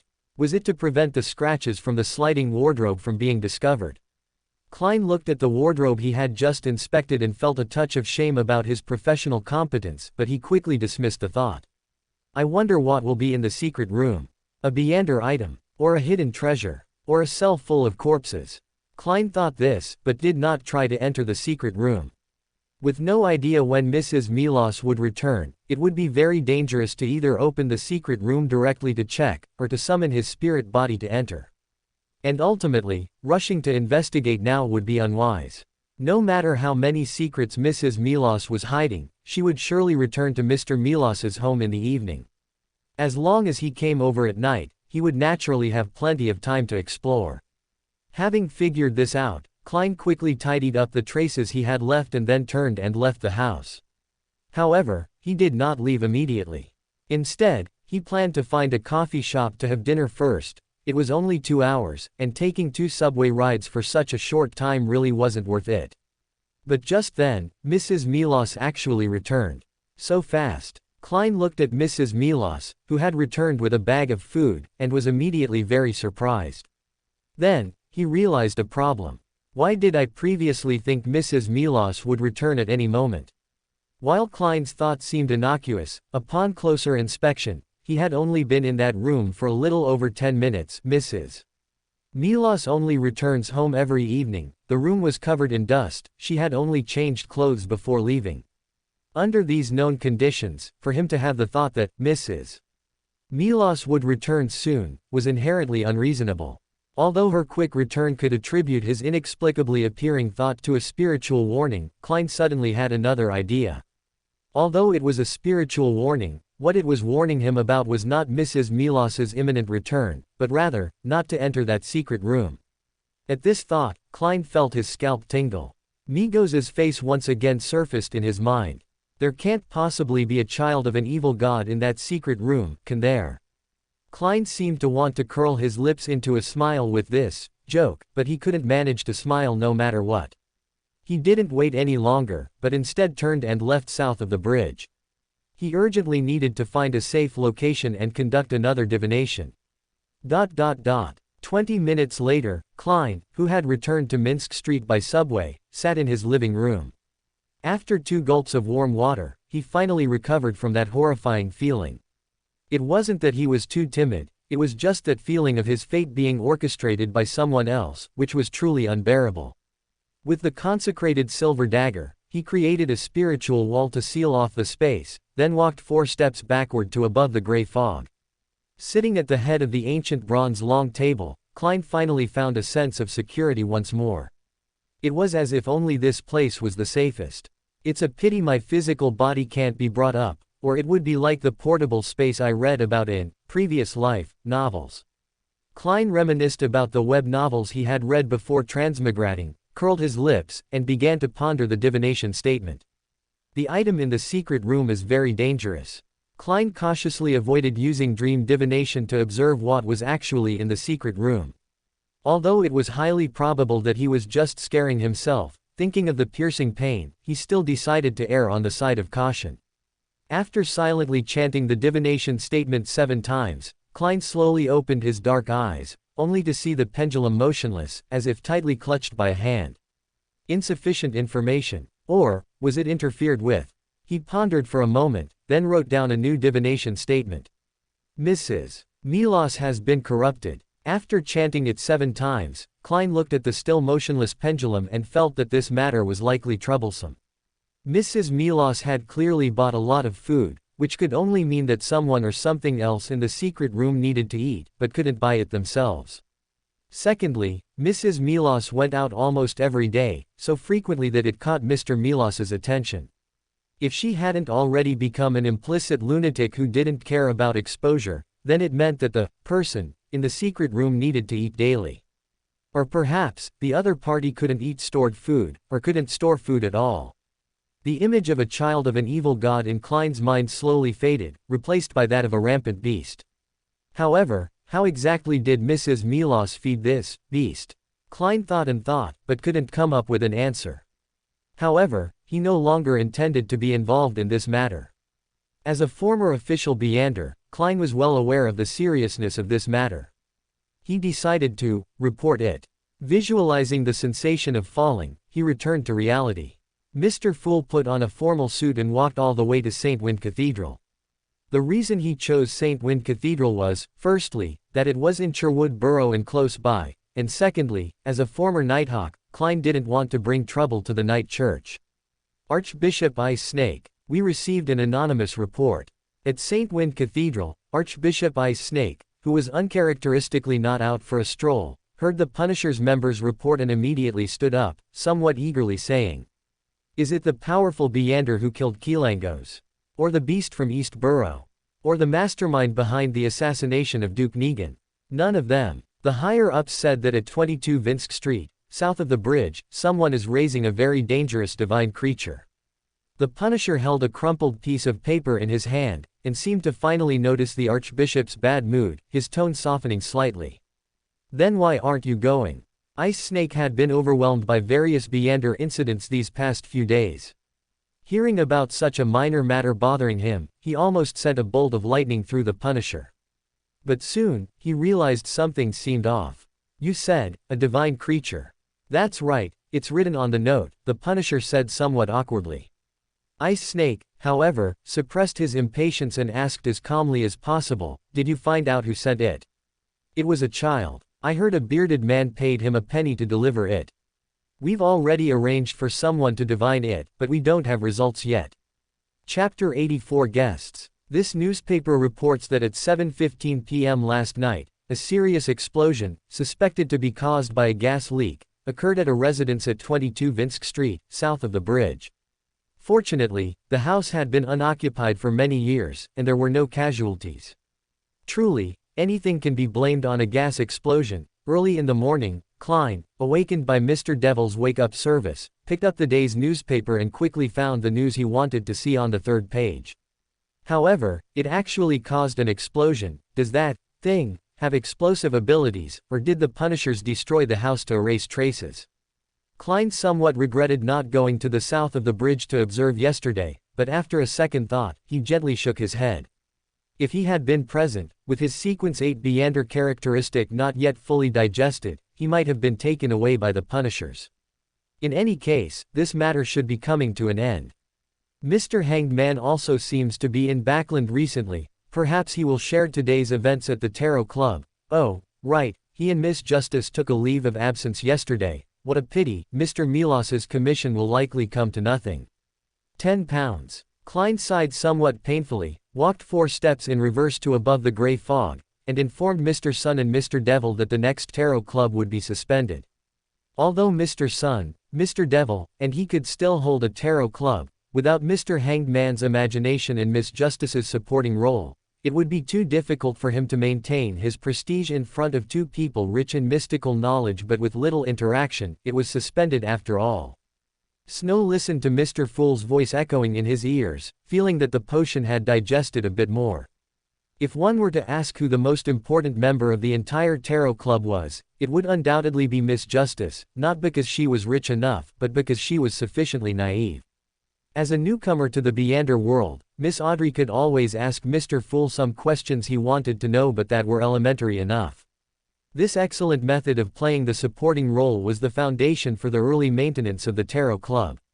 After tidying up his mood, Snow, as always, perused the letters in his mailbox, and after confirming there was no business today, he took out the readers' letters, reading them and picking out a few distinctive ones to reply to. Snow enjoyed this process because he knew very well that these readers would all become his anchors in the near future. However, his good mood did not last too long. Just as the first reply was written, Snow's ears were suddenly filled with a somewhat familiar whisper, and before he could clearly hear what the whisper said, layers of whispers emerged one after another. The true creator is a hidden existence, and the fool is also a hidden existence. I won't be contaminated by listening to the fool's whisper, so I won't be contaminated by listening to the true creator's whisper either. The white horse is not horse whispers formed layers of filters, isolating all the contamination from the suddenly appearing whispers, leaving only a faint murmur echoing in his ears. Come here quickly. This is the true creator's oracle. Why would he suddenly contact me? Is it because I am now Mr. V, a divine messenger? Snow had this thought, but he immediately raised his right hand, tapped his chest 4 times, drew the symbol of the inverted cross, and then piously said, "Your will is my desire." With that, he stared at the layers of murmuring and stood up, took the Beyonder characteristic of the shadow ascetic from his tin cigarette case, threw it into his shadow, and pushed open the door to walk outside. It should be around here. Following the direction indicated by the true creator's murmur, Snow frowned as he surveyed the surrounding environment, but did not find anything strange. There it is. A sewer. Snow's gaze focused on the valuable-looking iron cover. After a slight thought, he activated the shadow ascetic's ability.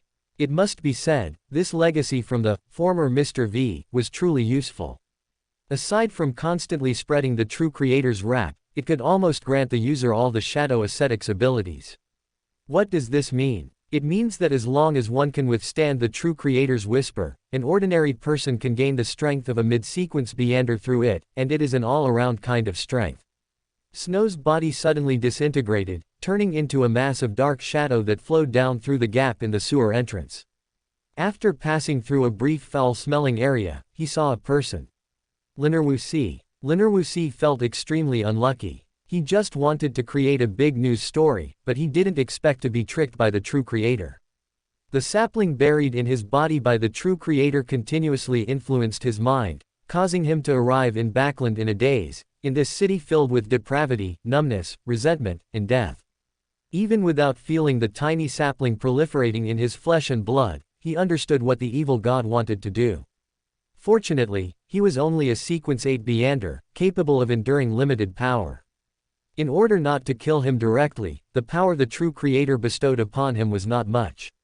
And he was, after all, a swindler. By applying extraordinary abilities such as charm and thought manipulation to himself, he barely managed to maintain a certain degree of rationality, not complying with the true creator's will to hide in the East Borough, Factory District, or Docklands, but instead hiding in the south of the bridge, the area with the most gentle pace of life in Backland, far from the negative emotions that could catalyze the true creator's descent. But after hiding for so many days, he was still discovered. He didn't know if the true creator secretly influenced that woman, or if he himself, influenced by the true creator, forgot to control the extent of his thought inducement. Or perhaps that woman was simply a love-struck fool who completely ignored his warnings. In any case, the woman's frequent comings and goings attracted outside attention, even drawing an elite squad of punishers.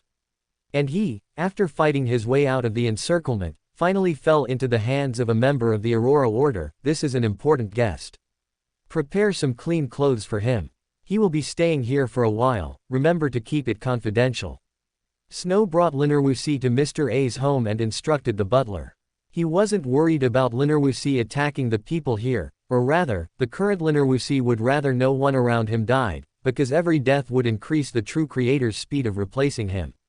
After roughly arranging Lin'er Wuxi's lodging, Snow turned around and looked at Lin'er Wuxi, saying, "Respected Mr. Vessel, if you need anything, you can tell them. As long as you don't leave this house, they will satisfy you." Chapter 85, Lenevis's Good Friday. You're not taking me to the East Borough. Lenevis looked at Snow, his face filled with confusion. In his current state, he was like someone with a split personality.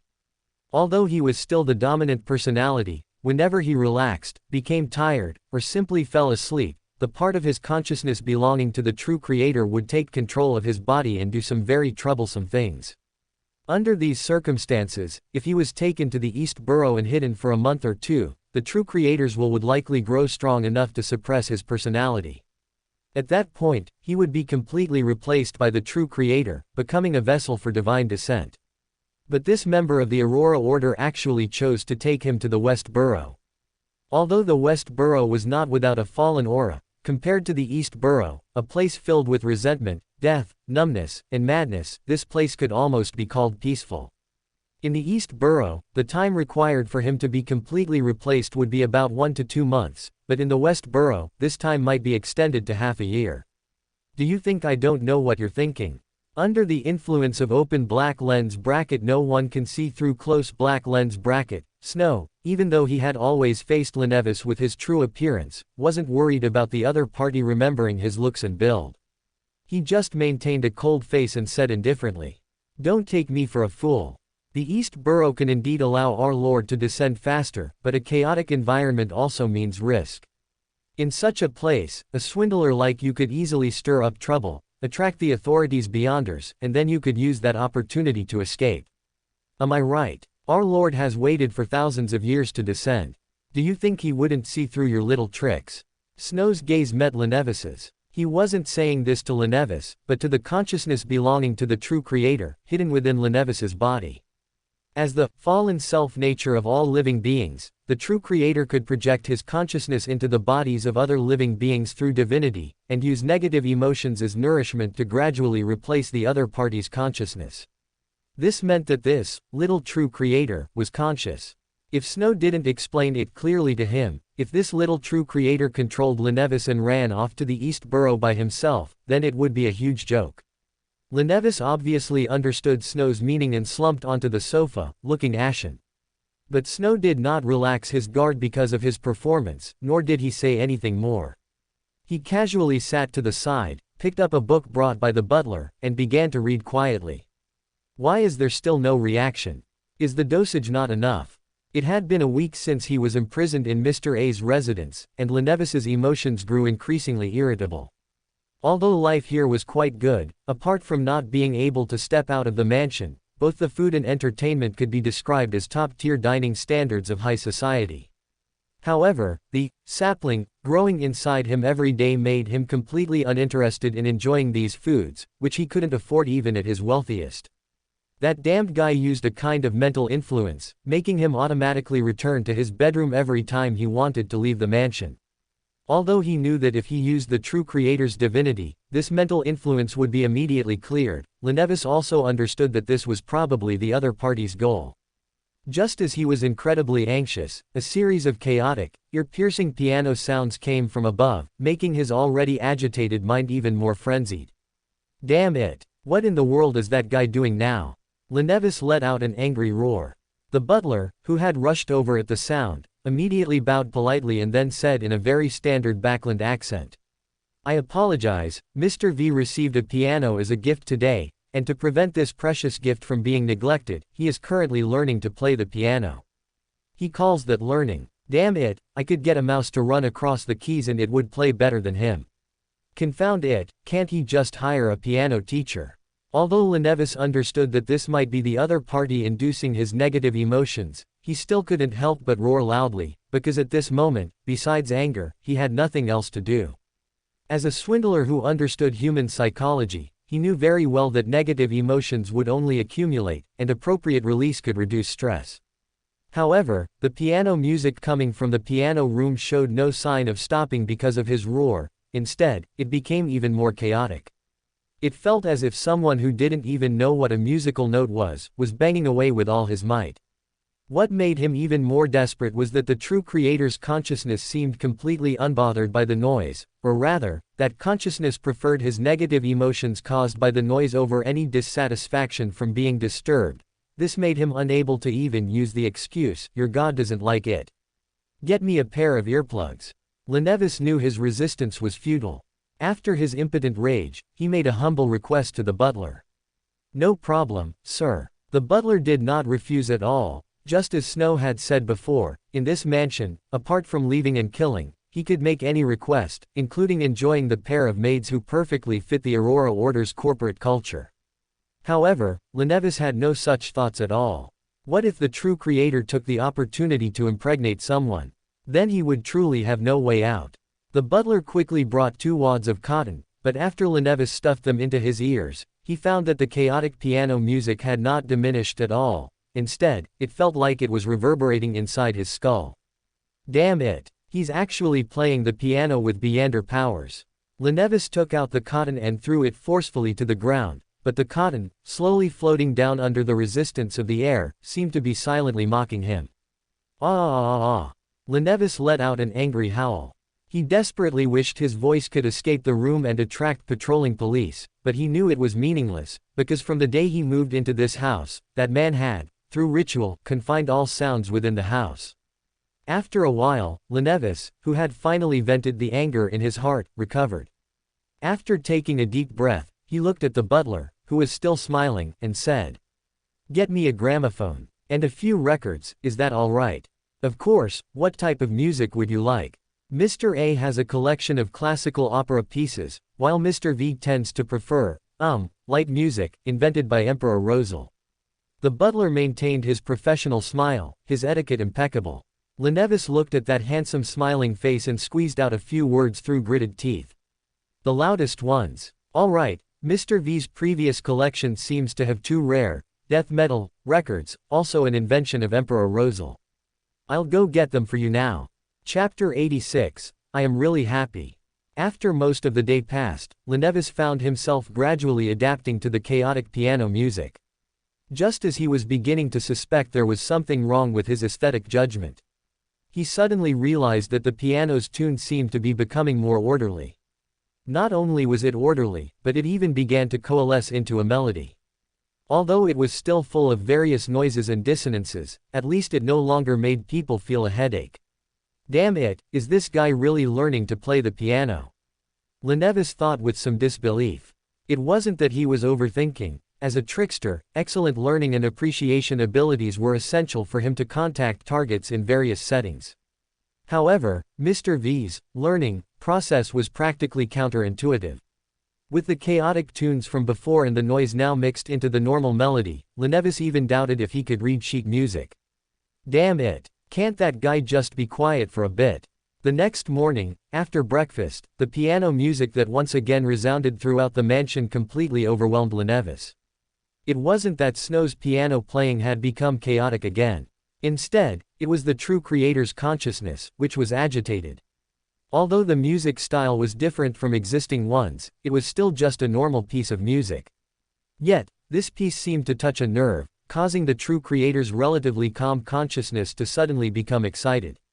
That wasn't growth resulting from absorbing resentment and hatred, but rather more like the feeling of suddenly focusing one's mind upon hearing a familiar sound. Damn it, what in the world are you playing? Lenevis rushed up to the practice room on the second floor and demanded loudly. At this point, he didn't care if he would anger the other party. As long as that damned music stopped, any punishment was fine. However, Mr. V, sitting on the piano stool, continued to strike the keys, his body rising and falling dramatically, as if conducting a symphony.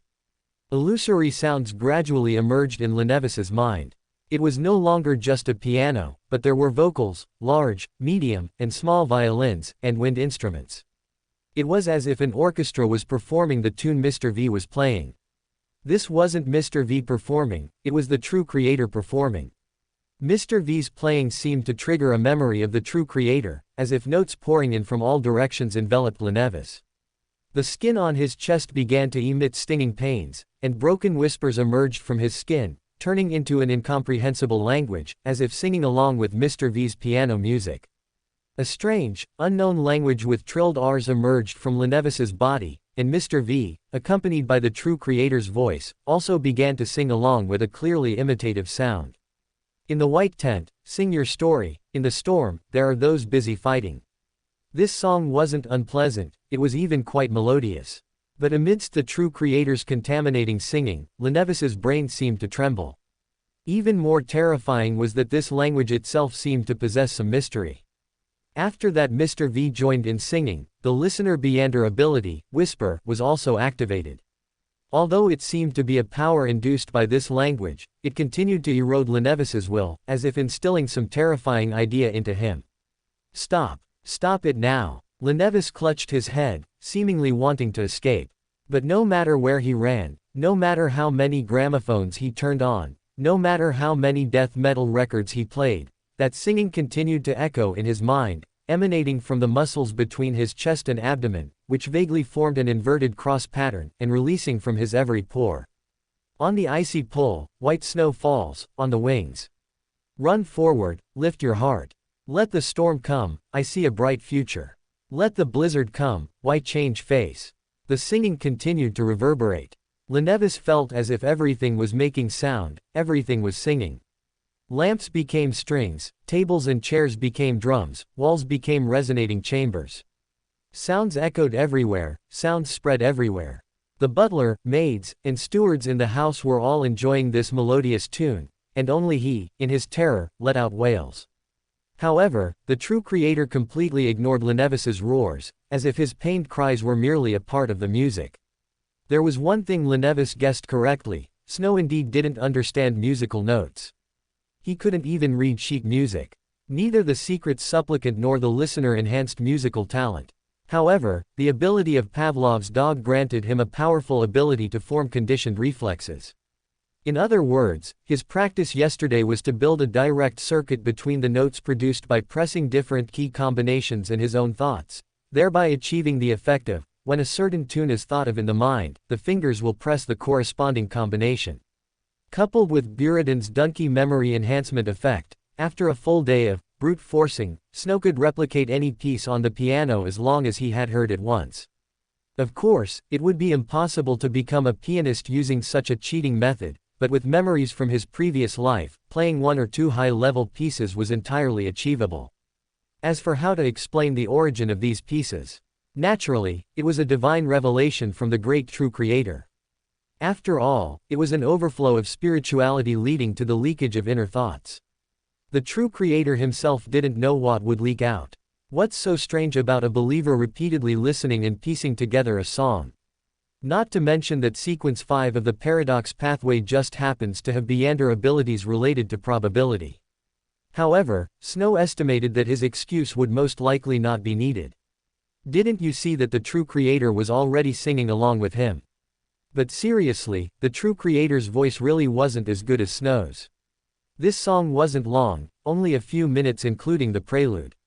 But for Lenevis, it was no less than walking a tightrope between life and death. In contrast, Mr. V, after finishing the piece, seemed to have been completely sublimated, radiating immense spirituality. Lenevis knew that it was the true creator bestowing a blessing through the listener's listening ability. The true creator, whether it was the avatar on him or the main body in the divine kingdom, loved this song very much. However, Lenevis had actually underestimated the true creator's fondness for this piece. Because just after Mr. V finished playing, all Beyonders worldwide who had once experienced the listener stage and established a connection with the true creator received an oracle within minutes. From that day on, the Aurora Order had a hymn. Chapter 87. The Tarot Club is back again. How did I, a double-crosser, end up becoming a true creator's favored one? Snow looked at himself in the mirror, a self-mocking smile on his face. For someone with secrets, becoming a favored one of a true god is extremely inconvenient, as it means the god could be watching you at any time. However, this problem wasn't a big deal for Snow, because the existence of White Horse as not horse allowed him to detect the gaze of a god in advance, after which he only needed to proactively do things befitting a favored one. It was like how the thought of a homeroom teacher potentially appearing at the window at any moment made playing on one's phone during self-study class a nervous endeavor, but if one were notified every time the teacher was about to appear, the threat level could essentially be ignored. Not to mention, this true god was also sealed in the forsaken land of the gods by the 7 gods, and could not observe the world as easily as the 7 true gods. In reality, rather than the true creator's improved state, which was a foreseen contingency, what he was more concerned about was the true creator directly instructing the entire Aurora Order to learn to sing Katyusha. Members of the Aurora Order, of course, did not understand Russian. Their process of learning to sing Katyusha basically involved performing rituals, praying, and then asking the true creator to bestow the lyrics and melody. Snow could almost imagine Aurora Order members from different regions, due to their lack of Russian comprehension, relying on misheard lyrics to sing a bunch of Lu-style Russian, Fu-style Russian, Yin-style Russian, Len-style Russian versions of Katyusha. In the future, there might also be the Unbreakable Union, the Soviet March, and Suka Bliat. Good heavens, Snow even suspected that if not for the problem of the apocalypse, in a few hundred years, listener might have to change its name to audience. Snow could almost imagine the feelings of those Aurora Order members at this moment, because from this moment on, all Aurora Order members would know that a favored one had gained the god's attention by extracting a hymn from the god's gospel. It seems I need to learn the piano properly, Snow sighed. If it were discovered that His Excellency, God's musician, couldn't even play the piano well, then the trouble would be immense. Don't assume that fanatics are united, the jealousy of fanatics is very strong. After instructing his fanatical butler and deacon to watch over Lenevis, who had fallen into a trance, Snow returned to his own home. Although he didn't know if the true creator's consciousness within Lenevis could detect traces of Saphira Castle, for safety's sake, he still chose a safer environment. Of course, because he had performed a duet with the Lord that morning, he felt mentally exhausted, so wanting to go home to rest was a very reasonable request, and even the true creator himself would not have any suspicions. The crimson halo spread out like a tide, and after a brief daze, Snow once again found himself above the gray fog, in the palace resembling a giant's dwelling. Klein, with his spirit vision active, scrutinized the members of the Tarot Club, quickly confirming their states. Just as Mr. Hanged Man was about to interrupt Miss Justice's greeting, Miss Justice suddenly stood up and, with an apologetic tone, said to Mr. Devil. "Mr. Devil, I apologize for my rashness. I hope you haven't suffered too great a loss due to my mistake." Listening to Miss Justice's sweet voice, Snow didn't immediately realize what she was apologizing for, but then a thought struck him, and he remembered his prank-like remark from half a month ago. However, since it was already done, he couldn't just brush it off. So, he put on a serious demeanor and solemnly said, "Miss Justice, you may not understand what the symbols of God signify. They are extensions of their perception. Anything that happens before a God's symbolic representation could potentially be observed by a true God. This time you were very lucky, but no one can be lucky forever. I hope you won't be so reckless next time. I understand." After receiving the message from Mr. Devil through Mr. Fool, Miss Justice also realized how foolish her actions had been. She wanted to say that she was willing to offer compensation, but she worried about leaving Mr. Devil with the impression that she tries to solve everything with money. She could only obediently respond and then, as her etiquette teacher had taught her, adopted the standard, "baby knows I was wrong," sitting posture. What exactly did Justice do? Alger, seeing Miss Justice's uncharacteristically serious apology, couldn't help but feel curious. However, he then suddenly thought of a horrifying possibility. That's right. The image Mr. Fool transmitted to me earlier was of her praying in a small prayer room. Oh my God, she couldn't have been praying to Mr. Fool in a prayer room with the Lord of Storms as emblem, could she? How dare she? Alger was extremely shocked by Justice's suicidal behavior as a mysticism novice, while Little Sun had a different thought. Although he didn't know which god the Lord of Storms was, he realized from their conversation that this god seemed to be able to respond to believers and inflict divine punishment on blasphemers. A brief silence fell before the long bronze table, but soon, Snow broke the atmosphere and turned to Mr. Fool, saying, "Mr. Fool, this time I also recorded a page of Rosal's diary." Hearing Snow's words, Alger then remembered what he had intended to say earlier and immediately followed up.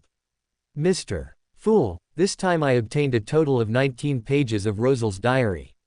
Here, I must thank you for sending your favored one to help me eliminate Kilangos.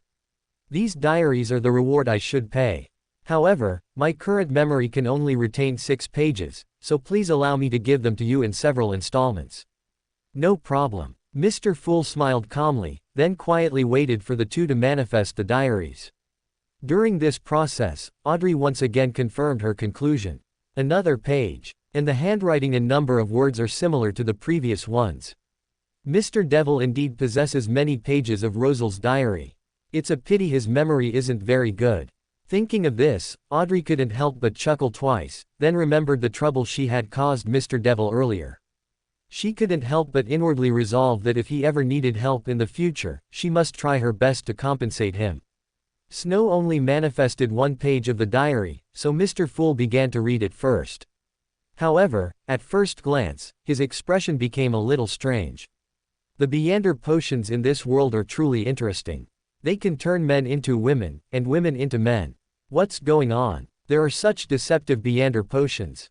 Klein's eyes widened, and the awkward scene of a certain male Beander suddenly turning into a woman after drinking a Beander potion couldn't help but flash in his mind. But, why was Leonard the first person he thought of? Thinking of that poetic, yet utterly unpoetic, classmate, Klein's lips curled up again, and his gaze continued to sweep downwards. Speaking of which, Rosal seemed to have tasted the flavor of a demoness before. Did he know that the person in his bed might have once been a man? Chapter 88, Commission at the Tarot Club.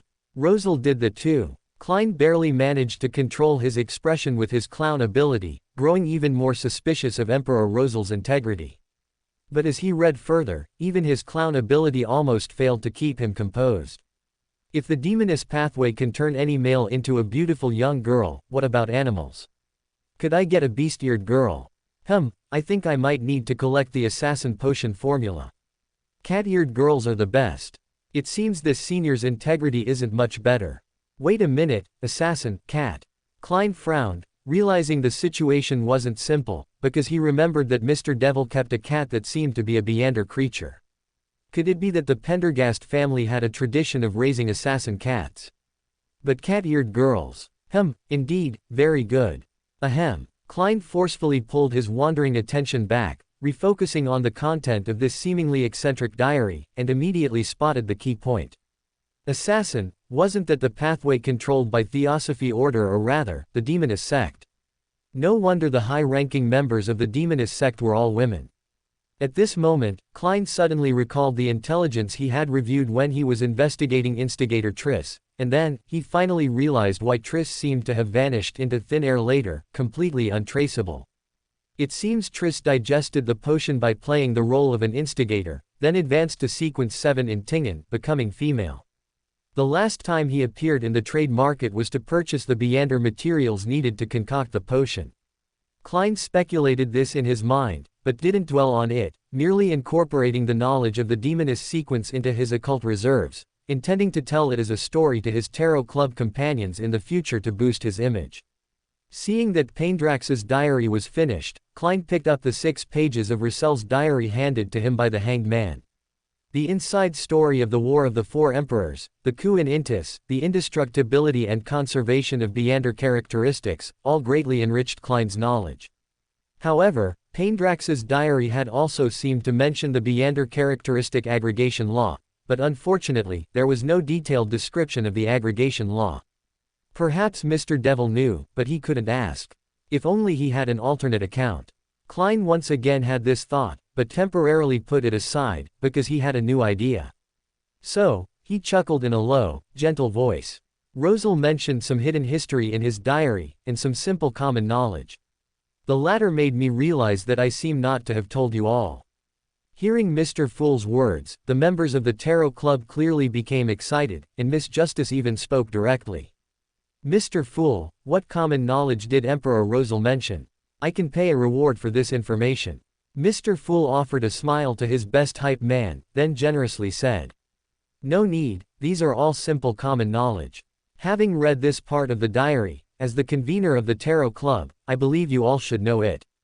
Of course, I am well aware that some of you have already mastered it. Thank you so much. Mr. Fool, you are truly too generous. Miss Justice's sweet and cheerful voice made Klein feel as if his soul had been purified. He stopped tapping his fingers and described in a calm tone. The first piece of common knowledge is the law of indestructibility of Beyonder characteristics. Beyonder characteristics do not perish, do not diminish, they merely transfer from one thing to another. Klein's lips curled slightly upward as he unconsciously adopted Captain Dunn's tone, while Audrey was surprised to find that Sun, Devil, and Hanged Man all appeared calm. So they all knew. So only I didn't know. Mr. Fool brought it up specifically for me. Audrey praised the Fool in her heart again, and Mr. Fool began to introduce the information about the indestructibility and conservation of Beyonder characteristics in detail, inadvertently mentioning the similar sequences that concerned the Hanged Man. But just as the 3 members of the Tarot Club agreed to join this transaction, Mr. Devil merely smiled. Mr. Devil indeed knows about the information of similar sequences. He is clearly the most likely person to possess information about the Hermetic Order.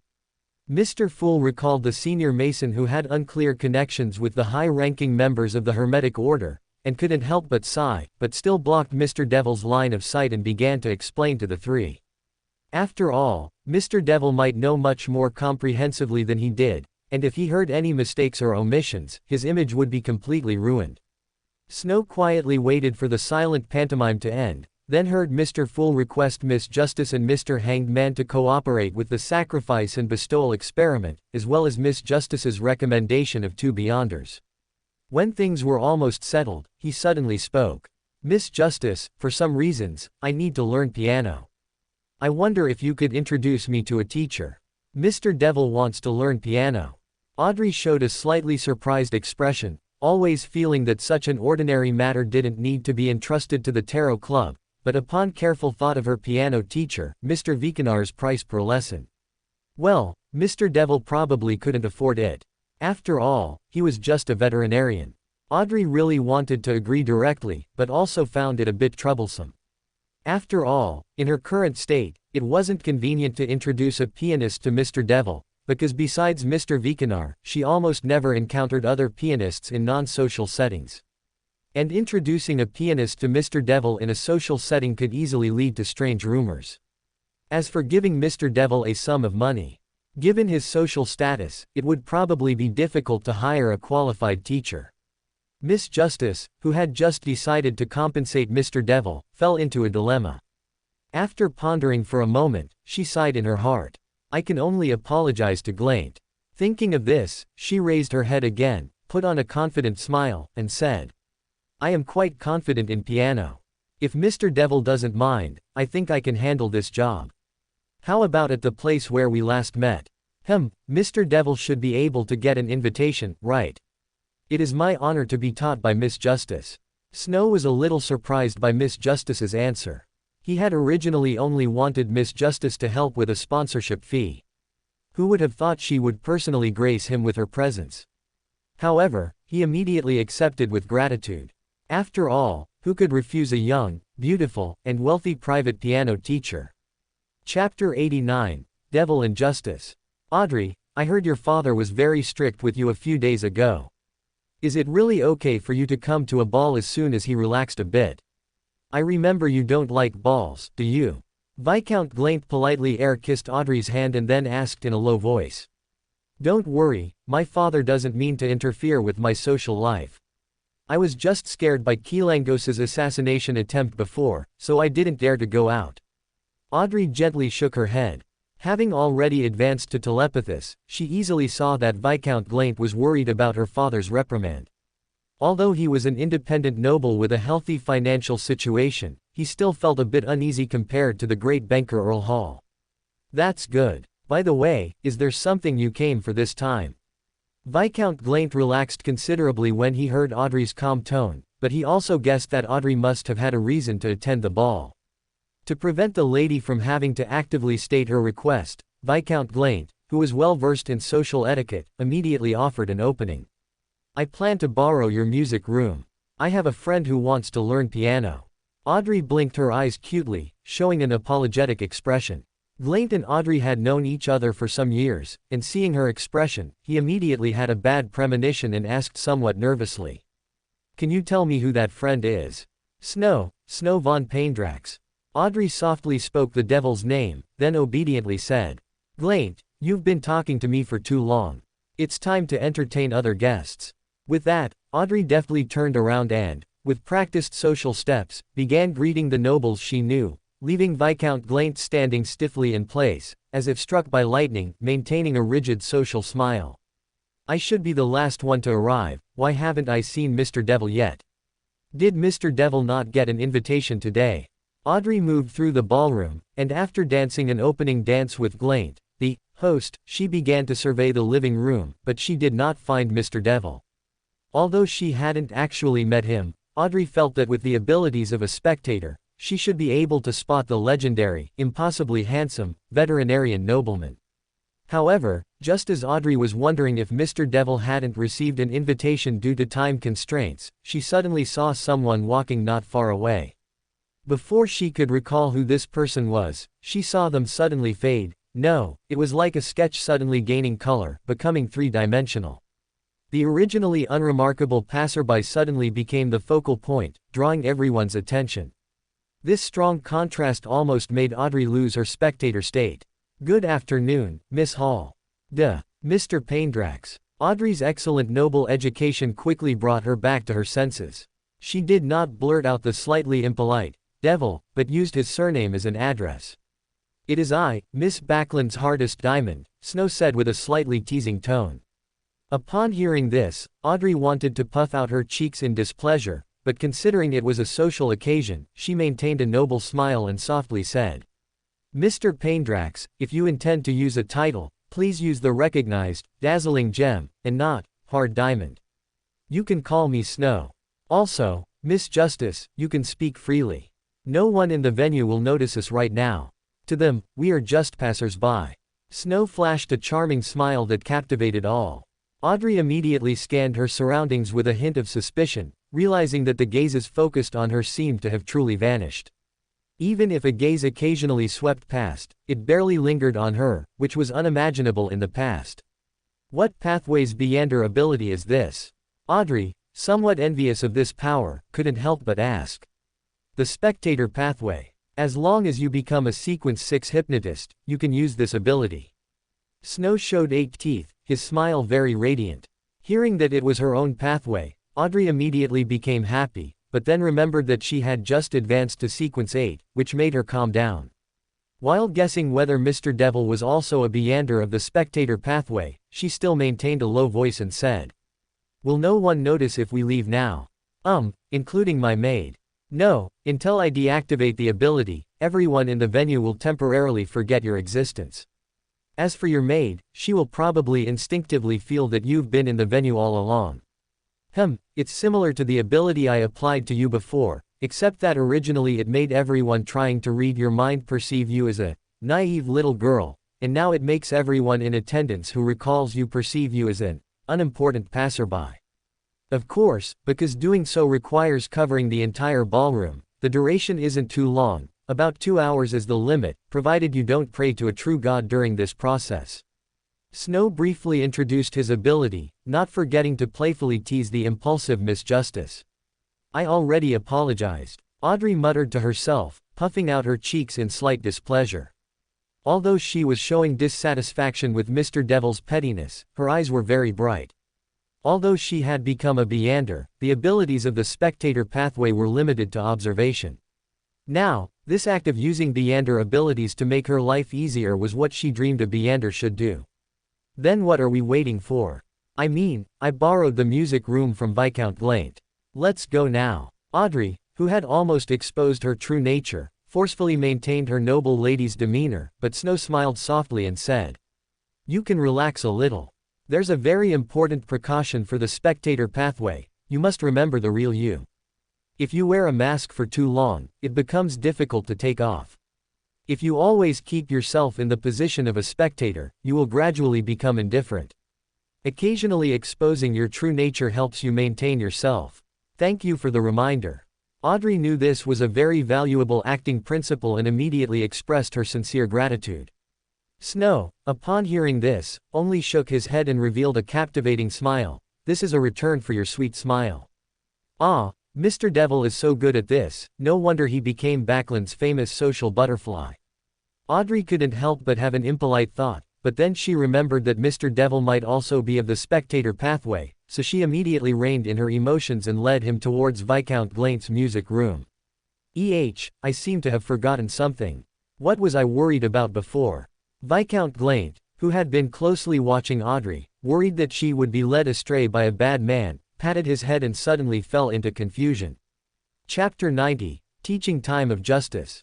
The clear and pleasant piano music echoed in the piano room, but no sound could be heard outside the door. Feeling the beautiful tone emanating from the 3,000-pound piano, Audrey nodded slightly. "Although it's a bit inferior to the one at my house, it's still pretty good." Snow looked at Audrey, who had said such words so casually, his expression slightly stiff. The piano he currently had at Mr. A's house was worth £500, and it was a gift from a client. However, Audrey didn't seem to realize her unconscious display of wealth. This was also due to Snow's immunity to spectator observation. She simply sat on the piano stool, just as her piano teacher had done during their first meeting, and turned to look at Snow, saying, "I'll play an etude first, and then you can try to play it." "All right." Snow did not refuse Audrey's suggestion and turned to sit aside, waiting quietly. Audrey seemed to enjoy the feeling of being someone's teacher. Her fingers danced lightly on the keys, like a pair of elves, gracefully waltzing in the black and white ballroom, creating a series of beautiful notes. Although it was an etude of low difficulty, Snow found it very pleasant to listen to. It had to be said that this Miss Most Resilient Diamond of Backland, though not showcasing her piano skills much in the original work, truly possessed a high level of proficiency. Dong. With a slightly heavy final note, Audrey's etude came to an end. She looked up and asked with a hint of trepidation, "How much did you remember?" Although Snow wanted to play the "I forgot everything" joke, considering that the great emperor didn't seem to copy wuxia novels, He ultimately kept this joke, which only a few people would understand, to himself and said with a smile, "I remembered everything." Remembered everything. You're lying. Mr. Devil's memory is clearly terrible. Audrey grumbled inwardly, but considering that Mr. Devil might have also learned this etude, she stood up and moved aside, saying in a very teacher-like tone, "Then you play it, and I'll listen." "All right." Snow nodded and sat on the piano stool, which still held a bit of warmth. His fingers began to dance nimbly. His skill is actually similar to mine. Listening to Mr. Devil's opening, Audrey suddenly felt a bit ashamed, thinking she might have been a bit overconfident. However, she quickly noticed something was off. The feeling Mr. Devil played with, why was it exactly the same as hers? Perhaps ordinary people couldn't understand how a piece of music could sound the same without any wrong notes, but in reality, pianos, or rather most non-electronic instruments, possess this characteristic. They undergo subtle changes depending on the force applied, and even the playing posture. Many musicians make exaggerated body movements when playing the piano. That is not simply being immersed in the music or being emotionally high. Rather, they use those movements and that force to apply corresponding pressure to the keys, strings, and pedals, thereby making the sound closer to what they desire. In other words, even using completely identical movements, different people would be unable to achieve completely identical effects due to differences in physique. But now, Snow, using movements completely different from Audrey's, played a melody almost identical to her previous performance. Audrey strongly suspected that Mr. Devil was teasing her. This ability to perfectly replicate another person's piano playing definitely required several higher levels of skill to achieve. However, even so, Audrey did not interrupt but quietly waited for Mr. Devil to finish playing, and then, with puffed cheeks, asked, "Mr. Devil, do you really need to learn piano?" "Of course." Snow nodded very solemnly, then explained, "My sequence allows me to gain very strong imitation abilities. As long as it's a melody I've heard, I can directly replicate it. But I basically have no music theory knowledge. Even though I can copy the pieces you've played, I basically can't read sheet music. In fact, I don't even recognize musical notes." Mr. Snow, aren't you from the spectator pathway?" Audrey asked in surprise. Snow was momentarily confused. Was that the current point of focus? However, he still nodded and said, "I am not from the spectator pathway. It's just that the ancestors of the Pendergast family suffered losses at the hands of high-sequence beyonders from the spectator pathway, so they are more knowledgeable about the spectator pathway." "Oh right, Mr. Devil seems to be a descendant of a Beyonder family, but Mr. Hanged Man never mentioned the Pendergast family." "Oh, Viscount Glaint seemed to have said that Mr. Devil's family was originally nobility, but later lost their title for some unknown reason." Audrey thought silently, knowing that this question might touch upon the other party's secrets, so she didn't ask further. Instead, she thought for a moment, then picked up the etude sheet music from the piano stand, turned to the first page, and pointed to the simple notes on it, asking, "You don't recognize these either?" "Completely unfamiliar." Snow shook his head, saying without the slightest shame on his face, "But if you tell me what sound it makes, I should be able to play it." "Really?" Audrey looked at Snow with a hint of suspicion, wondering if this gentleman was playing a trick on her. But seeing his sincere expression, completely devoid of concealment, she finally pointed to the first note and said, "This one makes the sound, M-I. Is this it?" Snow identified Audrey's voice, then reached out and pressed a chord on the piano, which was exactly the same as Audrey's pronunciation. "But that's not a chord." Audrey pressed a single note on the piano with a bit of embarrassment, and the piano obediently produced the M-I sound. It just wasn't as similar as the chord Snow had played. Seeing Mr. Devil's surprised gaze directed at her, a faint blush appeared on Audrey's pretty face, and then she said somewhat helplessly, "All right, it seems we really have to start from the foundation. I'll teach you to read sheet music first." The sky had already darkened, and the gas streetlights outside the window had lit up. The ball was gradually coming to an end. At this time, there were far fewer guests still dancing in the ballroom. Most guests were either chatting or helping themselves to the food prepared for the banquet. With several collaborations finalized, Viscount Glaint's seemingly extravagant ball once again yielded a profit, but he felt none of his usual joy, because he kept feeling as if he had overlooked something important. What exactly did I forget?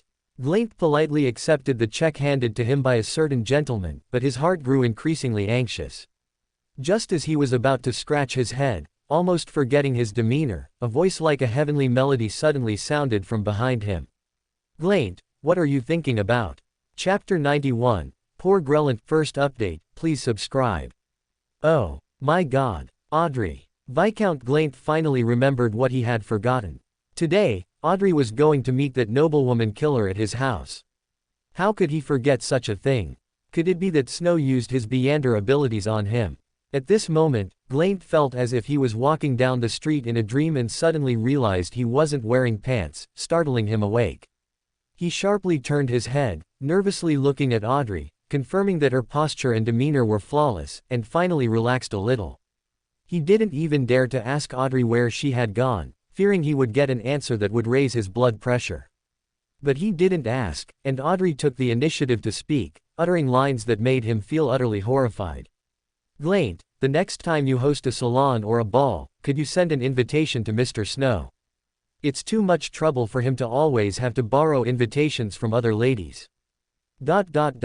Just as Viscount Glaint's blood pressure surged, Snow, humming a piano tune, returned to the ballroom, pretending he had never left, and removed open black lens bracket no one can see through close black lens bracket, circulating among the guests, solidifying his network.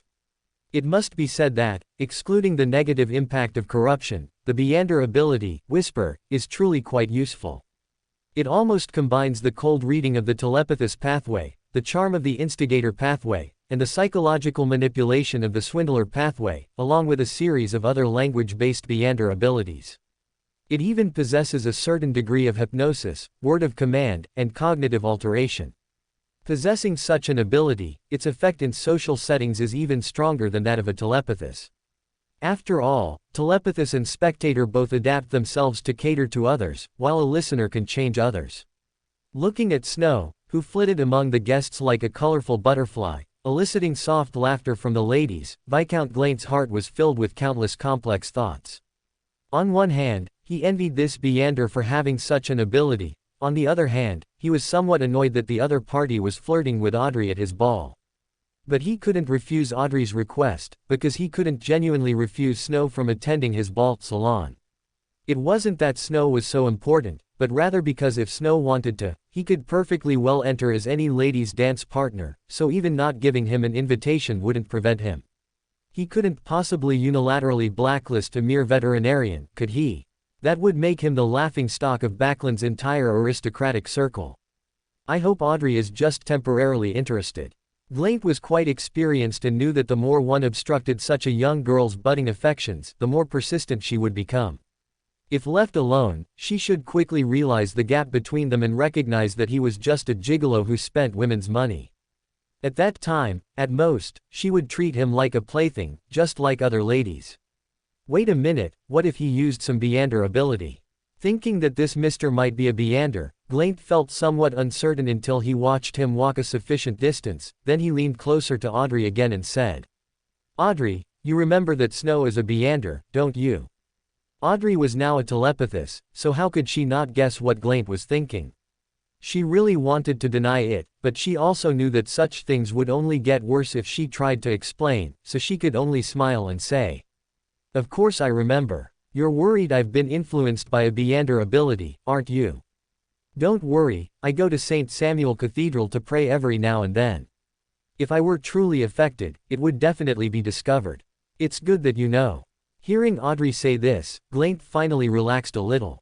Although he still faced Earl Hall's reproach, as long as he endured until Audrey came of age, it shouldn't be a problem, probably. Unaware of Glaint's distress, Snow returned to Mr. A's house after the ball. Although Miss Justice had not yet reached the standard of a professional pianist, her musical foundation was very solid. Under her guidance, Snow finally connected the tadpoles on the sheet music with their corresponding piano keys and chords.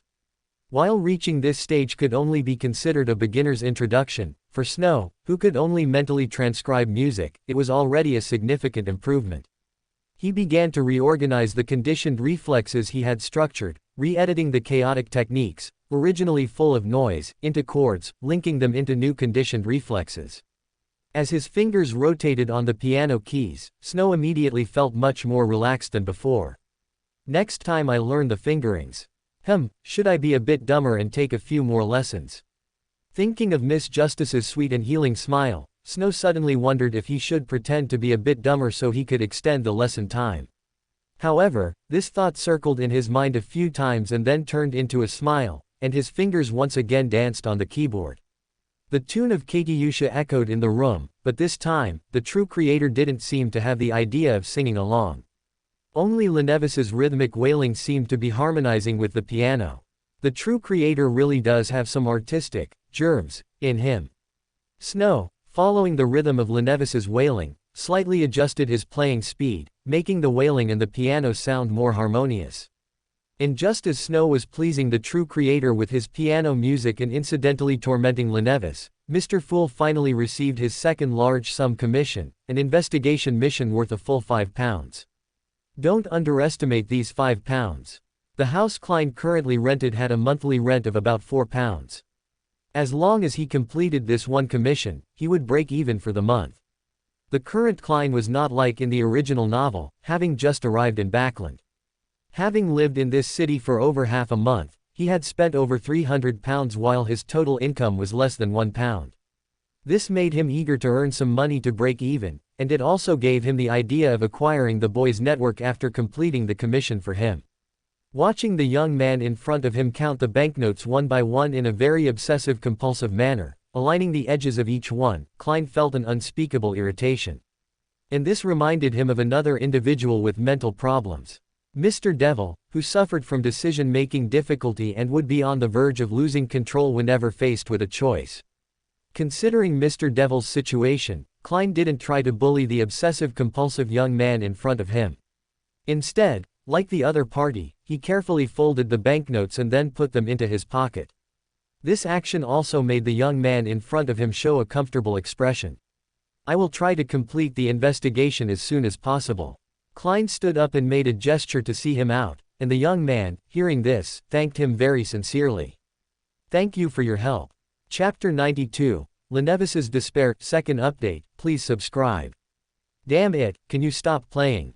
I'm constipated even when I go to the toilet. In the morning, Snow was playing the piano at Mr. A's house as usual, but heard Lenevis's frantic knocking. Snow didn't care at all, and only stood up and opened the door to the music room after finishing a short piece. You damned fellow, what do you want? No matter how much you play, your lord won't awaken any faster. Your music can only draw his attention. Instead of wasting your efforts, why can't you let me enjoy these last moments in peace? Lenevis's eyes were bloodshot, and he seemed to have fallen into a frenzy. Seeing this, Snow merely showed a cold smile, then unhurriedly walked to a corner of the room, opened a not too large safe, and took out a test tube containing a black-red liquid. The liquid in the test tube was so bizarre, even just staring at it felt as if endless whispers emerged in one's ears, making one instinctively want to look away and cover their ears. When Lenevis saw this tube of liquid, his previously furious expression immediately vanished, replaced by dejection, shock, and a fleeting despair. What about me? Did you think I hadn't thought of draining blood into the sewers? Really, every bit of strength in your body was bestowed upon you by our Lord. Is it truly good for you to waste it like this? Snow's calm demeanor, in Lenevis's eyes, was like a sinister devil. He hadn't warned him when he started draining blood, but instead, after he had persistently drained it for more than 10 days, and was eagerly awaiting the authorities' Beander to arrive, he completely shattered his illusions. At that moment, intense despair and distortion almost filled Lenevis's mind. He even felt that, in that instant, he had the thought of, I'm tired, let's give up. Even though the power left by the swindler's mindset quickly corrected his thoughts, he uncontrollably slipped a few points towards being replaced by the true creator. Is this your goal? To give me hope, and then utterly shatter it to create despair? Lenevis said with some indignation, but the anger he had shown before was no longer on his face. To be precise, you are creating unrealistic hope yourself. Snow spiritually isolated the tube of degraded divine blood, collected from the ritual magic, then narrowed his eyes and looked at Lenevis. As you said yourself, instead of wasting your efforts, why not spend these last moments in peace? Although my piano skills are not too high, they are at least tolerable, right? If you set aside your prejudices and listen carefully, perhaps you can become a bosom friend with our Lord. This is an unparalleled glory. I open black lens bracket lowen expletive close black lens bracket. Lenevis couldn't help but curse, but Snow was completely unfazed. He merely elegantly flipped through the calendar, a slight curve on his lips, as if anticipating something. Unable to fight, unable to escape, Lenevis looked at the man before him, forcefully using thought guidance to shield the despair that was rising again. He took a deep breath, turned, and left the music room, while Snow indifferently returned to the piano and began to organize the notes he had just heard from the true creator. Recently, the true creator seemed to be planning other things, and the musical parts in his whispers were not too many. Snow was not very sure if this was the true creator's probing, but he did not intend to be rash. Instead, he copied down the uncomposed melodies, accumulating them little by little. Anyway, with Katyusha as a foundation, it wasn't that important when the subsequent pieces would be completed. Currently, Snow had a kind of relaxed air, like, the event limited item has been acquired, it doesn't matter when the remaining permanent pool items are farmed. He calmly slacked off. Thank you very much, Miss Hugh, Miss Furs. All the workers in Backland will remember your assistance. After half a month, Lavish, who had finally signed a new labor contract with the factory owner, excitedly shook hands with Hugh, and at the same time looked at Furs with gratitude. Hugh was slightly unaccustomed to this young worker, who had always appeared exceptionally mature, suddenly showing such enthusiasm, but she still politely said, "No need to thank me, I merely completed a commission. But I still have to thank you, after all, you saved me several times." Lavish's emotions were still a bit agitated, so Hugh just nodded and then said, "I think you should go and share the fruits of victory with your companions now, rather than thanking me, an outsider, here. Oh, and although my mission is over, you still need to be careful. Even if your achievements won't change, there's no guarantee you won't become a target for someone's venting." "I understand that." Lavish nodded, then took out a letter with only one seal and handed it to Hugh, saying, "This is proof of mission completion. I hope there will be opportunities for future cooperation. I'll take my leave now." Watching Lavish shed his previous revolutionary mask and rush towards his striking companions like an ordinary young man, Hugh carefully folded the letter and put it into her pocket. "It's finally over." Furs breathed a sigh of relief when Lavish walked away. It wasn't that she didn't want to speak, but she had almost blurted out, "This is truly a beautiful scene, perhaps I can write about it in a book." However, considering the manuscript she had rushed out due to a slip of the tongue before, she held her words back. "Yes, it's over. Speaking of which, we still have to go to Miss Audrey's place today to collect our reward. I hope it's enough to buy the Sheriff Beander potion formula." Hugh also sighed in relief, looking somewhat relaxed all over. "Speaking of the reward, this mission was so tough, how much did the client pay you?" Furs suddenly seemed to remember, looking down and examining Hugh. Although more than 10 days had passed and she had confirmed that there was nothing suspicious about the mission, considering it was a commission delivered by a messenger, she always felt something was off. "Reward, well, it's news about my father," Hugh said evasively, but Furs showed a knowing expression, though deep in her eyes, there was a hint of suspicion. "Audrey, why are you here again?" "Let me tell you first, I didn't send an invitation to that guy today. After all, you just met yesterday, and I didn't expect you to," Viscount Glaint said, trying to contain his breakdown as he looked at Audrey, who had appeared at his doorstep again. Audrey, maintaining her spectator state, could easily see Viscount Glaint's meaning. She deliberately puffed out her cheeks and said with a touch of displeasure, "Glaint, what are you talking about? Wasn't today the agreed day to see Hugh and Furs?" "What? Oh, I remember now." Glaint exaggeratedly slapped his forehead. He had been tormented by the events involving Audrey and Snow last night and hadn't slept well the entire night, almost forgetting about today's meeting with the two Beyonders. Audrey looked at Glaint's flamboyant movements and didn't expose him. Instead, she looked at him with a suspicious gaze. "You didn't forget to send an invitation to Miss Furs, did you?" "How could I?" Chapter 93, Miss Shu's Big Mistake, Part 3, please subscribe. Returning home from Viscount Glaint's mansion in Empress Borough, Furs immediately threw herself onto the sofa. Although she hadn't walked much today, Furs still had the urge to recover from the fatigue of the past 10+ days in one go. However, she quickly turned her head with a somewhat awkward posture, as if she had noticed something, and looked at Miss Hugh, who was flipping through the books borrowed from Viscount Glaint. She asked with a bit of surprise, "Aren't you going to collect your reward?" Yes, the reward. She had finally completed that strike mission today. Shouldn't Miss Hugh be rushing to collect the intelligence related to her father? Judging by her usual attitude, even if she was half dead from exhaustion, it was impossible for her to have the thought of waiting until tomorrow. Not to mention she still had the energy to read miscellaneous books now. Or, was Miss Hugh actually lying to herself?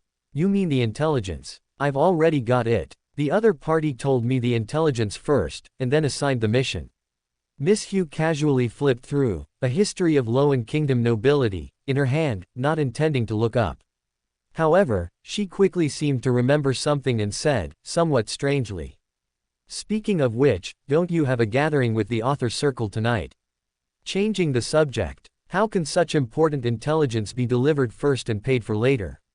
Furs felt a little wary, but she didn't voice it. Instead, she deliberately turned her head to glance at the wall clock, and then said, "There's still over an hour. Let me rest a bit more." "Oh, then you sleep. I'll call you later." Miss Hugh nodded and continued reading. Furs was somewhat surprised that Miss Hugh, who was usually recklessly impulsive, could be so composed. Realizing that she wouldn't find any flaws by waiting, she simply closed her eyes and dozed off for a while. Only when Miss Hugh's call came did she tidy her clothes, take the items she usually brought to gatherings, and leave. However, Furs didn't go far. Instead, she stayed in a dark corner, waiting quietly. In her opinion, Miss Hugh should come out soon. Furs didn't know that Miss Hugh was truly not lying this time, because after receiving the generous reward from Audrey today, she planned to first be promoted to sheriff before settling accounts with Snow. Completely unaware that her best friend was waiting for her to come out in the cool autumn breeze, Miss Hugh leaned back on the sofa, bathed in the gaslight, enjoying her first leisurely time in a long while.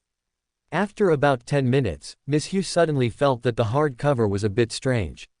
So she carefully checked it and found a hidden compartment, from which she pulled out the old paper Audrey had prepared for her.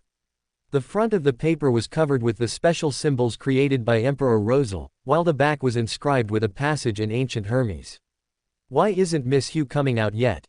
Did I overthink it?" After freezing for a while in the slightly cold mist of Backland, Furs finally lost her patience. While considering the possibility that she had overthought it, she secretly used her Beander ability to return home. Then, she saw Miss Hugh, who looked as if she was about to cry, constantly taking deep breaths to regulate her emotions.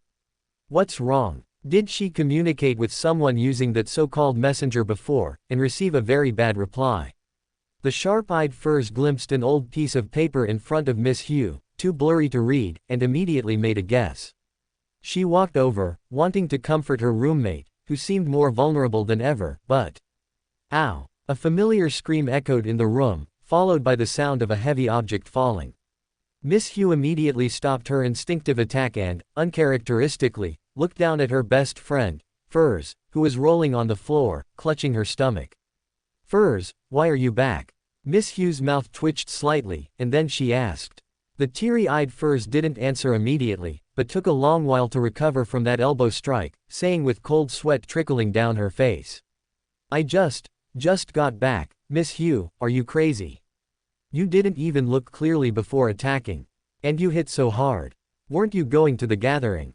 How was I supposed to know you'd be back so soon?" Miss Hugh retorted, a little embarrassed. Furs, however, frowned, realizing that something was not right, because Miss Hugh didn't seem to realize that she hadn't come in through the door. How could she make such an error?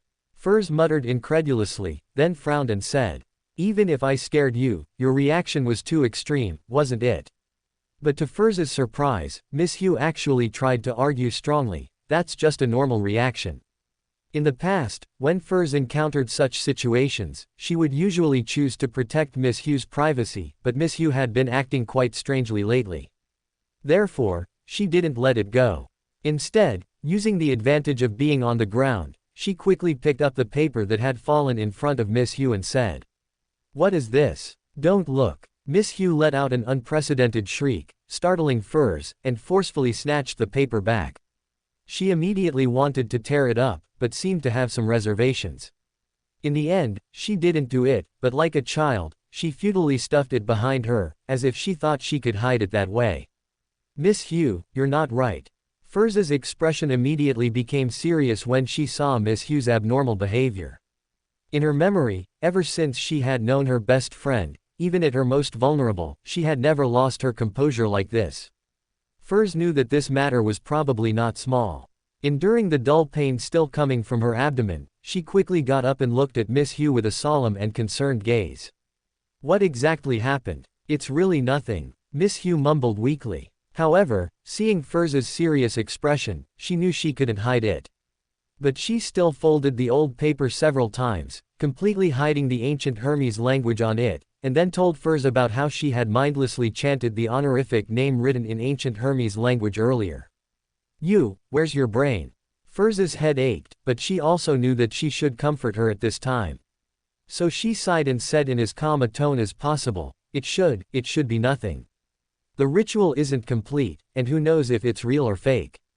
"Oh, do you remember that honorific name?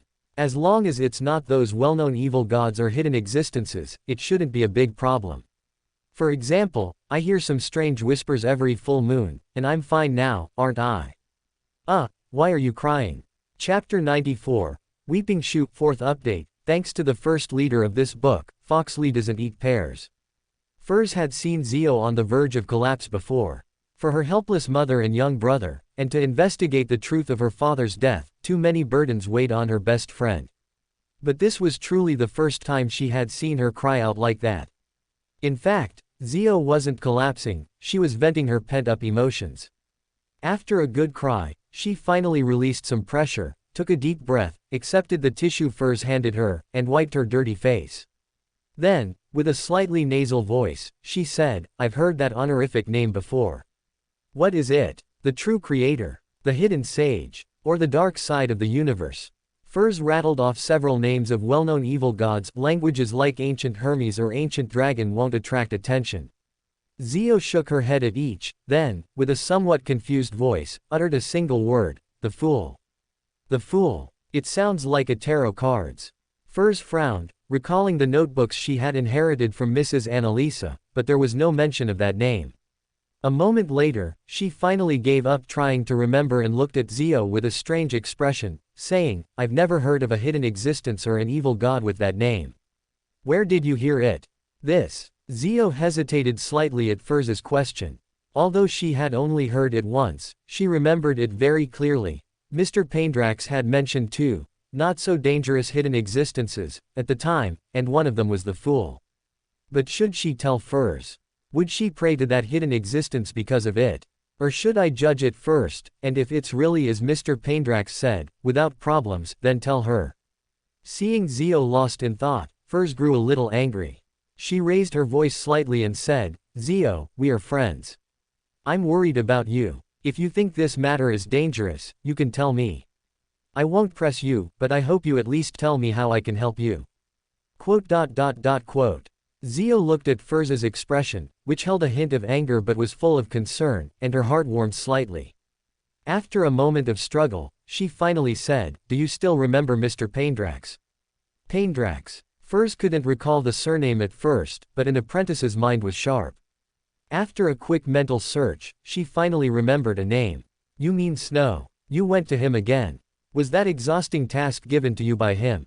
As a best-selling novelist capable of writing stunning mystery plots, Furs immediately constructed a complete chain of evidence in her mind.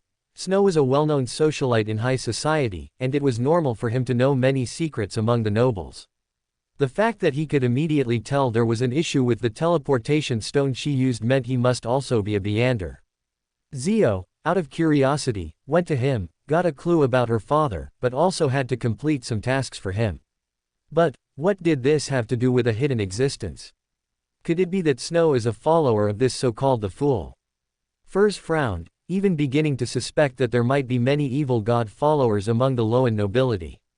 Zhou, however, shook her head and said, I don't know if he is, but when I asked him before about a way to resolve your full moon murmurs, he told me that you could obtain protection by praying to deities or not so dangerous hidden existences.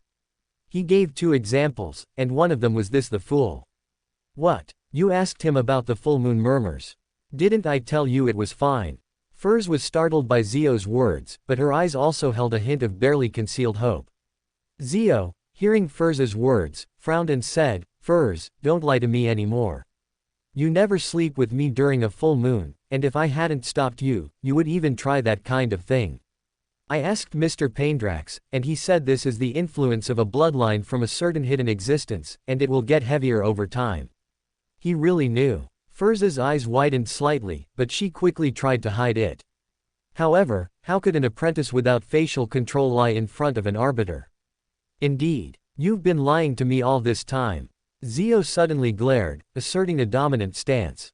Furs, intimidated by Zhou's authority, slightly recoiled her neck and weakly said, I just didn't want you to worry. Wait a minute, we're talking about your problem right now. Zhou realized her attempt was exposed but still insisted, anyway, we both lied to each other, so we're even now. How can this be? Never mind. Tell me what Snow actually told you, and what price you paid. Since I asked about my situation, I can't let you bear this alone. Furs took a deep breath, adjusted her mood, and prepared for the upcoming answer. Zhou's face showed some complexity, but since things had come to this, she still nodded and said, he told me that your full moon murmurs can only be resolved in 2 ways. Either you become a demigod yourself, or you seek the protection of a great existence. He also said that this is the influence of a bloodline from a great existence that is even stronger than the hidden sage. Is that all? Furs was a little disappointed by this result. Demigod. She didn't even know where her sequence 8 was, so how could she dare to dream of being a demigod? That's all. He also said that if you are a sufficiently loyal believer, you can go to the Orthodox Church to seek help. Zhou said this with a tone that implied, this is nonsense. Furs also nodded in agreement, even if she had once been quite devout. After so many full moon murmurs, that bit of piety had long since worn away. Since he said this, the fool, is a not so dangerous existence, there shouldn't be any issues for now. Tomorrow, I'll go with you to find Snow and ask him. Also, I want to hear what he has to say about the full moon murmurs. Furs gently comforted Zhou, stroking her hair. But then, as if remembering something, she suddenly asked, you just said he mentioned 2, not so dangerous hidden existences. What was the other one? It seems to be called, paradox. Zhou recalled for a moment, then hesitantly spoke the name. Furs's expression was a bit odd upon hearing this. That sounds like a mathematical term, doesn't it? Are there hidden existences like that? Perhaps it's precisely because it's not very dangerous that not many people know about it. Zhou seemed to be comforting herself, and Furs nodded in agreement. Then let's leave it at that for now. We'll sleep together tonight, and tomorrow morning, I'll go with you to find him. Chapter 95, Opening, 5th update, please subscribe. In the morning, Snow, who had played a few tunes for the true creator as usual, returned home, scanned the letters from his mailbox one by one, and finally began to check Mr. Glory's results. Mr. Glory's strike was very successful, unexpectedly securing a 10-hour workday and a salary sufficient for ordinary workers to support their families.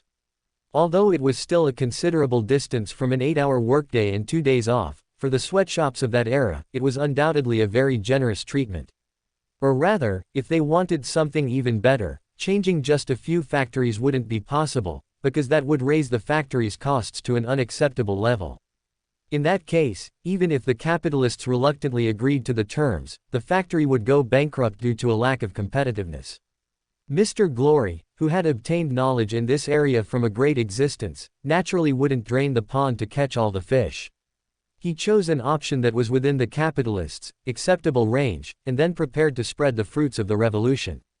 He started night classes, teaching related knowledge to aspiring young people, while continuing to visit other factory districts and docklands during the day, attempting to make the 10-hour workday a benefit all workers deserved. Only in this way, when the costs of all factories were leveled again, would workers have the possibility of continuing to fight for their own interests. Interestingly, During this process, the capitalists who had previously been forced to renegotiate contracts with the workers due to the strike now became promoters of this matter. Can't only I suffer a loss. Of course, there were reasons for this, but more often, it was for profit. Only when other factories became like them could they raise commodity prices to compensate for the losses caused by increased production costs, and this made it gradually easier for workers to gain benefits. Mr. Glory, of course, understood that this cooperation was only temporary. As time went on, those capitalists would again try every means to exploit the workers, but at least for now, they could cooperate. Politics is about making your enemies few and your friends many. Even if they are destined to become enemies in the future, at least for now, they are friends who can be utilized. Compared to Mr. Glory's remarkable achievements, Mr. Foundation and Mr. Victory are still a bit behind. Snow muttered, but didn't care. Unlike strike movements, which inherently have fertile ground and only need a little ideological catalyst, the establishment of gang forces cannot be rushed, especially in a place like Backland, where there is already a complex network of gang forces. If a newly emerging gang is too flamboyant, it will instead cause trouble. After roughly checking the types of divine arts the three gentlemen had exchanged recently, and after a brief thought, Snow re-edited several combination skills he had recently thought of and uploaded them to the exchange list. Only then did he turn his attention back to the letters, considering whether to write replies to his readers or to think about how to modify the Star Warrior. Just as he was contemplating whether to design the stand as a living evil spirit, phenomenon caused by the interference of a star spirit body with reality, a pleasant ringing sound suddenly came from the door. Snow heard the sound, glanced at the room, confirmed that he hadn't left anything particularly sensitive in plain sight, and then got up and opened the door. "Miss Furs, are you alone?" Opening the door and looking at the brown-haired lady with a hint of laziness in front of him, Snow said with a smile. Fortunately, he had already set a form of address for Furs when they last met, so he didn't blurt out the words, "lazy fish." However, "Mr. Snow, your joke is not funny." Miss Hugh's serious voice came from Ms. Furs's side. Snow looked down slightly and only then saw Miss Hugh standing side by side with Ms. Furs. "My apologies, that was indeed a joke." Snow chuckled without embarrassment, then stepped aside and said, "In any case, come in and let's talk." Following Snow's footsteps, the two came to the living room. He brought out the tea set and casually asked, "Is black tea all right?" "Of course." Miss Furs nodded lightly, and Miss Hugh also looked like, "I can't tell the difference anyway." As Snow went through the series of steps of scalding cups and adding tea, the two's somewhat uneasy mood slowly calmed down. "Please enjoy." Handing the teacups to the two, Snow took a sip himself, then slowly said, "Are the two of you here to see me about something?" This. Miss Hugh didn't get straight to the point. Instead, she took out the blank paper with a stamp mark that Lavish had given her yesterday from her Y. Snow took it, nodded, and said, "Very good, this mission request ends here." As Snow's words fell, Miss Hugh could clearly feel that the contract binding her had lightened a little. She nodded and said, "Besides this matter, we want to inquire about the fool you mentioned last time." "Fool?" Snow raised an eyebrow, revealing a playful expression, looking Miss Hugh and Ms. Furs up and down. However, both of them seemed to have made ample preparations before coming. Even under scrutiny, they didn't show anything unusual. Seeing this, Snow merely smiled faintly and said, "All information involving great existences is extremely high-end esoteric knowledge. Even for types like the Hidden Sage, who can be considered universally known, intelligence can sell for 500 to 2,000 pounds. For a great existence like the Fool, who has almost no reputation, you definitely can't afford the complete version. You can consider which part you want to know, and I will give you a suitable price. Of course, his honorific name is free, because it's a bonus from your previous purchase." Miss Hugh knew that debts could be exchanged for favors here. In other words, "can't afford" here probably didn't refer to money, but rather the two Sequence 9s couldn't repay it even if they worked their whole lives. But Miss Furs didn't know this inside story. She simply thought for a moment and then said, "I want to know the consequences of praying to this existence, and also whether he can truly lift the effects of the full moon murmurs." "Furs." Miss Hugh looked at Ms. Furs in surprise. When they came, they had clearly agreed that she would decide what to ask. But seeing Ms. Furz's expression of, "How can I let you bear all of it?" Miss Hu didn't know what to say. This is also within expectations. Considering that Miss Hu previously purchased information about the full moon murmurs, giving you a discount this time can be considered after-sales service. Snow said, putting on the appearance of a shrewd merchant, rubbing his hands like a fly, and then said, 1,000 times. This should be a relatively reasonable price. Chapter 96. Will tomorrow be better? I'll pay. Miss Hu immediately said after Snow finished stating the price. Only then did Furze react, asking with a hint of confusion, "Can you explain what 1,000 times means?" Simply put, I assess the value of intelligence here based on the number of missions a Beander undertakes. A Sequence 9 Beander completing a risk-free mission serves as the baseline, equivalent to £1. For instance, consulting a seer for a divination, or an apprentice opening a door at a specific location, and so on. Simultaneously, adjustments are made based on the mission's difficulty and duration. For example, the protection mission Miss Hu undertook previously was valued at 10 commissions. At this point, Snow looked down at Miss Hu. Seeing that she had no intention of interrupting, he turned his gaze back to Furze. If you have mystical items or Beander materials, I can also acquire them at a discounted rate, calculated at market price. For instance, if this piece of intelligence is priced at £1,000, you can freely choose to pay with Beander items or favors.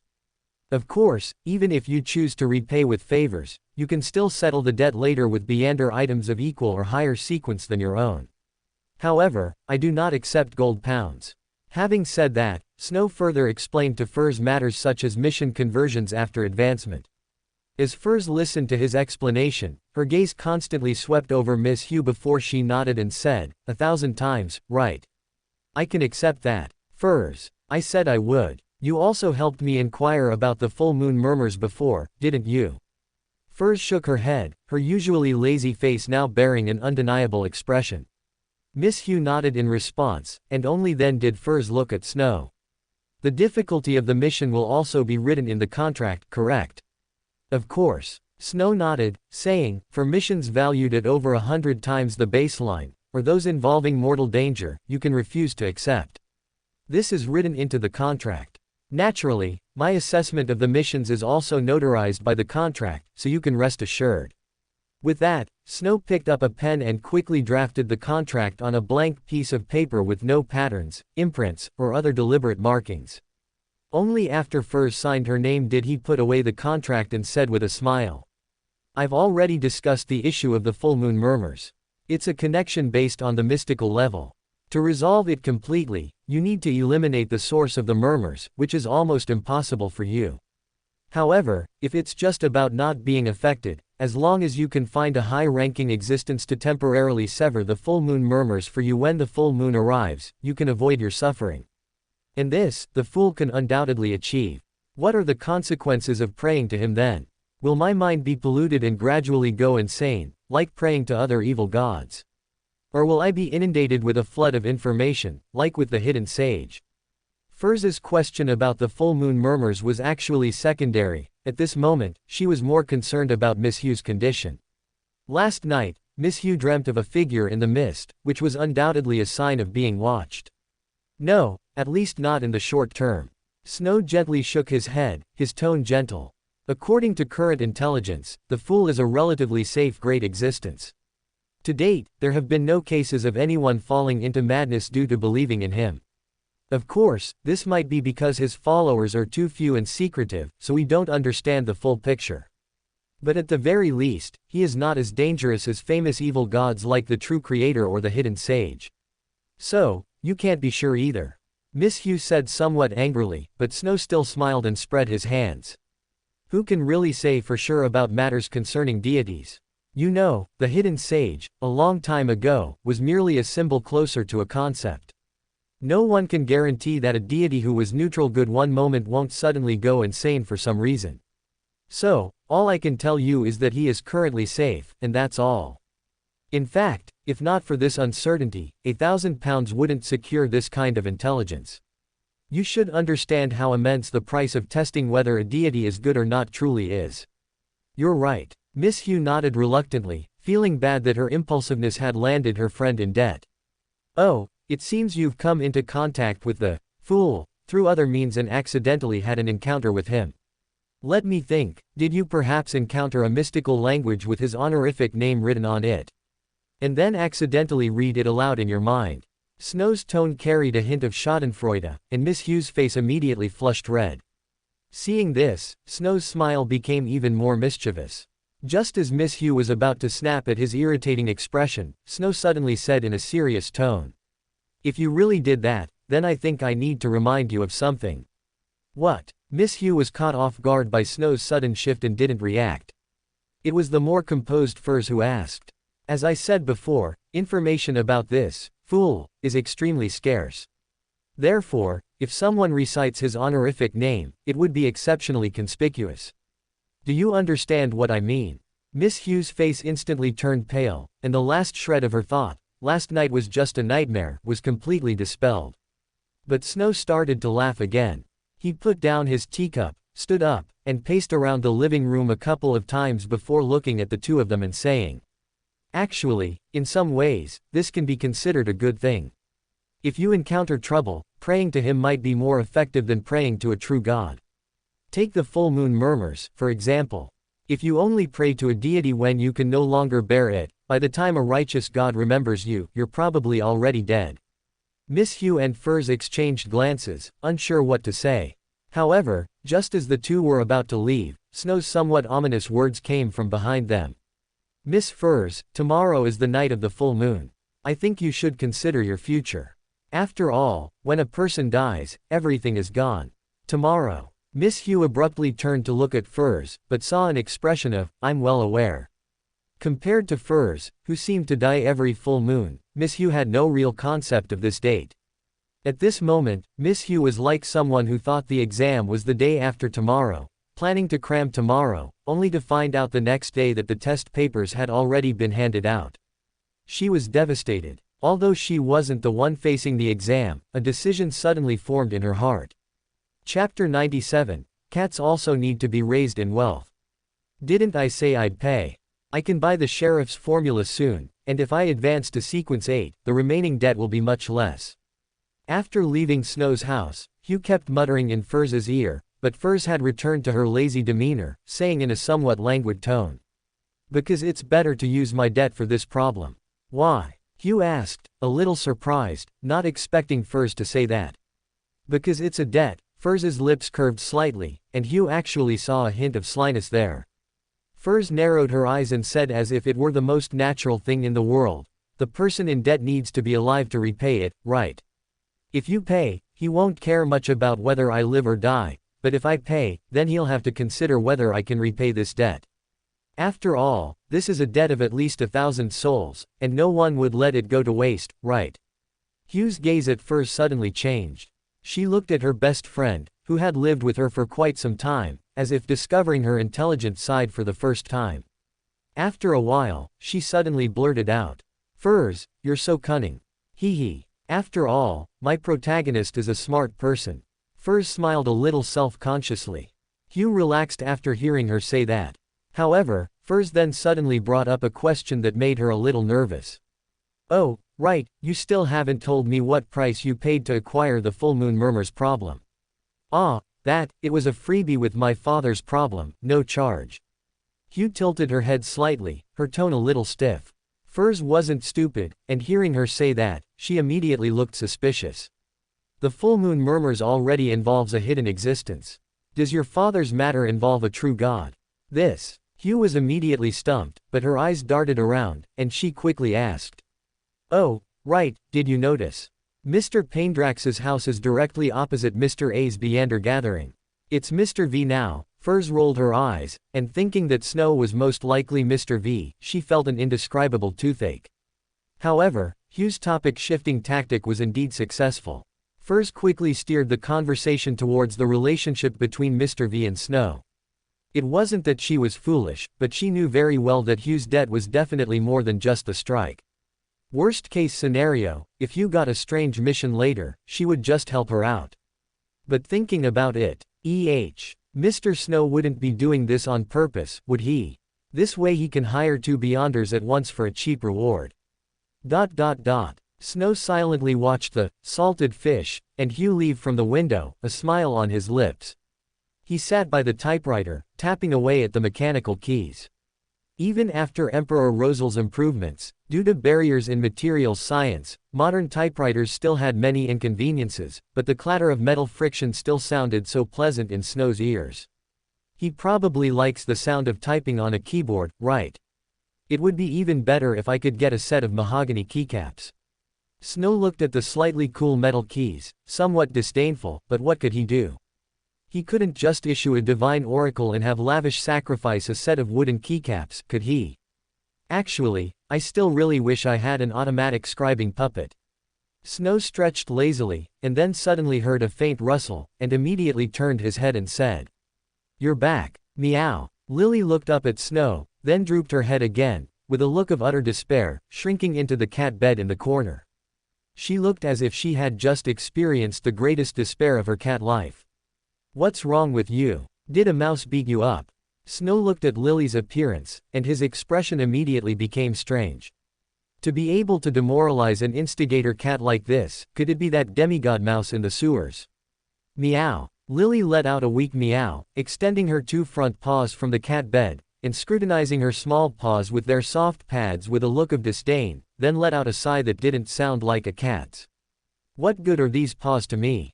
What the heck?" Snow was bewildered by Lily's words.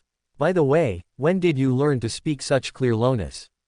But Lily completely ignored Snow's ghost-seeing expression, and said in a tired, "Just destroy me" tone. "A cat's paws, they can't make dried fish." PFF'd. Snow couldn't help but burst out laughing, but Lily didn't care. "What are you laughing at? You don't even know how much trouble it is to make dried fish. So many tools, and my paws can't use them at all." "No, when did you learn to speak?" Snow squatted down and picked Lily up, looking at the little kitten who seemed to have lost her dreams. Hearing this, Lily looked at him as if he were an idiot and said, "I hear those idiots talking every day, so I naturally learned." "Idiots? Do you mean those people instigated to quarrel?" Snow muttered to himself, then vigorously rubbed Lily's head until she made a sound as if she was about to bite, then he stopped and said, "Then why didn't you speak before? Are you stupid? Speaking human language is tiring." Lily tilted her head and pointed at her throat with her little paw, with an expression that said, "This thing can't make such complex sounds." Well, she might not be able to express such complex emotions, but Snow could feel that's what she meant. Seeing Lily, who usually behaved very obediently, suddenly acting like a rebellious teenager, Snow immediately found it very amusing, and he conjured a dried fish and handed it to Lily. "If you want dried fish, why don't you just tell me directly? You're just going to make me do a lot of troublesome things, right?" Lily grumbled disdainfully, but still honestly took the dried fish and nibbled on it in small bites. "No work, no food. Do you know how much the dried fish you eat costs?" Snow narrowed his eyes, looking at Lily amusedly. "Chicken breast wrapped in Kaplan dried fish is 5 sols per piece. However, buying raw materials and making it yourself is much cheaper. Fresh Kaplan bought by the strip, less than 3 ounces, is only 2 sols per strip. Chicken breast is very cheap, and the amount of various spices." Watching Lily meticulously describe the process of making a dried fish, Snow realized that he might have truly underestimated this little guy's obsession with dried fish, but "Do you know how hard it is to earn 1 sol?" Snow praised his rich upbringing for a girl policy and asked a profound question. "It shouldn't be difficult, right? That silly witch spends hundreds of pounds every time she chats." Lily wiggled her paws and said righteously, I think you need to understand what an ordinary person's salary is like." Snow narrowed his eyes, revealing a devil-like smile. "Coincidentally, I have a friend who works in the docklands. You can take a letter to him for me, and while you're at it, see how humans manage to earn enough for one of your dried fish." Chapter 98 Extraordinary Gathering. It was still the dimly lit reception room, and still more than a dozen Beyonders, some concealing their faces, others indifferent, were seated. However, everyone keenly noticed that today's host seemed a little different. Although this host had only presided over the gathering 2 or 3 times, and usually kept his face hidden in a hood, they still detected a subtle change. After much thought, some more observant Beyonders finally found the reason. Today, the cat on his shoulder had a different expression than before. While the idea of a cat's expression might seem strange, they clearly sensed a change. In the previous gatherings, the cat had always looked at them with an attitude of a bunch of poor open black lens bracket beep close black lens bracket s, but this time, they even felt as if the cat was looking at them as mountains of gold. What's gotten into this cat? The Beyonders who noticed the cat's unusual state secretly wondered, but they didn't think it was irrelevant. Just at the end of the last gathering, an unlucky person who wanted to challenge the new host had his throat slit by that cat in one move. Could Mr. V be short on money lately? Some people thought this to themselves, feeling a surge of tension. Although the circulating funds on them might not provoke the gentleman's murderous intent, if the value of their Beander characteristics were factored in, wouldn't they indeed be mountains of gold? Stop it. Snow rubbed Lily's head. After a tour of the factory district in Docklands today, the little fellow immediately updated her understanding of money. Previously, with the stupid witch as an example, she always thought that this group of people, whose transactions were mostly limited to a few dozen pounds and only occasionally reached 100 or 200 pounds, were poor. But today, she learned that the price of one of her small dried fish was what those humans could earn by laboriously carrying sacks for 2 days. Her owner is a rich person. Without her owner, it would be difficult for her to eat dried fish again. After this circuit formed in Lily's mind, Lily clearly became much more well-behaved, but it also seemed she gained a greedy attribute. Quote. Ahem, it seems everyone is here today. Let the gathering begin. As Mr. V announced the start, the attendants began to hand out paper and pens to each participant, constantly collecting notes, reading them aloud, and transcribing the text onto the blackboard. The formula for the sheriff potion, 450 pounds. Zio saw the words she was expecting read out by the attendant again, no price increase and no disappearance. She breathed a sigh of relief, quickly wrote down her purchase request on a note, and handed it to another attendant who was constantly moving around the room. Not long after, Zio was led by the attendant to a study. Although the attendant provided clothing to conceal her identity, for her height, unless it came with a pair of heels over 10 centimeters, the effect of concealment would not be significant. However, what was noteworthy was that as the two left the meeting room, they faintly heard piano melodies. As a former noble young lady, Zio keenly recognized that this did not belong to any piano piece she knew, and even the compositional style was completely different from the current musical styles in Loan. However, before she could stop and listen, the seller, also enveloped in a hooded robe, interrupted. This is the formula for the sheriff potion. Where is my money? Zio turned her head abruptly, only then seeing that the other party had already pressed a piece of paper onto the table, and asked in a deliberately hoarse voice. Here. Zio pulled out the cash, which she had counted several times, and pushed it towards the other party. After repeated checks for authenticity and amount, the seller finally released the hand pressing the formula. Zio darted forward and snatched the note, her eyes immediately scanning the main ingredients. But soon she was disappointed to find that, although she had heard of them, she had never seen any gatherings selling these ingredients. Sighing deeply, Zio somewhat wistfully exited the study, took off the hooded robe, returned it to the attendant, and then went back to the hall. Having already known the identity of the great existence of the fool, Zio and Furs no longer dared to ask someone to purify evil spirits, fearing to anger that great existence. However, just as the two thought that tonight's gathering would end in such waiting, the attendant suddenly handed them 2 notes. One of them read, Ms. Arbiter who purchased the sheriff formula, would you like to chat in the study? I might have something you need. Quote exclamation mark quote. Zio's pupils suddenly constricted, and her first glance went to Mr. V. Although Furs couldn't be certain, she had seen the cat Mr. Snow kept. Therefore, she was very sure that the Mr. V who was hosting the gathering was Snow. However, immediately after, when she opened the second note, her expression suddenly changed. I know you suspect me of leaking information about your transaction, but I regret to say, that's not the case. After all, your height is so conspicuous that as long as you step out at the right moment, everyone will know what you've transacted. If you want to act in secrecy next time, remember to wear a pair of high heels. PFF'd. Furs saw Zio's peculiar expression, leaned over to glance at the text on the note, and couldn't help but let out a soft laugh. She immediately tightened her facial muscles, pretending that the person who laughed just now wasn't her. Zhou ignored Firz's self-deception and whispered, "Should I go?" "Go where?" Firz was stunned for a moment, then saw the other note Zhou handed her. She just glanced at it and said without hesitation, "Go. As I said before, that guy won't let himself lose money, and this is at a gathering he's hosting. If something goes wrong, he'll definitely be the one to suffer. And it looks like he seems to know information about the person who's looking for you. You go check it out first. If you can get potion ingredients, that's best. As for the other party's identity, we can ask him about it later." Asking for the identity of a low-sequence Beander shouldn't be too expensive. "That's true." Zhou nodded lightly, got up again, and went to the study, while Firz remained seated on the sofa, quietly observing Snow, who was playing with the cat. Seemingly noticing Firz's gaze, Snow looked up and gave her a slight smile. When Firz saw the fleeting glimpse of his peerless beauty from under his hood, she immediately moved her gaze away as if she had been electrocuted. It wasn't that she was shocked, but rather she was afraid of being noticed by others that she knew Snow.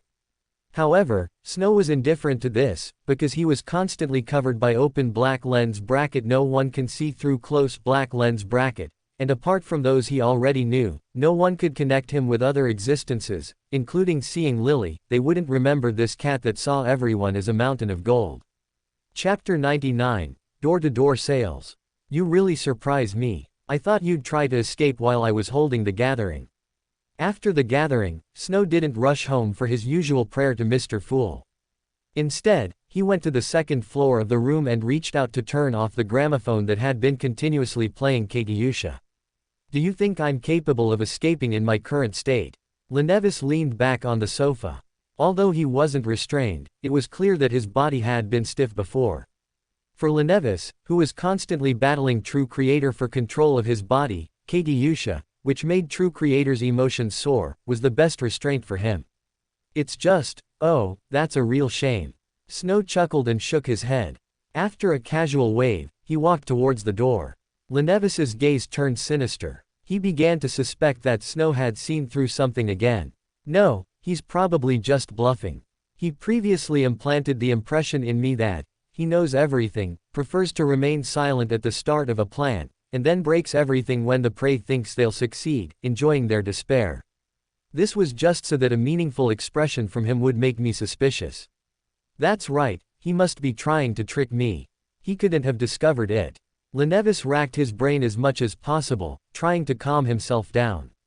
Fortunately, although the True Creator was constantly replacing him, the two did not share thoughts, so he didn't worry that this little True Creator would actively expose his plan. On the other side, Firz, back home, habitually threw herself onto her bed, listening to Zhou describe the conditions the golden masked man had offered her, while slowly allowing sleepiness to creep in.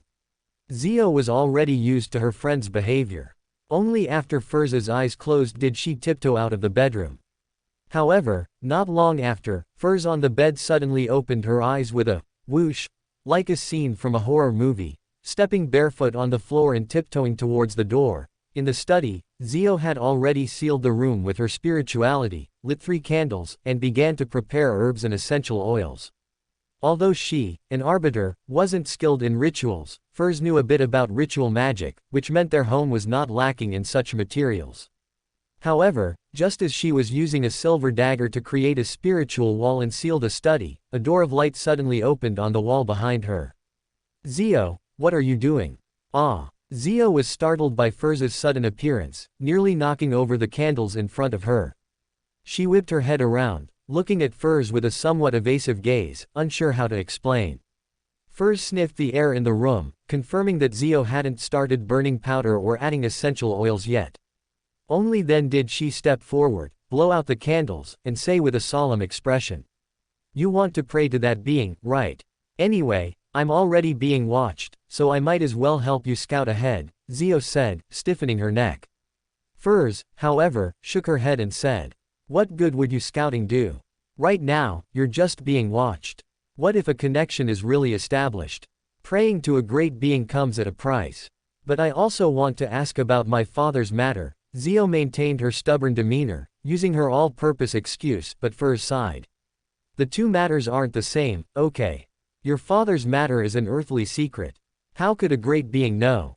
Unless he or his believers were already involved in the matter, but if they were involved, why would they tell you? And full moon murmurs is an occult matter. That being might not know, or can cut off the connection.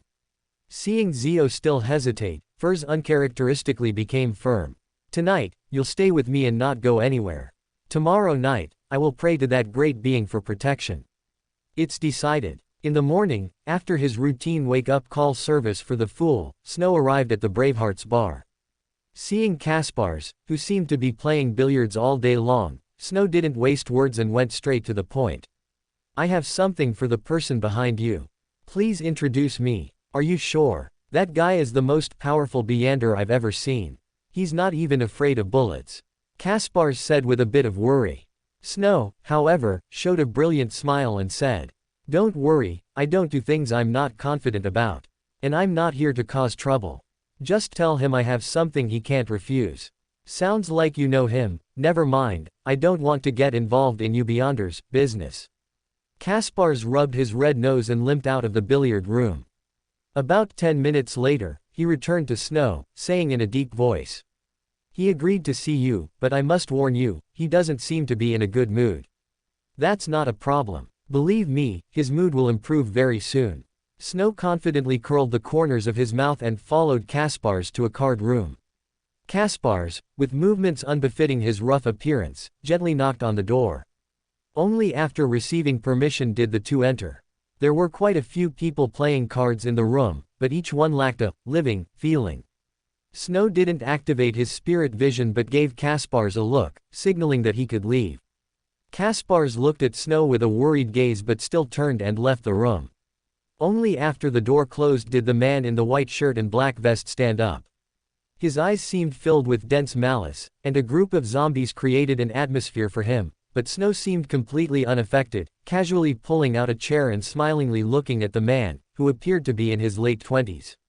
He seemed a little surprised by Snow's attitude, but he didn't restrain his malice. Instead, after preparing to attack at any moment, he asked in a low voice. You want to see me? Don't be nervous, I'm just a merchant, and I think you'll really need my goods. Snow's smile remained brilliant, and open black lens bracket everyone thinks they can see through me close black lens bracket draped him in an aura of extreme amiability. Although this amiability wasn't enough to eliminate hostility, it at least ensured that most normal-minded Beyonders wouldn't mistake him for being provocative. What do you plan to sell? The man watched Snow warily. He suspected that this person already knew his true identity, and the other party's next words confirmed his thoughts. Charms that can protect the prisoner pathway from the influence of the full moon. Clatter. All the zombies in the room stood up almost simultaneously. The man's body exuded a chill strong enough to freeze the ground. He stared at Snow with eyes that seemed to contain infinite malice, and said coldly. What is your purpose? Chapter 100 Transaction. Don't misunderstand, Mr. Zombie, I have no ill intentions. I'm just a businessman who also moonlights as an intelligence broker. Snow smiled and spread his hands, indicating he had no malice. Then, under the man's wary gaze, he pointed to his pocket. There's a charm in my coat pocket. The activation incantation is, Turtle is longer than snake, in ancient Hermes.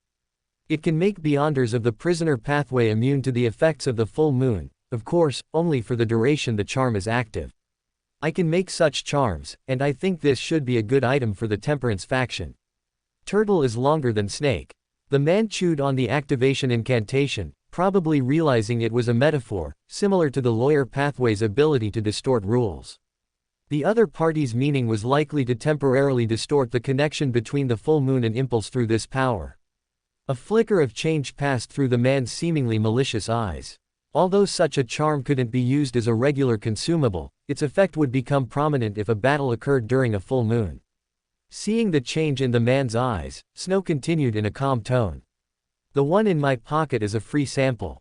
Tonight happens to be a full moon, so you might want to try it out. Of course, if you're not at ease, you can also find someone to appraise it. It's free anyway, so give it a try. To avoid misunderstanding, you can have your zombie take it from the left pocket, don't fumble around. Quote.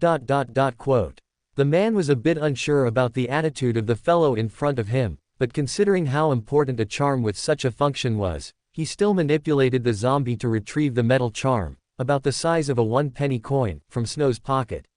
The man cautiously didn't touch the charm himself, instead letting the zombie tuck it into its pocket. After confirming that Snow showed no unusual movements throughout the process, he finally asked, "How do I find you?" "There's a business card in my right pocket with the summoning method for my messenger. If you need anything, you can write a letter to inform me directly, and I'll come here to find you." Snow didn't want the other party to come to his house. It wasn't that he was afraid of exposing his address, but rather he felt that an old hand like this wouldn't easily venture into someone else's base. The man nodded slightly, letting the zombie take out the business card. Only then did Snow lower his hands and gently pat his clothes, smoothing out the wrinkles caused by the zombie rummaging in his pocket. "The item has been delivered, so I'll be taking my leave. Oh, by the way, I hope next time, Miss Wraith will be the one to talk to me." With that, without waiting for the man's reply, Snow closed the door. "He found you." The man looked at the closed door and said softly. On the card table in front of him, the reflective surface of the wine glass suddenly mirrored a light blonde woman in a court gown. "He probably just has relevant intelligence." An ethereal voice suddenly appeared. The man nodded gently and said, "Then what about this charm?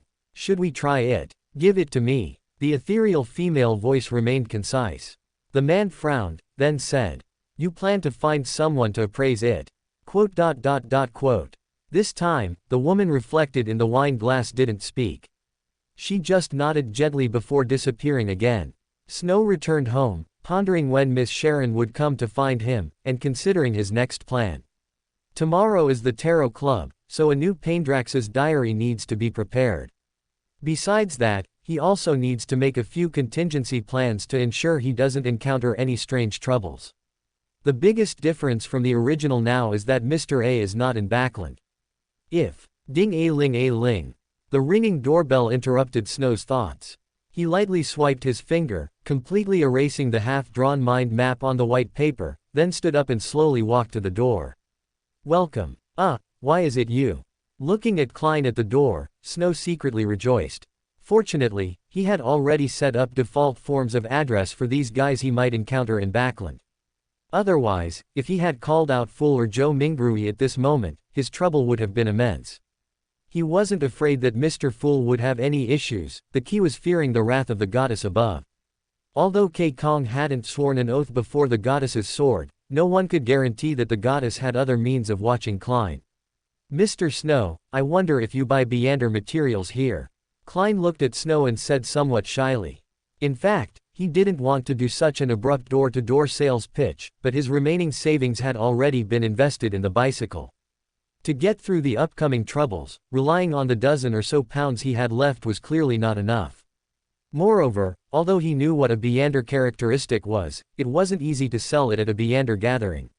Not to mention whether the host of the Beander gathering had the ability to appraise the type of Beander characteristic. The primary problem was that there might not happen to be a buyer who wanted to advance to Hunter. Not to mention he didn't even have the matching potion formula. At least at the Eye of Wisdom gathering, all members were Beyonders. After much deliberation, he still set his sights on this Mr. Devil, who seemed to have extensive connections. "Buy, of course I buy." Snow recalled the original work and generally understood Klein's predicament. He stepped aside to let him in, and as Klein entered, he said, "Although generally speaking, acquiring Beander materials comes with a certain discount, considering you are that one's dependents, I can purchase it at market price." "What are you selling?" "A Beander characteristic of the Hunter pathway." Klein took out the jelly-like dark red item from the iron cigarette case. Snow nodded and said, £400. This is the standard price for a Sequence 9 characteristic. Of course, if you can include the Hunter potion formula, I can give you a premium of up to £700. You should understand that this is already quite a bit higher than the market price. £700. Klein coveted this money, but unfortunately, Morsel's potion wasn't brewed by himself, so Klein could only shake his head with a pained expression and say, "Only this." "All right, £400. Cash or check?" Snow wasn't too concerned about something he already knew, his tone as casual as if discussing change for groceries. A hint of envy flashed in Klein's eyes at Mr. Snow's lavish demeanor, but he still suppressed the urge to take the money and said, "Mr. Snow, I wonder if you have any sun flame charms left from the last time I sold them to you. I've encountered some trouble recently and need a powerful Beyander item for self-defense. While selling the sun flame charm back to you is no problem, seeing as you seem quite poor right now, I can offer you a more affordable solution." For more thrilling fanfiction stories like this, check out my channel Fanfic Audiobook. Dive into epic adventures, mysterious realms, and legendary journeys brought to life through immersive storytelling. Don't forget to like, share, and subscribe for more amazing audiobooks.